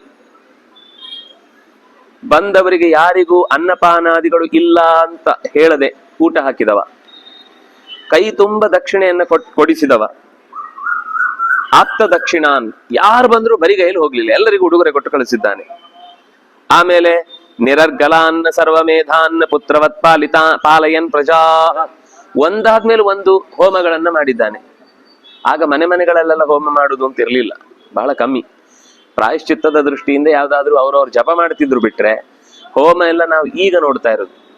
ಸತ್ಯ ಹೇಳ್ಬೇಕು ಅಂದ್ರೆ ನಾವು ಚಿಕ್ಕವರಿದ್ದಾಗ್ಲೂ ಹೋಮಗಳು ತುಂಬಾ ಕಮ್ಮಿ ಇತ್ತು, ಇಲ್ಲ ಅಂತಲ್ಲ. ದೇವಸ್ಥಾನಗಳಲ್ಲಿತ್ತು, ವ್ಯವಸ್ಥೆಯ ದೃಷ್ಟಿಯಿಂದ ತುಂಬಾ ಶ್ರೀಮಂತರು ಯಾರಾದ್ರೂ ಮಾಡ್ತಿದ್ರು. ಈಗೇನು ಕುಂಡ ಇದ್ರೆ ಸಾಕು, ಬಾಣಲಿ ಇದ್ರೆ ಸಾಕು, ನಂದು ಪಡಪಡ ಅಂತ ಒಂದಿಷ್ಟು ಬೆಂಕಿ ಹಾಕಿದ, ಬುರ್ರ ಅಂತ ಉರುಸಿದ, ಎಲ್ರೂ ಓದುದೆ, ಎಲ್ರೂ ಹಾಕುದೆ. ಏನ್ ಹಾಕ್ತಾ ಇದ್ದೇವೆ ಅಂತ ಹಾಕೋರಿಗೂ ಗೊತ್ತಿಲ್ಲ, ಹೇಳೋರಿಗೂ ಗೊತ್ತಿಲ್ಲ. ಅದು ಮರಳಾದ ತುಪ್ಪ ಅಂತ ಮರಳನ್ನೇ ಹಾಕ್ತಾರೋ ತುಪ್ಪವನ್ನ ಹಾಕ್ತಾರೋ ಗೊತ್ತಿಲ್ಲ, ಮರಳು ಮಾಡ್ತಾರ ಅಷ್ಟೇ ಎಲ್ರನ್ನು. ಅದಕ್ಕೆ ಎಷ್ಟು ಶ್ರದ್ಧೆ ಬೇಕು, ಆ ಪದಾರ್ಥಗಳನ್ನು ತಯಾರು ಮಾಡ್ಲಿಕ್ಕೆ ಎಷ್ಟು ಕಷ್ಟ ಇದೆ. ಅದು ಅಂಗಡಿಯಿಂದ ತರದ್ದು ಹಾಕೋದಲ್ಲ ತುಪ್ಪ ಅಂದ್ರೆ. ಅದನ್ನ ನಾವು ಹಸು ಸಾಕಿ ಕರ್ದು ಅದಕ್ಕೂ ಒಂದು ಈಗ ನಾನು ಮಾಡ್ತಾ ಇರೋದೊಂದು ತಪ್ಪು ಅಂತ ಹೇಳ್ತಿಲ್ಲ. ಈ ಬೇಕಾಬಿಟ್ಟಿ ಮಾಡ್ತಾರಲ್ಲ, ಅದನ್ನ ನಾನು ಪ್ರಶ್ನೆ ಮಾಡುದು. ನಿನ್ನೆ ಒಂದು ಹೋಮ, ನಾಳೆ ಇನ್ನೊಂದು ಹೋಮ, ನಾಳೆ ಇನ್ನೊಂದು ಹೋಮ, ಏನದು? ಅದಕ್ಕೊಂದು ಬೆಲೆ ಇಲ್ವಾ? ಅದಕ್ಕೊಂದು ಕ್ರಮ ಇಲ್ವಾ? ಹಿನ್ನೆಲೆ ಇಲ್ವಾ? ನೀವು 16,000 ಜಪ ಮಾಡಿದ್ಮೇಲೆ ಆ ಜಪದ ಶೇಷವನ್ನ ಅಲ್ಲಿ ಸಮರ್ಪಣೆ ಮಾಡುದು. ಇವ್ರು ಜಪನೂ ಇಲ್ಲ, ಪೂಜೆನೂ ಇಲ್ಲ, ಹೋಮನೂ ಇಲ್ಲ, ಅಂದ್ರೆ ಕ್ರಮನೇ ಇಲ್ಲ, ಸೀದಾ ಹೋಮ. ಬೆಂಕಿಯಲ್ಲಿ ಬರಬಗ ಅಂತ ಉರಿಯೋದು ಕಾಣ್ಲಿಕ್ಕೆ ಖುಷಿ ಆಗುತ್ತಲ್ಲ, ಅದು ಕಾಣಿಸಿದ್ರೆ ಸಂತೋಷ. ಅದು ಹೊಗೆರೇ ಬರ್ಬೇಕು, ಯಾಕಂದ್ರೆ ಪಕ್ಕದ ಮನೆಯವ್ರಿಗೆ ಗೊತ್ತಾಗ್ತಲ್ಲ ಇವ್ರ ಮನೇಲಿ ಹೋಮ ಆಗಿದೆ ಅಂತ. ಅದು ಬಹಳ ಫಲಪ್ರದ. ಅದು ಯಾಗ ಅನ್ನೋದು ತುಂಬಾ ಅದ್ಭುತವಾದ ಕಲ್ಪನೆ. ಅದು ದೇವರನ್ನ ಚಿಂತಿಸ್ಲಿಕ್ಕಿರುವ ಅತ್ಯಂತ ಒಳ್ಳೆಯ ಪ್ರತೀಕ. ಅದನ್ನ ನಾವು ಹೇಗೇಗೋ ಬಳಸ್ಕೊಳ್ತಾ ಇದ್ದೇವೆ. ಅದಕ್ಕೊಂದು ಸ್ಥಾನ, ಗೌರವ, ಪೂರ್ವ ಸಿದ್ಧತೆ, ಇನ್ವಾಲ್ವ್ಮೆಂಟು, ಶ್ರದ್ಧೆ, ಮಂತ್ರದ ಶುದ್ಧತೆ ಎಂಥದ್ದು ಇಲ್ಲ. ಹಾಗಂತ ಹೇಳಿ ಮಾಡೋರೇ ಇಲ್ಲ ಅಂತಲ್ಲ, ಈಗಲೂ ತುಂಬಾ ಜನ ಮಾಡೋರಿದ್ದಾರೆ. ಸಮಸ್ಯೆ ಏನು ಗೊತ್ತಾ? ಬೇಕು ಅಂತಿರೋರಿಗೆ ಒಳ್ಳೆ ಪುರೋಹಿತರು ಸಿಗಲ್ಲ, ಒಳ್ಳೆ ಪುರೋಹಿತರಿಗೆ ಒಳ್ಳೆ ಯಜಮಾನ ಸಿಗಲ್ಲ. ಇದು ಸಮಸ್ಯೆ ಇವತ್ತಿಗೆ. ಯಾಕೆಂದ್ರೆ ಚಂದ ಮಾಡೋರಿದ್ದಾರೆ, ಈಗಲೂ ಮಾಡೋರಿದ್ದಾರೆ, ಅವ್ರು ಬೇರೆ ಹೋಗುದೇ ಇಲ್ಲ. ಬಾಯ್ ಬಿಟ್ಟು ಹೇಳ್ತಾರೆ. ನೀವು ಸಾಮಗ್ರಿಗಳನ್ನ ತಂದು ಅದಕ್ಕೆ ಬೇಕಾದ ಸಿದ್ಧತೆ ಮಾಡುದಾದ್ರೆ ಮಾತ್ರ ಬರ್ತೇನೆ. ಅವ್ರಿಗೆ ಅವ್ರು ಬೇಡ, ಯಾಕಂದ್ರೆ ನಮ್ ಕಷ್ಟ ಆಗುತ್ತೆ, ನಾವೆಲ್ಲ ಎಲ್ಲಿಂದ ಹುಡ್ಕೊಂಡು ತರೋದು ಅಂತ. ಪಡ್ಬೇಕು, ಹೋಮ ಮಾಡ್ಬೇಕು ಅಂತಾನೆ ಆಸೆ ಪಟ್ಟದ್ದು. ಹೋಗಿ ಇಲ್ಲೇ ಮುಂದೆ ಹೋದ್ರೆ ಒಂದು ಅಶ್ವತ್ಥ ಮರ ಇದೆ, ಅದರ ಬುಡದಲ್ಲಿ ಹೋದ್ರೆ ಮರದ ಸಮಿತಿಗಳು ಬಿದ್ದದ್ದು ಸಿಗುತ್ತೆ, ತಗೊಂಡ್ ಬನ್ನಿ, ಯಾಕಾಗಲ್ಲ. ಇಲ್ಲೇ ಸಿಗುತ್ತೆ, ಅಶ್ವತ್ಥ ಮರ ಇಲ್ಲೇ ಇದೆ, ಅದ್ರ ಬುಡಕ್ಕೆ ಹೋದ್ರೆ ಎಷ್ಟು ಸಮಿತಿ ಸಿಗುತ್ತೆ. ನಮಗೆ ಅದನ್ನ ನಮ್ಮ ಮನೆಯಲ್ಲಿ ನಡ್ಲಿಕ್ಕೆ ಆಗುದಿಲ್ಲ, ನಾನು ಅದನ್ನ ಒಪ್ಕೋತೇನೆ, ಪರಿಸರ ಆಗಿದೆ. ಆದ್ರೆ ಎಷ್ಟು ಹೊರಭಾಗಗಳಲ್ಲಿ ಕಾಡಿದೆ, ಯಾವ್ದ್ಯಾವ್ದು ಗಿಡಗಳಿವೆ, ಹತ್ತಿ ಮರ ಇದೆ, ಅರಳಿ ಮರ ಇದೆ, ಎಲ್ಲಾ ಮರಗಳು ಸಿಗ್ತವೆ. ಹೋಗಿ ಹುಡುಕಿದ್ರೆ ಎಷ್ಟು ಕಡೆ ಅರ್ಕಪತ್ರ ಇದೆ ಬೇಲಿಗಳಲ್ಲಿ. 2 ಗಿಡ ನೆಟ್ಟು ತಂದು ಬಿಟ್ಟು, ಅಥವಾ ನೆಡುದು ಬೇಡ, ತಂದ್ರೆ ಸಾಕು, ಯಾರ ಹತ್ರ ಕೇಳಿದ್ರೆ ಕೊಡ್ತಾರೆ. ತಗೊಂಡ್ ಬಂದ್ ಮಾಡ್ಲಿಕ್ಕೆ ಒಂದಾದ್ರೂ ವರ್ಷಕ್ಕೆ ಒಂದೇ ಮಾಡೋಣ, ಆಗುದಿಲ್ಲ. ಗರಿಕೆ ಹುಲ್ಲು ಕುಯ್ದು ತನ್ನಿ, ಅವನು ಯಾವ್ದು ಅಲ್ಲಿ ಕೊಡ್ತಾನೆ, ಯಾವ ಹುಲ್ಲು ಅಂತ ಗೊತ್ತಿಲ್ಲ. ಅದ್ರಲ್ಲಿ ಎಲ್ಲಾ ತರದ, ಅದು ಏನು ಅಂದ್ರೆ ಸಕಲ ಔಷಧ ಗಿಡ ಅದು. ಅವನು ಎಲ್ಲಿಂದ ತರ್ತಾನೆ ಅಂದ್ರೆ ಮೋರಿ ಮೇಲೆ ಬೆಳೆದ ತರ್ತಾನೆ. ನೀವು ದೇವರಿಗೆ ಮೋರಿಯಲ್ಲಿದ್ದದ್ದನ್ನು ನಿನಗೆ ಪ್ರೀತಿಯಿಂದ ಕೊಡ್ತಾ ಇದ್ದೇನೆ ಅಂತ ಪ್ರೀತಿಯಿಂದ ಹೇಳಿ ಕೊಟ್ಬಿಟ್ರೆ ಮುಗಿದೋಯ್ತು. ತರಬೇಕು, ಪ್ರಯತ್ನ ಪಡಬೇಕು, ಶ್ರಮ ಪಡಬೇಕು, ಸಿಗುತ್ತೆ. ಇಲ್ಲ ಅಂತ ಖಂಡಿತ ಹೇಳ್ಬೇಡಿ. ಇದೆ ಮನಸ್ಸಿದೆ ಆದ್ರೆ ಇದೆ, ಮನಸ್ಸಿಲ್ಲ ಅಂದ್ರೆ ಇಲ್ಲ. ನಾನು ಹೇಳುದೇನ್ ಗೊತ್ತಾ, ನೀವು ಆ ಎನ್ವೈರನ್ಮೆಂಟ್ ಕ್ರಿಯೇಟ್ ಮಾಡ್ಬೇಕು. ಎಲ್ಲದಕ್ಕೂ ನಾನ್ ಮಾಡಿದ್ರೆ ಆಗಲ್ಲ, ನಾನು ಒಬ್ಬ ಮಾಡಿದ್ರೆ ಆಗತ್ತಾ ಅಂದ್ರೆ ಆಗುದೇ ಇಲ್ಲ. ನಮ್ಮಂತ ಹಲವು ತಲೆಗಳನ್ನ ಶುದ್ಧವಾದ ವಸ್ತು ಬೇಕು ಅಂತ ಅಪೇಕ್ಷೆ ಹುಟ್ಟುವಂತೆ ಮಾಡ್ಬೇಕು. ಯಾಕೆ ಈಗ ಸಿರಿಧಾನ್ಯ ಅಂತ ಎಲ್ರು ತಿನ್ಲಿಕ್ಕೆ ಶುರು, ಅದು ಮತ್ತೊಂದು ಮೂರ್ಖತನ, ಅದು ಬೇರೆ ಪ್ರಶ್ನೆ. ಆದ್ರೆ ಒಂದು ಹಠಕ್ಕೆ ಬಿದ್ದಾಗ ಒಂದಿಷ್ಟು ಜನ ಮಾಡ್ತಾರಲ್ಲ, ಅಂದ್ರೆ ನಾನು ಹೇಳುದು ಅದು ಆಹಾರದಲ್ಲಿ ಒಂದು ಸಹಜವಾದ ಭಾಗ ಆಗ್ಬೇಕು ಹೊರತು ಅದನ್ನೇ ತಿಂದು ಬದುಕ್ತೇನೆ. ನೀವು ಯಾವ ಪ್ರದೇಶದಲ್ಲಿ ಹುಟ್ಟಿ ಬೆಳೆದವರು ನಿಮ್ಗೆ ಆ ನೇಚರ್ ಅನ್ನೋದು ಹೊಂದುತ್ತೆ. ನೀವು ಅಲ್ಲಿಂದ ಜೋಳ ತಂದು ತಿಂತೇನೆ ಅಂತ ನೀವು ಇಲ್ಲಿ ತಿನ್ಲಿಕ್ಕೆ ಶುರು ಮಾಡಿದ್ರೆ ನಿಮ್ಗೆ ಜೀರ್ಣ ಆಗುದಿಲ್ಲ. ಅದು ಯಾಕೋ ಹೊಟ್ಟೆ ಸರಿ ಇಲ್ಲ ಡಾಕ್ಟ್ರೆ ಹಾಗೆ ಹೀಗೆ ಅಂದ್ರೆ, ಅಯ್ಯೋ ನೀವು ಇಲ್ಲಿ ನೇಚರ್ ಏನು? ಈ ನೆಲದಲ್ಲಿ ಯಾವ್ದು ಬೆಳೀತಾ ಇತ್ತು ಹಿಂದೆ, ಈಗಿಲ್ಲ, ಎಲ್ಲ ಬರೀ ಸಿಮೆಂಟೇ ಇದೆ, ಅದನ್ನೇ ತಿನ್ಬೇಕಷ್ಟೇ ಇನ್ ಮುಂದೆ. ಆಗ್ಲಿ, ಒಟ್ಟಂತೂ ಬೇಕು ಅಂತ ಬಯಸಿದ್ರೆ ಸಿಗುತ್ತೆ, ಹಠ ಮಾಡಿ ಸಿಗುತ್ತೆ. ಈಗೇನು ಹಠ ಮಾಡಿ ನಾವೆಲ್ಲರೂ ಕೂಡ ಒಂದು ಹಸು ಸಾಕ್ತೇವೆ ಅಂತ ಮಾಡಿದ್ರೆ ನಿಮಗೆ ನಾಯಿ ಸಾಕ್ಲಿಕ್ಕೆ ಪರ್ಮಿಷನ್ ಬೇಡ, ಹಸು ಸಾಕ್ಲಿಕ್ಕೆ ಪರ್ಮಿಷನ್ ಬೇಕು. ಯಾಕೆಂದ್ರೆ ಯಾರಿಲ್ಲ ಸಾಕೋರು. ನಾವೊಂದು 50 ಜನ ಹಠ ಮಾಡಿ, ಇಲ್ಲ ನಾವೆಲ್ಲರೂ ಕೂಡ ಒಂದೊಂದು ಹಸು ಸಾಕ್ತೇವೆ, ಅದಕ್ಕೋಸ್ಕರ ಒಂದು ಸಮಯ ಕೊಡ್ತೇವೆ. ನಮಗೆ ಒಳ್ಳೇದಾಗ್ಬೇಕು ಅಂದ್ರೆ ಶ್ರಮ ಪಡ್ಬೇಕಲ್ವಾ. ಒಳ್ಳೇದ್ ಬೇಕು ಅಂತಂದ್ರೆ, ಒಳ್ಳೆ ಅಕ್ಕಿ ಬೇಕು ಅಂದ್ರೆ ಒಳ್ಳೆ ಗದ್ದೆಯಲ್ಲಿ ಅವನಿಗೊಂದು ಸಪೋರ್ಟ್ ಮಾಡ್ಬೇಕು ನಾವು. ನೀನ್ ಚೆನ್ನಾಗಿ ಬೆಳೆದ್ರೆ ಅದಕ್ಕೆ ಫರ್ಟಿಲೈಸರ್ ಹಾಕ್ಬೇಡಪ್ಪ, ನಾನ್ ತಗೊಳ್ತೇನೆ, ನಿಂಗೆ ಅದೇ ಶುರು. ನಿಂಗೆ ಅಕಸ್ಮಾತ್ ಈ ಸರ್ತಿ ಬೆಳೆ ಕಮ್ಮಿ ಆದ್ರೂ ನಾನು ನಿಂಗೆ ಇನ್ನಷ್ಟು ಅದಕ್ಕೊಂದು ಸಹಾಯ ಕೊಡ್ತೇನೆ, ನೀನೇನು ಯೋಚನೆ ಮಾಡ್ಬೇಡ. ಆ ಧೈರ್ಯ ಇದ್ರೆ ಅವನ ಆ ಫರ್ಟಿಲೈಸರ್ ಹಾಕಲ್ಲ. ಹಾಕದೆ ಬೆಳೆದು ಕೊಟ್ರೆ ಆರ್ಗ್ಯಾನಿಕ್ ಅದು ಸಿಕ್ತು. ಈಗ ಆರ್ಗ್ಯಾನಿಕ್ ಅಂತ ಅನ್ನೋದೇ ಒಂದು ದಂಧೆ. ಮತ್ತೆ ಕಾಸ್ಟ್ಲಿ ಅನ್ನೋದು ಮತ್ತೆ ಸುಳ್ಳೆ. ಇದನ್ನೇ ಮಣ್ಣು ಕಲರ್ ಹಾಕಿ ಕೊಡ್ತಾರೆ ನಿಮ್ಗೆ ಅಕ್ಕಿಯನ್ನ. ಹಾ ಅಷ್ಟೇ. ಯಾಕೆ ಗೊತ್ತಾ ಪ್ರೈಸ್ ಜಾಸ್ತಿ ಆಗಿರೋದು? ನೀವು ಯಾರು ಪ್ಯೂರ್ ಸಿಗುದಿಲ್ಲ ಅಲ್ಲ. ನಿಮ್ಮ ಬಯಕೆ, ನಿಮ್ಮ ಬೇಡಿಕೆಯ ಅಂಶ ಜಾಸ್ತಿ ಆದ್ರೆ ಬೆಳೆಯುವುದು ಜಾಸ್ತಿ ಆಗುತ್ತೆ, ಬೆಳೆಯುವುದು ಜಾಸ್ತಿ ಆದ್ರೆ ದುಡ್ಡು ಕಮ್ಮಿ ಆಗುತ್ತೆ. ಈಗ ಬೆಳೆಯುವುದು ಕಮ್ಮಿ ಇದೆ, ತಗೊಳ್ಳೋರು ಜಾಸ್ತಿ ಇದ್ದಾರೆ ಅಂದ್ರೆ ಪ್ರೈಸ್ ಜಾಸ್ತಿ ಆಗುತ್ತೆ. ನೀವು ಬಹಳ ಜನ ಅದನ್ನ ಬಳಸ್ಲಿಕ್ಕೆ ಶುರು ಮಾಡಿದ್ರೆ ಆಮೇಲೂ ಅಷ್ಟೇ ದುಡ್ಡು ಜಾಸ್ತಿ ಇದೆ ಅಂದ್ರೆ ಕ್ವಾಲಿಟಿ ಚೆನ್ನಾಗಿದೆ ಅಂತ ಅದು ಒಂದು ತಪ್ಪು ಕಲ್ಪನೆ. ಮತ್ತೆ ಅದು ಒಂದು ತಪ್ಪು ಕಲ್ಪನೆ. 2500 ಅಂಗಿ ಚೆನ್ನಾಗಿದೆ ಅಂತ ಹಾಕೊಂಡ್ ಬರ್ತಾರೆ. ಅದು ಇಲ್ಲಿ ಸಿಗೋ 150 ರೂಪಾಯಿಗಿಂತ ಬಡಕಾಸಿ ಇರುತ್ತೆ. ನಮ್ಗೆ ಅದ ಕ್ವಾಲಿಟಿ ನೋಡುವ ಬುದ್ಧಿಯೂ ಗೊತ್ತಿರ್ಬೇಕು, ಹೇಗ್ ನೋಡ್ಬೇಕು ಅನ್ನೋದು ಗೊತ್ತಿರ್ಬೇಕು. ಅಲ್ಲ, ಎಲ್ಲಾ ಕಡೆನೂ ಈ ಪ್ರಾಬ್ಲಮ್ ಇದ್ದೇ ಇರುತ್ತೆ. ನಾವು ಅದೇ ಜನ ಯಾವ್ದಕ್ಕೆ ಹೋಗ್ತಾರೋ ಅಲ್ಲಿ ಮೋಸ ಶುರುವಾಗ್ಬಿಡುತ್ತೆ. ಯಾವ್ದನ್ನ ಬೇಕು ಅಂತ ಹೊರಡ್ತಾರೋ ಅದನ್ನ ತಗೊಳ್ಳಿಕ್ ಶುರು ಮಾಡ್ತಾರೆ, ಹಾಗಾದ್ರೆ ಅದರಲ್ಲಿ ಮೋಸ.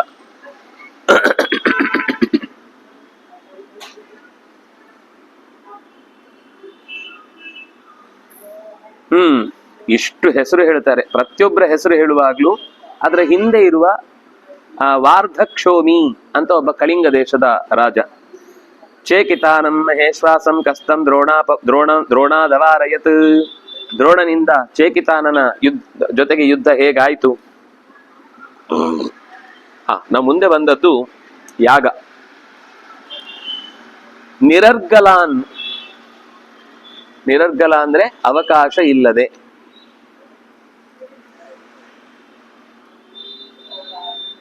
ಹೇಗ್ ಬಂತು ಆ ಶಬ್ದ? ನಮ್ಮಲ್ಲಿ ಪ್ರಯೋಗ ಇದೆ, ನಿರರ್ಗಳ ಮಾತಾಡ್ತಾನೆ ಅಂತ. ಯಾಕೆ ಬಂತು ಅಂತ ಯೋಚನೆ ಮಾಡ್ತಾ ಇದ್ದೆ, ನೋಡೋಣ. ಅದರ ಅರ್ಥ, ಅವನು ಹೋಮ ಮಾಡಿದ್ಮೇಲೆ ಈಗ ನಮ್ಮಲ್ಲಿ ಏನಾದ್ರೂ ಒಂದು 10 ದಿವಸ ದೊಡ್ಡ ಪ್ರೋಗ್ರಾಮ್ ಹಚ್ಕೊಂಡ್ಬಿಟ್ರಿ ನಾವು, ಆಮೇಲೆ 1 ತಿಂಗಳು ಬೇಕು ಸುಧಾರಿಸ್ಕೊಳ್ಳಿ. ಅಯ್ಯಪ್ಪ, ಆ 10 ದಿವಸ ಏನ್ರಿ ನಿದ್ದೆ ಇಲ್ಲ, ಬೆಳಿಗ್ಗೆ ಅವ್ರು ಅದು ಕೇಳು ಇದು ಕೇಳು ಕೊಟ್ಟು ಸೊಂಟ ಬಿದೋಯ್ತು ಅಂತ, ಆಮೇಲೆ ನಾವು 1 ವಾರ ಅಥವಾ 1 ಪಕ್ಷ ರಜೆ ಹಾಕ್ಬಿಡ್ತೇವೆ. ಈ ಪುಣ್ಯಾತ್ಮ 10 ಅಶ್ವಮೇಧ ಮಾಡಿಯೂ ಮಧ್ಯದಲ್ಲಿ ಗ್ಯಾಪೇ ಇಲ್ಲ. ಒಂದೊಂದು ಅಶ್ವಮೇಧಕ್ಕೆ ಎಷ್ಟು ಕಷ್ಟಪಡಬೇಕು ಅಂದ್ರೆ ಪ್ರತಿ ವಸ್ತುವನ್ನು ಕೂಡ ಮೂಲ ವಸ್ತುಗಳನ್ನೇ ಅಲ್ಲೇ ಹೋಗಿ ತರಬೇಕು. ಅಷ್ಟು ಜಾಗಗಳಿಂದ ಆ ವಸ್ತುಗಳನ್ನು ಸಂಗ್ರಹ ಮಾಡಬೇಕು. ಸರ್ವ ಮೇಧಾನ್, ಯಾವುದೆಲ್ಲ ಯಜ್ಞದಲ್ಲಿ, ಮೇಧ ಅಂದ್ರೆ ಯಜ್ಞ, ಅಮೇಧ ಅಂದ್ರೆ ಮಾಡಬಾರದ್ದು ಅಂತ ಅರ್ಥ. ಅಮೇಧ್ಯ ಅಂತ ಹೇಳಿದ್ರೆ ಮಲ ಅಂತ ಹೆಸರು. ಯಾಕೆ ಅಂದ್ರೆ ಅದು ಯಜ್ಞದಲ್ಲಿ ಉಪಯೋಗಿಸುವಂತದ್ದಲ್ಲ ಅಂತ. ಪುತ್ರವತ್ ಪಾಲಯನ್ ಪ್ರಜಾ, ಅಷ್ಟೇ ಅಲ್ಲ ಪ್ರಜೆಗಳನ್ನ ತನ್ನ ಮಕ್ಕಳು ಅನ್ನುವ ಹಾಗೆ ನೋಡ್ಕೊಳ್ತಾ ಇದ್ದವ. ವಿಸೃಷ್ಟ ದಕ್ಷಿಣ ಯಸ್ಯ ಗಂಗಾ ಜಲಂ ಅವಾರಯತ್, ಇವನು ಕೊಟ್ಟ ದಕ್ಷಿಣೆಯನ್ನ ತಗೊಂಡೋಗ್ಲಿಕ್ಕಾಗದೆ ಅಲ್ಲಲ್ಲಿ ಚೆಲ್ಲಿ ಹೋದದ್ದು ಏನಾಗಿತ್ತು ಅಂದ್ರೆ ಗಂಗೆ ನಿಂತೋಗ್ಬಿಟ್ಟಿತ್ತಂತೆ. ಆ ಕೊಟ್ಟ ಉಡುಗೊರೆಗಳೆಲ್ಲ ಸಿಕ್ಕಾಕೊಂಡು ಆ ದಾರಿಯಲ್ಲೆಲ್ಲ ಈ ಮಧ್ಯದಲ್ಲಿ ಏನಂತಾರೆ ಸಂಕಗಳು ಅಂತ, ಅಂದ್ರೆ ದಾಟ್ಲಿಕ್ಕೆ ಅಂತ ಮರದ ದಿಮ್ಮಿಗಳನ್ನ ಹಾಕಿರ್ತಾರೆ. ಅಲ್ಲೆಲ್ಲ ಬಂದು ಆ ಕೊಟ್ಟ ಆಭರಣಗಳು ಅದು ಇದು ಎಲ್ಲ ಸೇರಿ ಗಂಗೆನೇ ನಿಂತೋಗಿತ್ತಂತೆ ಹರಿಯುದು. ಅಂದ್ರೆ ತಗೊಂಡೋದದ್ದು ಎಷ್ಟು ಯೋಚನೆ ಮಾಡಿ, ಇವ್ರು ಬಿಟ್ಟೋಗಿದ್ದಷ್ಟು ತಗೊಂಡೋಗಿ ಅಷ್ಟು ಬಿಟ್ಟದ್ದನ್ನ ಗಂಗಾಂ ಅವಾರಯತ್, ಗಂಗಾ ಜಲವನ್ನ ನಿಲ್ಲಿಸಿತ್ತಂತೆ ಅವನು ಕೊಟ್ಟ ಉಡುಗೊರೆ. ಅಂದ್ರೆ ಬಿದ್ದೋದ್ರೆ ಅವ್ರು ತಲೆ ಕೆಡಿಸ್ಕೊಳ್ತಿರ್ಲಿಲ್ಲ, ಅಯ್ಯೋ ಇಷ್ಟಿದೆಲ್ಲ ಇದನ್ನ ತಗೊಂಡವನು ಸಾಕು ಅಂತ, ಅಂದ್ರೆ ತೃಪ್ತಿ ಇರ್ತಿತ್ತು ಅಂತ ಅರ್ಥ. ನಮ್ದಾದ್ರೆ ಹಾಗಲ್ಲ, ಇನ್ನೂ ಹಚ್ಕೊಂಡು ಅದನ್ನ ಬೀಳಿಸಿ ಇದನ್ನ ಬೀಳಿಸಿ ಅಷ್ಟೊತ್ತಿಗೆ ನೀರ್ ದೊಡ್ಡದಾಗ ಬಂದು ಒಟ್ಟಿ ಕಚ್ಕೊಂಡು ಇವನನ್ನು ಕರ್ಕೊಂಡು ಹೋಗ್ಬಿಡುತ್ತೆ.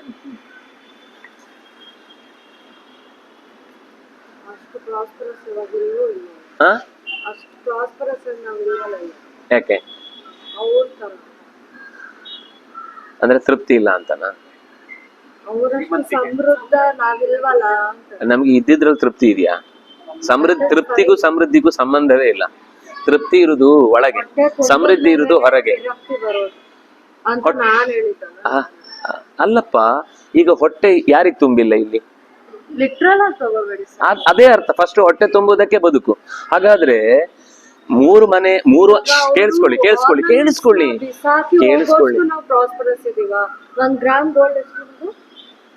ನಾನು ಅದನ್ನ ಹೇಳ್ತಿಲ್ಲ. ಹೊಟ್ಟೆ ತುಂಬುದು ಅಂದ್ರೆ ಏನು ಅಂತ ಹೇಳಿ ನಿಮ್ಮ ಪ್ರಕಾರನೇ ಬರ್ತದೆ. ಹೊಟ್ಟೆ ತುಂಬುದ್ರೆ ಏನು? ಎಷ್ಟಕ್ ಬರುತ್ತದು? 2 ತುಂಬ ಅದನ್ನೇ ಹೇಳಿ ನೀವು. ಅದಕ್ಕೆ ಶಬ್ದ ಇದನ್ನ ಹೇಳ್ತೀರಿ, ಇದಕ್ಕೆ ಶಬ್ದ ಅದನ್ನ ಹೇಳ್ತೀರಿ. ಹಾಗಾದ್ರೆ ಮುಗಿಯುವುದೇ ಇಲ್ಲ. 2 ರೂಮಿನ ಮನೆಯಲ್ಲಿದ್ದಾಗ ಅಲ್ಲಿ ಖುಷಿಯಾಗಿದ್ದ, 4 ರೂಮಿನ ತಗೊಂಡ ಅದು ಸಾಕಾಗ್ಲಿಲ್ಲ, 10 ರೂಮಿನ ತಗೊಂಡ ಅದು ಸಾಕಾಗ್ಲಿಲ್ಲ. ಯಾವಾಗ ಮುಗಿಯತ್ತೆ ಅದು? ತೃಪ್ತಿ ಹೊರಗಿಂದ ಬರುದು ಅಲ್ವೇ ಅಲ್ಲ, ನಿಮ್ಮ ಹೊರಗಿನ ಸಂಪತ್ತಿನಿಂದ ತೃಪ್ತಿ ಅಲ್ವೇ ಅಲ್ಲ. ತೃಪ್ತಿ ಅನ್ನೋದು ಒಳಗಿನಿಂದ ಇರುದು. ನಮ್ಗೆ ಇಷ್ಟರಲ್ಲೇ ಬದುಕ್ಲಿಕ್ಕೆ ಆಗತ್ತೆ, ನಮ್ಗದು ಇವತ್ತು ಅರ್ಥವೂ ಆಗುದಿಲ್ಲ ಬಿಡಿ. ನಾನು 100 ಸರ್ತಿ ಬಡ್ಕೊಂಡ್ರೆ ಅದು ಅರ್ಥ ಆಗುವ ಶಬ್ದ ಅಲ್ಲ. ತೃಪ್ತಿ ಅನ್ನೋದು ನಾವು ಒಂದೇ ಕೋಣೆಯಲ್ಲಿದ್ದಾಗ್ಲೂ ಇರುತ್ತೆ, 100 ಕೋಣೆಗೆ ಬಂದಾಗ್ಲೂ ಇರುತ್ತೆ. 100 ಕೋಣೆಗೆ ನಾನು ಬರಬಾರದು ಅಂತ ಯಾವತ್ತೂ ಹೇಳಿಲ್ಲ. ಆದ್ರಿಂದಾಗಿ ತೃಪ್ತಿ ಬರಲ್ಲ. ಅವರಿಗೆ ಇನ್ನೂ ಬೆಳೆಸ್ಬೇಕು, ಇನ್ನೂ ಬೆಳಿಬೇಕು ಅಂತ. ಎಲ್ರೂ ಹೀಗೆ ಬೆಳಿಬೇಕು ಅಂತ ಹೋದ್ರೆ ಉಳಿಯುವುದು ಯಾವುದು? ಬಿಡಿ. ಆ ತೃಪ್ತಿ ಅನ್ನೋ ಶಬ್ದ ಎಕ್ಸ್ಪ್ರೆಸ್ ಮಾಡೋದೇ ಕಷ್ಟ. ಅದು ದೇವರಾದ್ರೆ ಎಕ್ಸ್ಪ್ರೆಸ್ ಮಾಡ್ಬೋದು, ತೃಪ್ತಿಯನ್ನು ಎಕ್ಸ್ಪ್ರೆಸ್ ಮಾಡ್ಲಿಕ್ಕೆ ಆಗಲ್ಲ. ರಿಲೇಟೆಡ್ ಅನ್ನೋ ಶಬ್ದ ಒಂದು ಹೇಳ್ಬೇಕಷ್ಟೇ ಕೊನೆಗೆ. ಅದು ಅವರವರಿಗೆ ರಿಲೇಟ್ ಆದದ್ದು. ಆ ರಿಲೇಟ್ ಅದು ನಿಲ್ಲುವುದೇ ಇಲ್ಲ. ರಿಲೇಟಿವಿಟಿ ಎಲ್ಲಿಗೆ ನಿಲ್ಲುತ್ತೆ ಹೇಳಿ? ನೀವಲ್ಲ, ನಾನು ಎಲ್ಲರದ್ದು ಡಿಸೈಡ್ ಮಾಡಿ ಹೇಳ್ತಾ ಇರೋದು. ಯಾರಿಗೂ ರಿಲೇಟಿವ್ ಅನ್ನೋದು ಎಲ್ಲಿಗೆ ಇಲ್ವೇ ಇಲ್ಲ. ಅದಕ್ಕೆ ಹಾಗಾದ್ರೆ ನೀವು ಪ್ರಾಸ್ಪರಸ್ ಅನ್ನೋದು ಹೊರಗಿನಿಂದ ವಸ್ತುವನ್ನು ತೆಗೆದುಕೊಂಡು ಹೇಳಲಿಕ್ಕೆ ಬರುವುದಿಲ್ಲ. ಈಗ ತೃಪ್ತಿಯಿಂದ ಬದುಕುವ ಗುಡಿಸಲಿನಲ್ಲಿ ಇದ್ದವನು ಇದ್ದಾನೋ ಇಲ್ವೋ? ಅವನ ಹತ್ರ ಕೇಳಿದ್ರೆ, ಬೇಡ ಸಾರ್ ಬೇರೆಯವ್ರ ದುಡ್ಡು, ರಸ್ತೆಯಲ್ಲಿ ಬಿದ್ದಿದ್ರು. ನನಗೆ ಆಟೋದವನೊಬ್ಬ ಸಿಕ್ಕಿದವನು, ನಾನು ಬ್ಯಾಗ್ ಬಿಟ್ಟು ಬಂದಿದ್ದೆ. ಎಲ್ಲೋ ದೂರ ಯಾವುದೋ ಒಂದು ಊರಿಗೆ ಹೋಗ್ತಿದ್ನಲ್ಲ, ಕನಕಪುರದ ರೋಡ್ ಇಂದ ಆಚೆಗೆ ಹೋಗ್ತಿದ್ದೆ. ಅಲ್ಲಿ ಬರುವಾಗ ನಾನು ಬ್ಯಾಗ್ ಬಿಟ್ಟು ಬಂದಿದ್ದೆ. ನನಗೆ ಅದು 3 ಬ್ಯಾಗ್ ಕೊಟ್ಟಿದ್ದು, 2 ಬ್ಯಾಗ್ ಕೈಲಿ ಹಿಡ್ಕೊಂಡು 1 ಬ್ಯಾಗ್ ಮರ್ತೋಯ್ತು. ಅವನು ವಾಪಸ್ ಹೋಗ್ಬಿಡಿದಾನೆ. ಅದ್ರಲ್ಲಿ ದುಡ್ಡು, ಹಣ್ಣು ಎಲ್ಲ ಅದ್ರಲ್ಲೇ ಇತ್ತು. ಅವನು ವಾಪಸ್ ನನ್ನ ಎಲ್ಲಿ ಬಿಟ್ಟು ಹೋಗಿದ್ದಾನು ಅಂತ ವಾಪಸ್ ಬಂದು ಕೊಟ್ಟೋದ. ನಾನು ಹೇಳಿದೆ, ಅಲ್ಲ ಹಣ್ಣಿಗಿನ್ನಾದ್ರೂ ಇಟ್ಕೊಳ್ಳಿ. ಬೇಡ ಸರ್. ಏನು ಅಂತ ಕೇಳಿದೆ. ಎಲ್ಲಿದೆ ಮನೆ ಅಂತೆಲ್ಲ ವಿಚಾರಿಸಿದೆ ನಾನು. ಅವ್ನು ಇದೇ ನಂಗೆ ಆಗ ಸತ್ಯ ಆಶ್ಚರ್ಯ ಆಯ್ತು. ಹೊರಗಿನ ಸಂಪತ್ತನ್ನು ತೃಪ್ತಿ ಕಾರಣ ಅಲ್ವೇ ಅಲ್ಲ. ಅವನು ನಾನು ಕೊನೆಗೆ ಒತ್ತಾಯ ಮಾಡಿ ಕೊಟ್ಟೆ, ಮಕ್ಳಿದಾರಲ್ವ, ನಾನು ಪ್ರೀತಿಯಿಂದ ಕೊಡ್ತಾ ಇದ್ದೇನೆ, ಇಷ್ಟಪಟ್ಟು ಕೊಡ್ತಾ ಇದ್ದೆ, ನಾನೇನು ಅಯ್ಯೋ ಇವನಿಗೆ ಕೊಡ್ಬೇಕಲ್ಲ ಅಂತ ನಾನು ಬೇಸರದಿಂದ ಕೊಡ್ತಾ ಇಲ್ಲ, ನೀನ್ ಇದನ್ನ ತಗೋ, ನನ್ನ ಮಾತ್ರ ತಗೊಳ್ತೇನೆ ಅಂತ ಅದರ ದುಡ್ಡು ಮಾತ್ರ ತಗೊಂಡೆ. ಆದ್ರೆ ಅವನ ಬುದ್ಧಿ ನನಗೆ ಖುಷಿಯಾಗಿದ್ದೇನು ಅಂತಂದ್ರೆ, ಅವನು ಎಲ್ಲೋ ಹೊರಗಡೆ ಊರಿಂದ ಆಚೆ ಅದು ಯಾವ್ದೋ ಒಂದು ನೊರೆ ಕೆರೆ ಇದೆಯಲ್ಲ, ಬೆಳ್ಳಂದೂರು, ಬೆಳಂದೂರು, ಆ ನೊರೆ ಕೆರೆ ಆಚೆ ಯಾವ್ದು ಮನೆ ಒಂದು, ಆ ಒಂದೇ ರೂಮ್ ಅವ್ರ ಮನೆಯದ್ದು. ಮಕ್ಕಳು ಇನ್ನು ಶಾಲೆಗೆ ಹೋಗ್ತಾ ಇರೋರು, ಅವನ ಹೆಂಡತಿ ಯಾವ್ದೋ ಕೂಲಿ ಕೆಲಸ ಮಾಡ್ತಾಳೆ, ಇವನು ಆಟೋ ಓಡಿಸ್ಕೊಂಡಿದ್ದಾನೆ. ಇಷ್ಟಿದ್ರು ಅವನಿಗೆ ಅದು ವಾಪಸ್ ಕೊಡ್ಬೇಕು ಅಂತ ಅನ್ನಿಸ್ತಲ್ವಾ. ನಾನೇನು ಅವನಿಗೆ ಸಿಗ್ತಿರ್ಲಿಲ್ಲ, ಅವನು ನನಗೆ ಇನ್ಯಾವತ್ತೂ ಕಾಣ್ತಿರ್ಲಿಲ್ಲ, ಕೊಡದೇ ಇದ್ರೆ ಏನಾಗ್ತಿರ್ಲಿಲ್ಲ. ನಾನು ಕೈ ತೊಳೆದು ಬಿಟ್ಟಿದ್ದೆ, ಬಿಡಿ ಅವನ ಹಣೆಯಲ್ಲಿ ಇತ್ತು, ಯಾವ್ದೋ ಜನ್ಮದಲ್ಲಿ ನಾನು ಅವನಿಗೆ ಕೊಡೋದು ಬಾಕಿ ಇತ್ತು, ಮುಗಿದೋಯ್ತು ಅಂತ ಸುಮ್ಮನಿದ್ದೆ. ಬಂತು ರಾತ್ರಿ ಅವನು ವಾಪಸ್ ಕೀಂತ ಹಾರ್ನ್ ಆಗ್ತದೆ. ನನ್ಗೆ ಆಶ್ಚರ್ಯ ಆಯ್ತು, ಯಾರನ್ನೋ ಕಾಯ್ತಾ ಇದ್ದಾನೆ ಅಂತ ನಾನು ಮೇಲೆ ನೋಡಿದ್ರು ಬಿಟ್ಬಿಟ್ಟೆ ಅವನನ್ನ. ಆಮೇಲೆ ಅವನೇ ಮತ್ತೆ ಹೊರಗೆ ಬಂದ್ ನಿಂತ, ಮೇಲೆ ನೋಡಿ ಸರ್ ನಿಮ್ದು ಬಿಟ್ಟೋಗಿದ್ದೀರಿ ಅಂತ ಕೊಟ್ಟು ಹೋದ. ನನಗೆ ತೃಪ್ತಿಗೂ ಹೊರಗಿನ ಸೌಕರ್ಯಕ್ಕೂ ಸಂಬಂಧವೇ ಇಲ್ಲ, ಅದು ನಮ್ಮ ಒಳಗಿರುವಂಥದ್ದು. ನಮ್ಗೆ ಏನಿದೆಯೋ ಅದರಲ್ಲಿ ತೃಪ್ತಿ ಇದೆ ಅಂತ ಆದ್ರೆ ಇಷ್ಟರಲ್ಲೇ ಬದುಕ್ಲಿಕ್ಕಾಗುತ್ತೆ. ಏನಿದ್ರೂ ಕೂಡ ಅದು ಸಾಕಾಗುದಿಲ್ಲ ಅಂತ ಅನ್ಸಿದ್ರೆ, ನಾನು ಹೇಳಿದಲ್ಲ ಅವತ್ತೊಂದು ಹಾಸ್ಟೆಲ್ ಅಲ್ಲಿ ಬರೀ ನಮ್ಗೆ ಬಿಸಿಬೇಳೆ ಬಾತು ಪಲಾವ್ ಮಾಡಿ ಹಾಕ್ತಾರೆ, ಏನು ಬೇರೆ ವಸ್ತುಗಳನ್ನೇ ಮಾಡಿ ಹಾಕಲ್ಲ ಅಂತಂದ್ರು.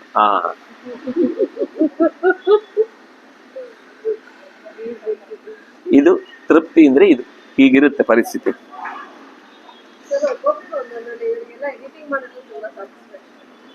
ಅದೇ ಇರ್ಲಿ, ನಾನು ಅದನ್ನ ಹೇಳುದಿಲ್ಲ, ಹೊರಗಿನಿಂದ ವಸ್ತುವಿನಿಂದ ನಾವು ಪಡುವ ತೃಪ್ತಿಯ ಬಗ್ಗೆ ನಾನು ಹೇಳಿದೆ. ಆ ತೃಪ್ತಿ ಅನ್ನೋದು ತಪ್ಪಲ್ಲ, ಈಗ ಇನ್ನಷ್ಟು ತಿಳ್ಕೊಳ್ಬೇಕು ಅಲ್ಲೇ ಅತೃಪ್ತಿ ತಪ್ಪಲ್ಲ. ಈಗ ಯಾವುದು ಅಭೌತಿಕವೋ ಅದರಲ್ಲಿ ತಪ್ಪಿಲ್ಲ, ಭೌತಿಕವಾದದ್ರಲ್ಲಿ ಅತೃಪ್ತಿ ಅದು ಡೇಂಜರ್.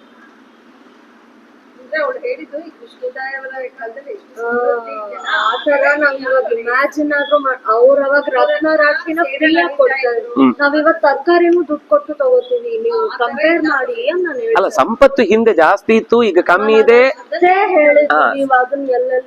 ನೀವು ತೃಪ್ತಿಯ ಬಗ್ಗೆ ಹೇಳಿದ್ದಕ್ಕೆ ಹೇಳಿದ್ ನಾನು ಅಷ್ಟೇ. ಅದಿದ್ದು ನೀವು ಅದು ಅಲ್ಲ, ಅವ್ರಿಗೆ ಸಾಕಾಗಲ್ಲ ಅಂತ ಹೇಳಿ ಪ್ರಾಣಿಗಳಿಗೆಲ್ಲಾನು ಆರ್ನಮೆಂಟ್ಸ್ ಮಾಡ್ತಿದ್ರಲ್ವಾ. ಇವಾಗ ಆತರ ಸಿಚುವೇಶನ್ ಇದೆ, ಒಂದೊಂದ್ ಗ್ರಾಮ್ಗೂ ನಾವ್ ಇಲ್ಲಿ 1000 ಅಂತ ಆಯ್ತು. ನಾನು ಕಂಪೇರ್ ಮಾಡಿದ್ದೆ ಅಷ್ಟೇ, ಅದನ್ನ ನಾನು ಯಾವಾಗ್ಲೂ ಒಪ್ಕೊಂಡಿದ್ದೇನೆ. ಸಂಪತ್ತು ಯಾವ್ದೋ ಡೈರೆಕ್ಷನ್ ಅಲ್ಲಿ ನೀವ್ ಹೇಳಿದ ಮಾತನ್ನ ರೆಕಾರ್ಡ್ ಮಾಡಿ ಕೇಳಿಸ್ಕೊಳ್ಳಿ, ಅಷ್ಟಕ್ಕೆ ಕೇಳಿಸ್ಕೊಳ್ಳಿ. ನಾನು ಬರೀ ಅಷ್ಟಕ್ಕೆ ಹೇಳಿಲ್ಲ, ಅದರಿಂದ ಅದಕ್ಕೋಸ್ಕರ ಅವ್ರಿಗೆ ತೃಪ್ತಿ ಇತ್ತು ಅನ್ನೋ ತರ ಹೇಳಿದ್ರಿ ನೀವು. ಅಷ್ಟಿತ್ತು, ಅದರಿಂದ ತೃಪ್ತಿ ಇತ್ತು ಅಂತ ಹೇಳಿ ನಾನು ಅದನ್ನ ವಾಪಸ್ ತಗೊಂಡ್ ಮಾತಾಡುದು. ಅಷ್ಟಿರುವುದಕ್ಕೂ ತೃಪ್ತಿಗೂ ಸಂಬಂಧ ಇಲ್ಲ. ಒಂದ್ ತುತ್ತಲ್ಲೂ ತೃಪ್ತಿಯಿಂದ ಬದುಕಬಹುದು, 1000 ತುತ್ತಿನಿಂದಲೂ ತೃಪ್ತಿಯಿಂದ ತೃಪ್ತಿಗೂ ಹೊರಗಿನ ಸಂಪತ್ತಿಗೂ ಸಂಬಂಧ ಇಲ್ಲ ಅಂತ ಹೇಳಿದ್ರು ನಾನು. ಅದರ ಅರ್ಥ ಆಗ ಸಂಪತ್ತು ಜಾಸ್ತಿ ಇರ್ಲಿಲ್ಲ, ಅಥವಾ ಈಗ ಜಾಸ್ತಿ ಇದೆ, ಅಥವಾ ಈಗ ಜಾಸ್ತಿ ಇಲ್ಲ ಆಗ ಜಾಸ್ತಿ ಇದೆ, ಯಾವುದನ್ನು ನಾನು ಕಂಪೇರ್ ಮಾಡ್ಲೇ ಇಲ್ಲ. ಆಗನೇ ಜಾಸ್ತಿ ಇದ್ದದ್ದು. ಅದು ನಮ್ಗೆ ವಿಜಯನಗರದ ರಾಜರ ಆಳ್ವಿಕೆಯ ಕಾಲದ ತನಕವೂ ಇತ್ತು. ಯಾಕೆಂದ್ರೆ ನಮ್ಮ ಹತ್ರ ವಿದ್ಯೆ ಇತ್ತು. ಬೆಳ್ಳಿ ತೆಗೆದು ಒಂದು ಹೊಂಡಕ್ಕೆ ಹಾಕಿದ ಅಂದ್ರೆ ಬಂಗಾರ ಆಗ್ತಿತ್ತು, ತಗೊಂಡ್ ಬಂದು ಮಾರಾಟ ಮಾಡ್ತಿದ್ರು. ನಮ್ಗೆ ಅದ್ರ ಅಂತ ಅನ್ಸುತ್ತೆ, ಹೌದಾ? ತಾಮ್ರವನ್ನು ಬಂಗಾರ ಮಾಡುದು, ಬೆಳ್ಳಿಯನ್ನು ಬಂಗಾರ ಮಾಡುದು ಇವತ್ತು ನಮ್ಗೆ ಕಲ್ಪಿಸ್ಕೊಳ್ಳಿಕ್ ಸಾಧ್ಯ ಇಲ್ಲ. ಅದರದ್ದು ಚಾರ್ಟ್ ಇದೆಯಲ್ಲ, ಇದೆಲ್ಲ ಹತ್ರ ಇದೆ, ಗಮನಿಸಿ. ಕೆಮಿಕಲ್ ಇದ್ದು ಚೂರ್ ಚೇಂಜ್ ಆಗ್ಬಿಟ್ರೆ ಇನ್ನೊಂದಾಗುತ್ತೆ. ಅದೇನು ಅಂತ ಅವ್ರಿಗೆ ಗೊತ್ತಿತ್ತು, ಈಗ ನಮ್ಗೆ ಅದೇನು ಅಂತಾನೆ ಗೊತ್ತಿಲ್ಲ, ಚೇಂಜ್ ಮಾಡೋದು ಹೇಗೆ ಅಂತ ಗೊತ್ತಿಲ್ಲ. ಇದ್ರೂ ಅವನನ್ನು ಮುಗಿಸ್ಬಿಡ್ತಾರೆ ಗೊತ್ತಾದ್ರೆ.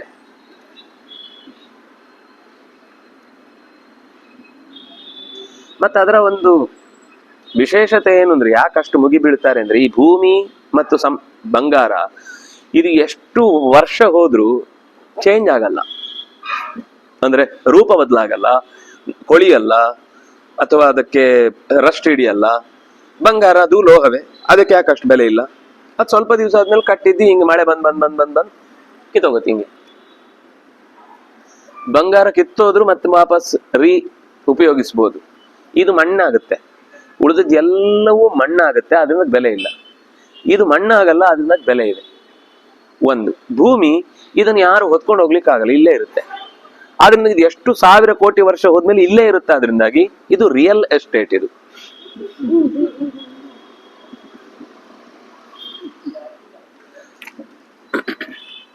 ಅನ್ರಿಯಲ್ ಹೇಳುವವರು ರಿಯಲ್ ಎಸ್ಟೇಟ್ ಅಲ್ಲೇ ಇರ್ತಾರೆ. ಜಗತ್ತನ್ನ ಅನ್ರಿಯಲ್ ಹೇಳುವವರು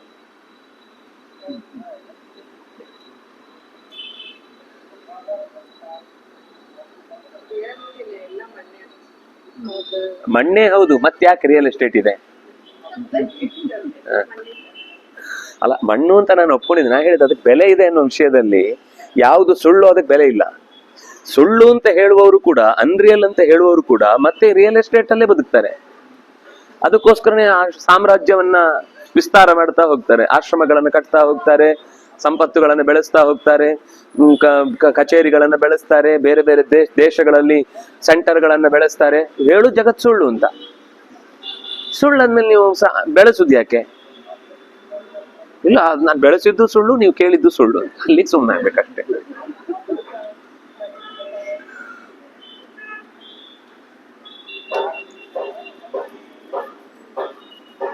ಸಿಟ್ಟು ಬರುತ್ತಷ್ಟೇ ಹಿಂಗ್ ಮಾತಾಡಿದ್ರೆ. ಅಬ್ಬಾ, ಇವನದ್ದು ಎಷ್ಟು ಒಂದು 6 ಶ್ಲೋಕ ಹೇಳಿ ಇಂತಹ ವಿಶಿಷ್ಟವಾದ ವ್ಯಕ್ತಿ ತಾವತೀರ್ ಗೌಹು. ಇನ್ನೊಂದು ಹೇಳಿದ್ರೆ ಏನು ಅಂದ್ರೆ, ಗಂಗಾ ಸ್ರೋತಸಿ ಯಾವತ್ಯ ಸಿಕತಾ ಅಪ್ಯಶೇಷತಃ. ಗಂಗೆಯ ಹುಟ್ಟಿನಿಂದ ಹಿಡಿದು ಸಮುದ್ರ ಸಾಗುವ ತನಕ ಎಷ್ಟು ಗಂಗಾ ಸಿಕತ ಅಂದ್ರೆ ಮರಳು, ಗಂಗೆಯ ಮರಳು ಎಷ್ಟಿದೆಯೋ ಅಷ್ಟು ಗೋವುಗಳನ್ನು ದಾನ ಮಾಡಿದಾನಂತೆ ಅವನು. ನಮಗೆ ಕಲ್ಪಿಸ್ಕೊಳ್ಳುವುದು ಕಷ್ಟ ಇದೆ. ನಾವು ಒಂದೊಂದು ಹಸು ಸಾಕುದಕ್ಕೇನೆ ನಾವು ಈಗ ಮಾತಾಡ್ಕೊಂಡ್ವಿ. ಗಂಗಾ ಸ್ರೋತಸಿ ಯಾವತ್ಯ ಸಿಕತಾ ಅಪ್ಯಶೇಷತಃ ತಾವತೀ ಗೌಹು ದದೌ ವೀರ ಉಶೀನರ ಸುತೋ ಅಧ್ವರೇ. ಅಧ್ವರದಲ್ಲಿ ಉಶೀನರ ಸುತ. ಉಶೀನರ ಸುತ ಅಂದ್ರೆ ಶ್ವೇತ ಅಂತ ಅವನ ಹೆಸರು. ಆ ಶ್ವೇತ ಅನ್ನುವ ರಾಜ ಅವನು ಮಾಡಿದ ಯಾಗಕ್ಕೆ ಕೊನೆಯೇ ಇಲ್ಲ. ಖಾಂಡವ ಪ್ರಸ್ಥದಲ್ಲಿ ಶ್ವೇತಕಿ. ಹಾಗಾದ್ರೆ ಅವನ್ ಬೇರೆ ಇವನ್ ಬೇರೆ. ಅವನು ಶ್ವೇತಕಿ, ಕರೆಕ್ಟ್. ಇದು ಶ್ವೇತ.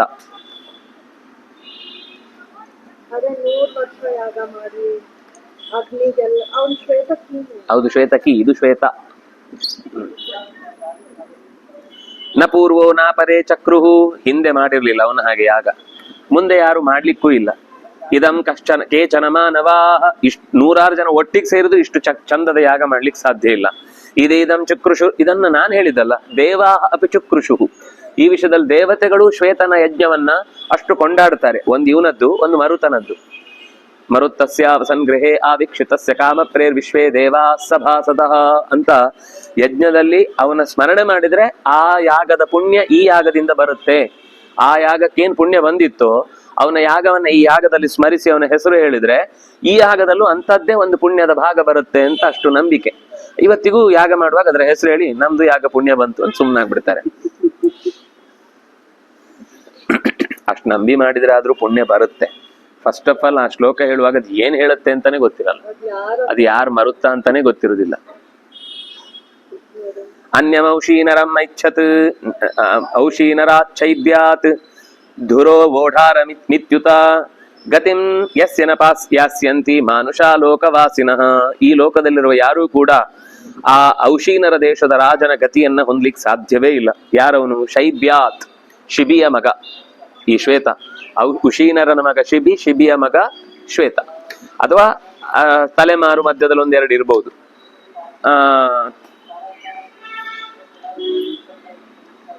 ಜಾತಂಚಾಪಿ ಜನಿಷ್ಯಂತಂ ದ್ವಿತೀಯಂ ಚಾಪಿ ಸಾಂಪ್ರತಂ. ಇಂಥವನಿಗೆ ಇನ್ನೊಬ್ಬ 2ನೇ ಸಮಾನನಾದ ವ್ಯಕ್ತಿ ಹುಡುಕ್ಲಿಕ್ಕೆ ಸಾಧ್ಯ ಇಲ್ಲ. ತಸ್ಯ ನಪ್ತಾರಂ, ಕರೆಕ್ಟ್. ಯಾರು ಈ ಯಾಗ ಮಾಡಿದ್ನೋ ಅವನ ಮೊಮ್ಮಗ ಇವನು ಈಗ ಬರ್ತಾ ಇರುವುದು. ಅಂದ್ರೆ ಅದು ಧೃತರಾಷ್ಟ್ರ ಹೇಳ್ತಾ ಇರೋದು. ಅಂಥ ನಪ್ತಾರಂ, ನಪ್ತೃವಾದಂತಹ ಶೈಬ್ಯನನ್ನ ದ್ರೋಣಾಚಾರ್ಯರು ಹೇಗೆ ನಿಗ್ರಹಿಸಿದ್ರು? ಇಂಥ ಯಾಗವನ್ನ ಮಾಡಿದ ರಾಜನ ಮೊಮ್ಮಗನಾದ ಶೈಬ್ಯನನ್ನ ದ್ರೋಣಾಚಾರ್ಯರು ಹೇಗೆ ನಿಗ್ರಹಿಸಿದ್ರು, ಅವನ ಜೊತೆಗೆ ಹೇಗೆ ಯುದ್ಧ ಆಯಿತು. ಹೀಗೆ ಇದೊಂದು ಹೇಳದೆ ಹೀಗೆ ಅನೇಕ ರಾಜರ ಬಗ್ಗೆ ಹೇಳುವಾಗ ಅದರ ಹಿಂದಿನ ಒಂದು ಕಥೆಯನ್ನ, ಇತಿಹಾಸವನ್ನ ಹೇಳ್ಕೊಂಡು ಹೋಗ್ತದೆ ಅದು. ಅದರಿಂದ ನಮ್ಗನ್ಸ್ಬೋದು ರಿಪೀಟು ರಿಪೀಟು ರಿಪೀಟು ಅಂತ ಅನಿಸ್ತಾ ಇರುತ್ತೆ. ಅದರ ಜೊತೆಗೆ ಒಂದು ದೃಷ್ಟಿ ಇದೆ, ಒಂದು ವಿಶೇಷವಾದ ವ್ಯಕ್ತಿಯ ಪರಿಚಯ ಇದೆ. ಪಾರ್ಥಾನಾಂ ಜಯ ಕಾಮಂ ತಂ ಪುತ್ರಾಣಾಂ ಮಮ ಕಂಟಕಂ ಘಟೋತ್ಕಜಂ ಮಹಾತ್ಮಾನಂ ಕಸ್ತಂ ದ್ರೋಣಾದ ವಾರಯತ್. ದ್ರೋಣರಿಂದ ಘಟೋತ್ಕಜ ಹೇಗೆ ಉಳಿದು ಹೋದ? ಅವನನ್ನ ಯಾರು ರಕ್ಷಿಸಿದ್ರು? ಯಾಕೆಂದ್ರೆ ಪಾರ್ಥರಿಗೆ ಯಾವಾಗ್ಲೂ ಜಯವನ್ನ ಕಾಮಿಸುವ ವೃಕೋದರನಿಂದ ಸದ್ಯೋಜಾತ, ಅವನಿಗೆ ಸದ್ಯೋಜಾತ ಅಂತ ಹೆಸರು.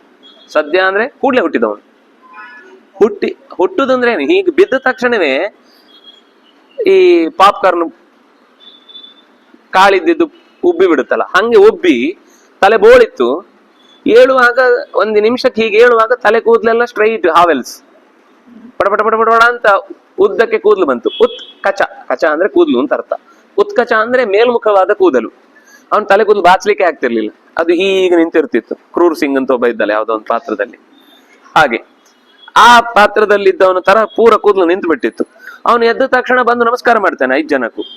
ಆಮೇಲೆ ಮೊದ್ಲು ಕುಂತಿಗೆ ಮಾಡ್ತಾನೆ, ಆಮೇಲೆ ನೋಡಿ, ಹುಟ್ಟಿದ ತಕ್ಷಣ ಯಾರು ಪರಿಚಯ ಮಾಡಿ ಕೊಟ್ಟಿಲ್ಲ. ಮಗು ಹೊಟ್ಟೆಯಲ್ಲಿರುವಾಗಲೇ ಅದು 6 ತಿಂಗಳೊಳಗೆ ಆಗಿದೆ. ಅವರ ಸಂಸಾರ ನಡೆಸಿದ 6 ತಿಂಗಳು. 6 ತಿಂಗಳಲ್ಲಿ ಯಾವಾಗ್ಲೂ ಮಧ್ಯದಲ್ಲಿ ಗರ್ಭ ಪಡೆದ ತಕ್ಷಣವೇ ಹುಟ್ಟಿ ಅಲ್ಲಿ ಬಿದ್ದಿದ್ದಾನೆ. ಬಿದ್ದ ತಕ್ಷಣ ಎದ್ದಿದ್ದಾನೆ, ಎದ್ದವನೇ ನಡೆದಿದ್ದಾನೆ, ನಡೆದು ಬಂದಿದ್ದಾನೆ. ಬಂದು ನಮಸ್ಕಾರ ಮಾಡಿ ಎಲ್ರಿಗೂ ಹೆಸರು ಹೇಳಿ ನಮಸ್ಕಾರ ಮಾಡ್ತಾನೆ. ಆಮೇಲೆ ಹೇಳ್ತಾನೆ, ನಿಮ್ಗೆ ಯಾರಿಗಾದ್ರೂ ಏನಾದ್ರೂ ಬೇಕು ಅಂದ್ರೆ ನನ್ನನ್ನು ಕರೀರಿ, ನಾನು ಏನು ಬೇಕಾದ್ರೂ ನಿಮ್ಮ ಆಜ್ಞೆಯನ್ನು ನಡೆಸುವುದಕ್ಕೆ ನಾನು ಸಿದ್ಧ. ಯಾವಾಗ ಬೇಕಾದ್ರೂ ಕರೀರಿ, ನಿದ್ದೆಯಿಂದಾದ್ರೂ ಕರೀರಿ, ಎದ್ದಾದ್ರೂ ಕರೀರಿ, ಮಲಗಿ ಆದ್ರೂ ಕರೀರಿ, ಬಿದ್ದಾದ್ರೂ ಕರೀರಿ, ಬರ್ತೇನೆ ನಾನು. ಅಂದ್ರೆ ಎಷ್ಟು ಒಂದು ಆ ದೊಡ್ಡವರನ್ನ ನಾವು ರಾಕ್ಷಸ ಅಂತೀವಿ, ಆದ್ರೆ ಆ ದೊಡ್ಡವರನ್ನ ಗೌರವಿಸುವ ಗುಣ ದುರ್ಯೋಧನ ಎಂತ ಕುಲ ಹೇಳ್ಕೊಳ್ಳಿಕ್ಕೆ, ಕುರುಕುಲೋ ಅಂತ ಬೊಬ್ಬೆ ಹೊಡಿಯೋನು. ಆದ್ರೆ ಋಷಿಗಳು ಬಂದಾಗ್ಲೂ ಕಾಲಲ್ಲಾಡಿಸ್ಬಾರ್ದು ಅಂತ ಗೊತ್ತಿಲ್ಲ ಅವನಿಗೆ. ಬೇಜವಾಬ್ದಾರಿತನದಿಂದ ಪಕ್ಕಕ್ಕೆ ನಗ್ತಾ ನಗ್ತಾ ಕಿಸ್ಕೊಂಡು ನಕ್ಕು ಅವರನ್ನು ಅವಮಾನ ಮಾಡಿ ಶಾಪ ಪಡೆದು ಹೋಗ್ತಾನೆ. ಅದು ಬೇಸರಿಲ್ಲ ನನಗೆ, ಇದೇ ಬರ್ತಾ ಇರತ್ತೆ. ಇಂಥವ್ರೆಲ್ಲ ತುಂಬಾ ಜನ ನೋಡಿದ್ದೇನೆ ನಾನು. ಅದು ಯಾವಾಗ್ಲೂ ಅದರ ಪರಿಣಾಮ ಈಗ ಗೊತ್ತಾಗುದಿಲ್ಲಲ್ಲ, ಹಾಗಾಗಿ ಅದನ್ನ ನಿರಾಕರಿಸುವ ಬುದ್ಧಿ ಜಾಸ್ತಿ ಇರುತ್ತೆ.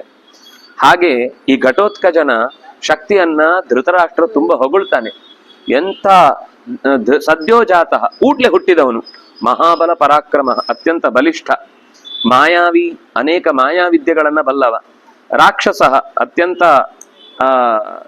ರಾಕ್ಷಸ ಮನೆತನದವನೇ ಆಗಿದ್ದಾನೆ. ಯಾರಿಂದ ನಮಗೆ ಭಯ ಅಂತ ನಾವು ಚಿಂತಿಸಿದ್ರೆ ಘಟೋತ್ಕಚನನ್ನು ಮಧ್ಯದಲ್ಲಿ ಇಟ್ಕೊಳ್ಬೇಕು ನಾವು. ಮಮ ಮಹಾ ಭಯಂ, ಅವನಿಂದ ತುಂಬಾ ಭಯ ಇದೆ ನಮ್ಗೆ.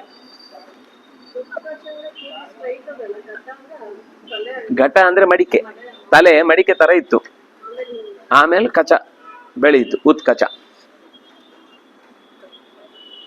ನಮಗೆ ಅವನ ರೂಪ ಮುಖ್ಯ ಅಲ್ಲ, ಅವನ ಗುಣ ಮುಖ್ಯ. ಗುಣದಿಂದ ಅವನನ್ನು ಚಿಂತಿಸ್ಬೇಕು. ಯೇಷಾಂಚ ಪುರುಷೌ ವ್ಯಾಘ್ರಃ ಶಾರ್ಂಗ ಧನ್ವಾ ವ್ಯಪಾಶ್ರಯ ಹಿತಾರ್ಥಿ ಚಾಪಿ ಪಾರ್ಥಾನಾಂ ಕಥಂ ತೇಷಾಂ ಪರಾಜಯ. ಎಲ್ಲರದ್ದು ಹೇಳ್ತಾನೆ, ಅಷ್ಟು ಜನರದ್ದು ಒಬ್ಬೊಬ್ಬರದ್ದೇ ಪರಿಚಯ ಮಾಡಿಕೊಟ್ಟು ಕೊನೆಗೆ ಹೇಳ್ತಾನೆ, ಇವರೆಲ್ಲ ಬಿಟ್ರು. ನನಗೆ ಇದ್ರಲ್ಲಿ ಕೆಲವು ಮಾತುಗಳು ತುಂಬಾ ಖುಷಿ ಕೊಟ್ಟದ್ದು. ಅಲ್ಲಿ ನಾಳೆ ನೋಡ್ಬೇಕಾಗುತ್ತೆ, ಇವತ್ತು ನಾವು ನೋಡ್ಲಿಕ್ಕೆ ಆಗುತ್ತೋ ಇಲ್ಲೋ ಗೊತ್ತಿಲ್ಲ.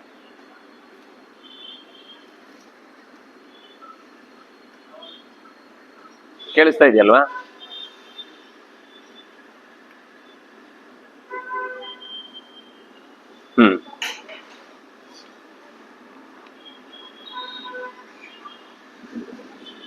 ಸ್ವಾತಿ ಅವ್ರದ್ದೊಂದು ಪ್ರಶ್ನೆ ಇದೆ, ಕೊನೆಗೆ ಹೇಳ್ತೇನೆ.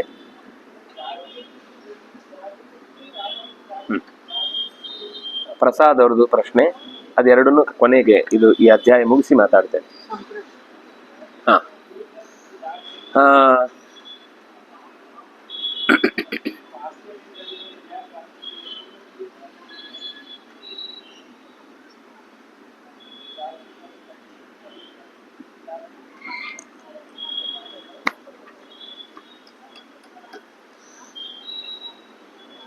ಶಾರ್ಂಗಧನ್ವ ಅಂದ್ರೆ ಕೃಷ್ಣ.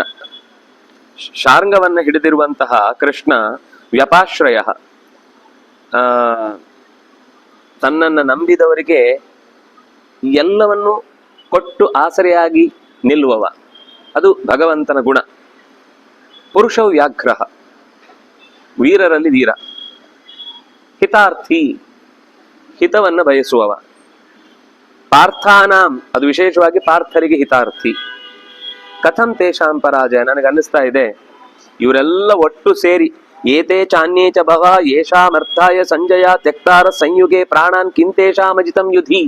ಇವರೆಲ್ಲ ಒಟ್ಟು ಸೇರಿ ಬಂದು ಎಲ್ಲರನ್ನೂ ಮುಗಿಸಿದ ಅಂತಂದ್ರು ಕೂಡ ಈ ಕೃಷ್ಣ ಒಬ್ಬ ಇದಾನಲ್ಲ ಅವರಲ್ಲಿ, ಅವನಿದ್ರೆ ಕಥಂ ತೇಷಾಂ ಪರಾಜಯ, ಪಾಂಡವರಿಗೆ ಸೋಲು ಹೇಗಾಗತ್ತೆ? ಲೋಕಾನಾಂ ಗುರುರತ್ಯರ್ಥಂ, ಏನಾದ್ರೂ ತಪ್ಪು ನಡೆದ್ರೆ ಅದನ್ನು ತಿದ್ದಲಿಕ್ಕೋಸ್ಕರನೇ ಕೃಷ್ಣ ಬಂದಿರುವುದು. ಅವನು ಲೋಕಾನಾಂ ಗುರು, ಲೋಕನಾಥ, ಲೋಕದ ಒಡೆಯನೂ ಹೌದು, ಸನಾತನ, ವೇದದಿಂದ ಪ್ರತಿಪಾದ್ಯನೂ ಹೌದು, ಅತ್ಯಂತ ಹಳಬನೂ ಹೌದು. ಕೃಷ್ಣ ಈಗ ನಿನ್ನೆ ಅವನ ಬರ್ತ್ಡೇ ಆಯ್ತು ಅಂತಂದ್ರೆ ಒಂದು 72ನೇ ವರ್ಷದ ಬರ್ತ್ಡೇ ಅಂತ ಹೇಳಿ ಅದಕ್ಕಿಂತ ಹಿಂದೆ ಇರ್ಲಿಲ್ಲ ಅಂತ ಕಲ್ಪಿಸ್ಕೊಳ್ಬೇಡಿ. ನಮಗೆ ಲೋಕದಲ್ಲಿ ಕಂಡದ್ದು ಅನ್ನುವ ಕಾರಣಕ್ಕೋಸ್ಕರ ಕೃಷ್ಣಾಷ್ಟಮಿನ ಆಚರಿಸ್ತೇವೆ. ಅದು ಅವನ ಬರ್ತ್ಡೇ ಅಂತ ಅಲ್ಲ ಅರ್ಥ, ಕಾಣಿಸಿಕೊಂಡ ದಿನ. ಬರ್ತ್ಡೇ ಅಂದ್ರೆ ಅದಕ್ಕಿಂತ ಮುಂಚೆ ಇರ್ಲೇ ಇಲ್ಲ ಅಂತ, ಅದಕ್ಕೆ ಸನಾತನ ಅನ್ನುವ ಶಬ್ದ ಹಾಕಿತು. ಶ್ರೀಕೃಷ್ಣ ಕಮಲಾನಾಥೋ ವಾಸುದೇವ ಸನಾತನ. ಮೊದಲು ಅವನನ್ನು ನೆನಪಿಸುವುದೇ ಅವನು ಸನಾತನ. ಅವನು ನಿನ್ನೆ ಮೊನ್ನೆ ಹುಟ್ಟಿದವನಲ್ಲ. ವಾಸುದೇವ ಅನ್ನೋದು ಕೂಡ ವಸುದೇವ ಅಂತನ್ನುವ ಅವನ ಮಗನಾಗಿ ಬಂದದ್ದಲ್ಲ. ವಾಸುದೇವ, ಸಂಕರಣ, ಪ್ರದ್ಯುಮ್ನ, ಅನಿರುದ್ಧ, ನಾರಾಯಣ ಅಂತ ಸೃಷ್ಟಿ ಆರಂಭದಲ್ಲಿ 5 ರೂಪದಿಂದ ಜಗತ್ತನ್ನು ನಿರ್ಮಾಣ ಮಾಡಿದ ಅಂತಿದೆ. ಆ ವಾಸುದೇವ ಎಲ್ಲಿಂದ ಬಂತು? ಇವನು ಹುಟ್ಟೇ ಇರಲ್ಲ. ಎಲ್ಲ ಒಂದೊಂದು ನೆಪ. ಅವರನ್ನ ಪ್ರಸಿದ್ಧಿಗೆ ತರಲಿಕ್ಕೋಸ್ಕರ ಅವ್ರ ಮನೆಯಲ್ಲಿ ಹುಟ್ಟಿ ಅವರ ಹೆಸರನ್ನು ಜಾಗೃತ ಮಾಡ್ತಾನೆ, ಶಾಶ್ವತ ಮಾಡ್ತಾನೆ. ನಾರಾಯಣೋ ರಣೇನಾಥ, ನಾರಾಯಣ ರಣೇನಾಥ, ಯುದ್ಧದಲ್ಲಿ ಹೋಲ್ಡ್ ಇರುವವನು. ದಿವ್ಯ, ದೇವತೆಗಳ ಲೋಕಕ್ಕೆ ಅತ್ಯಂತ ಹತ್ತಿರದವನು. ದಿವ್ಯಾತ್ಮಕ, ಅತ್ಯಂತ ಉತ್ತಮವಾದ ಕಾಂತಿಯಿಂದ ಶ್ರೀರಕ್ಷೆಯನ್ನು ಕೊಡುವವನು. ಪ್ರಭು, ಎಲ್ಲವನ್ನು ನಡೆಸಬಲ್ಲವ. ಯಸ್ಯ ದಿವ್ಯಾನಿ ಕರ್ಮಾಣಿ ಪ್ರವದಂತೆ ಮನೀಷಿಣಃ, ಜ್ಞಾನಿಗಳಿಗೆ ಅವನ ದಿವ್ಯವಾದ ಕರ್ಮಗಳನ್ನು ಹೇಳಿ ಮುಗಿಸ್ಲಿಕ್ಕೆ ಸಾಧ್ಯವೇ ಇಲ್ಲ. ತಾನ್ಯಹಂ ಕೀರ್ತಯಿಷ್ಯಾಮಿ ಭಕ್ತ್ಯಾ ಸ್ಥೈರ್ಯಾರ್ಥಮಾತ್ಮನಃ. ನನಗೆ ಈ ದ್ರೋಣರ ಸಾವಿನ ವೇದನೆಯನ್ನು ಕಳ್ಕೊಳ್ಳಿಕ್ಕೆ ಶಕ್ತಿ ಸಾಕಾಗ್ತಾ ಇಲ್ಲ. ಸ್ವಲ್ಪ ಹೊತ್ತು ಕೃಷ್ಣನನ್ನ ಸ್ತುತಿ ಮಾಡಿದ್ರೆ ನನ್ನ ಮಾತಿಗೊಂಚೂರು ಧೈರ್ಯ ಬರುತ್ತೆ, ನನ್ನ ಹೃದಯಕ್ಕೊಂಚೂರು ಭಾರ ತಗ್ಗುತ್ತೆ. ಅದಕ್ಕೋಸ್ಕರ ನಾನು ಕೃಷ್ಣನನ್ನ ಸ್ವಲ್ಪ ಹೊತ್ತು ಸ್ತುತಿ ಮಾಡ್ತೇನೆ ಅಂತ ಹೇಳ್ತಾನೆ ಅನ್ನುವಲ್ಲಿಗೆ 10ನೆಯ ಅಧ್ಯಾಯ ಮುಕ್ತಾಯ ಆಗತ್ತೆ. 11ನೆಯ ಅಧ್ಯಾಯವನ್ನ ನಾಳೆಯ ಚಿಂತನೆಯಲ್ಲಿ ಈ ಪೂರ್ತಿ ಕೃಷ್ಣನ ವರ್ಣನೆ, ಒಂದು ಅಧ್ಯಾಯ.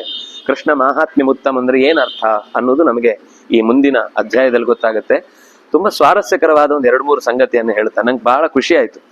ಅಂದ್ರೆ ಇದು ಧೃತರಾಷ್ಟ್ರನ ಆಲೋಚನೆ ಆದ್ರಿಂದಾಗಿ ಮುಖ್ಯ ಆಯ್ತು, ಇಲ್ಲಾಂದ್ರೆ ನಾನು ಅಷ್ಟೇನು ಗಮನಿಸಬೇಕಾದ ಅಂಶ ಇರ್ಲಿಲ್ಲ.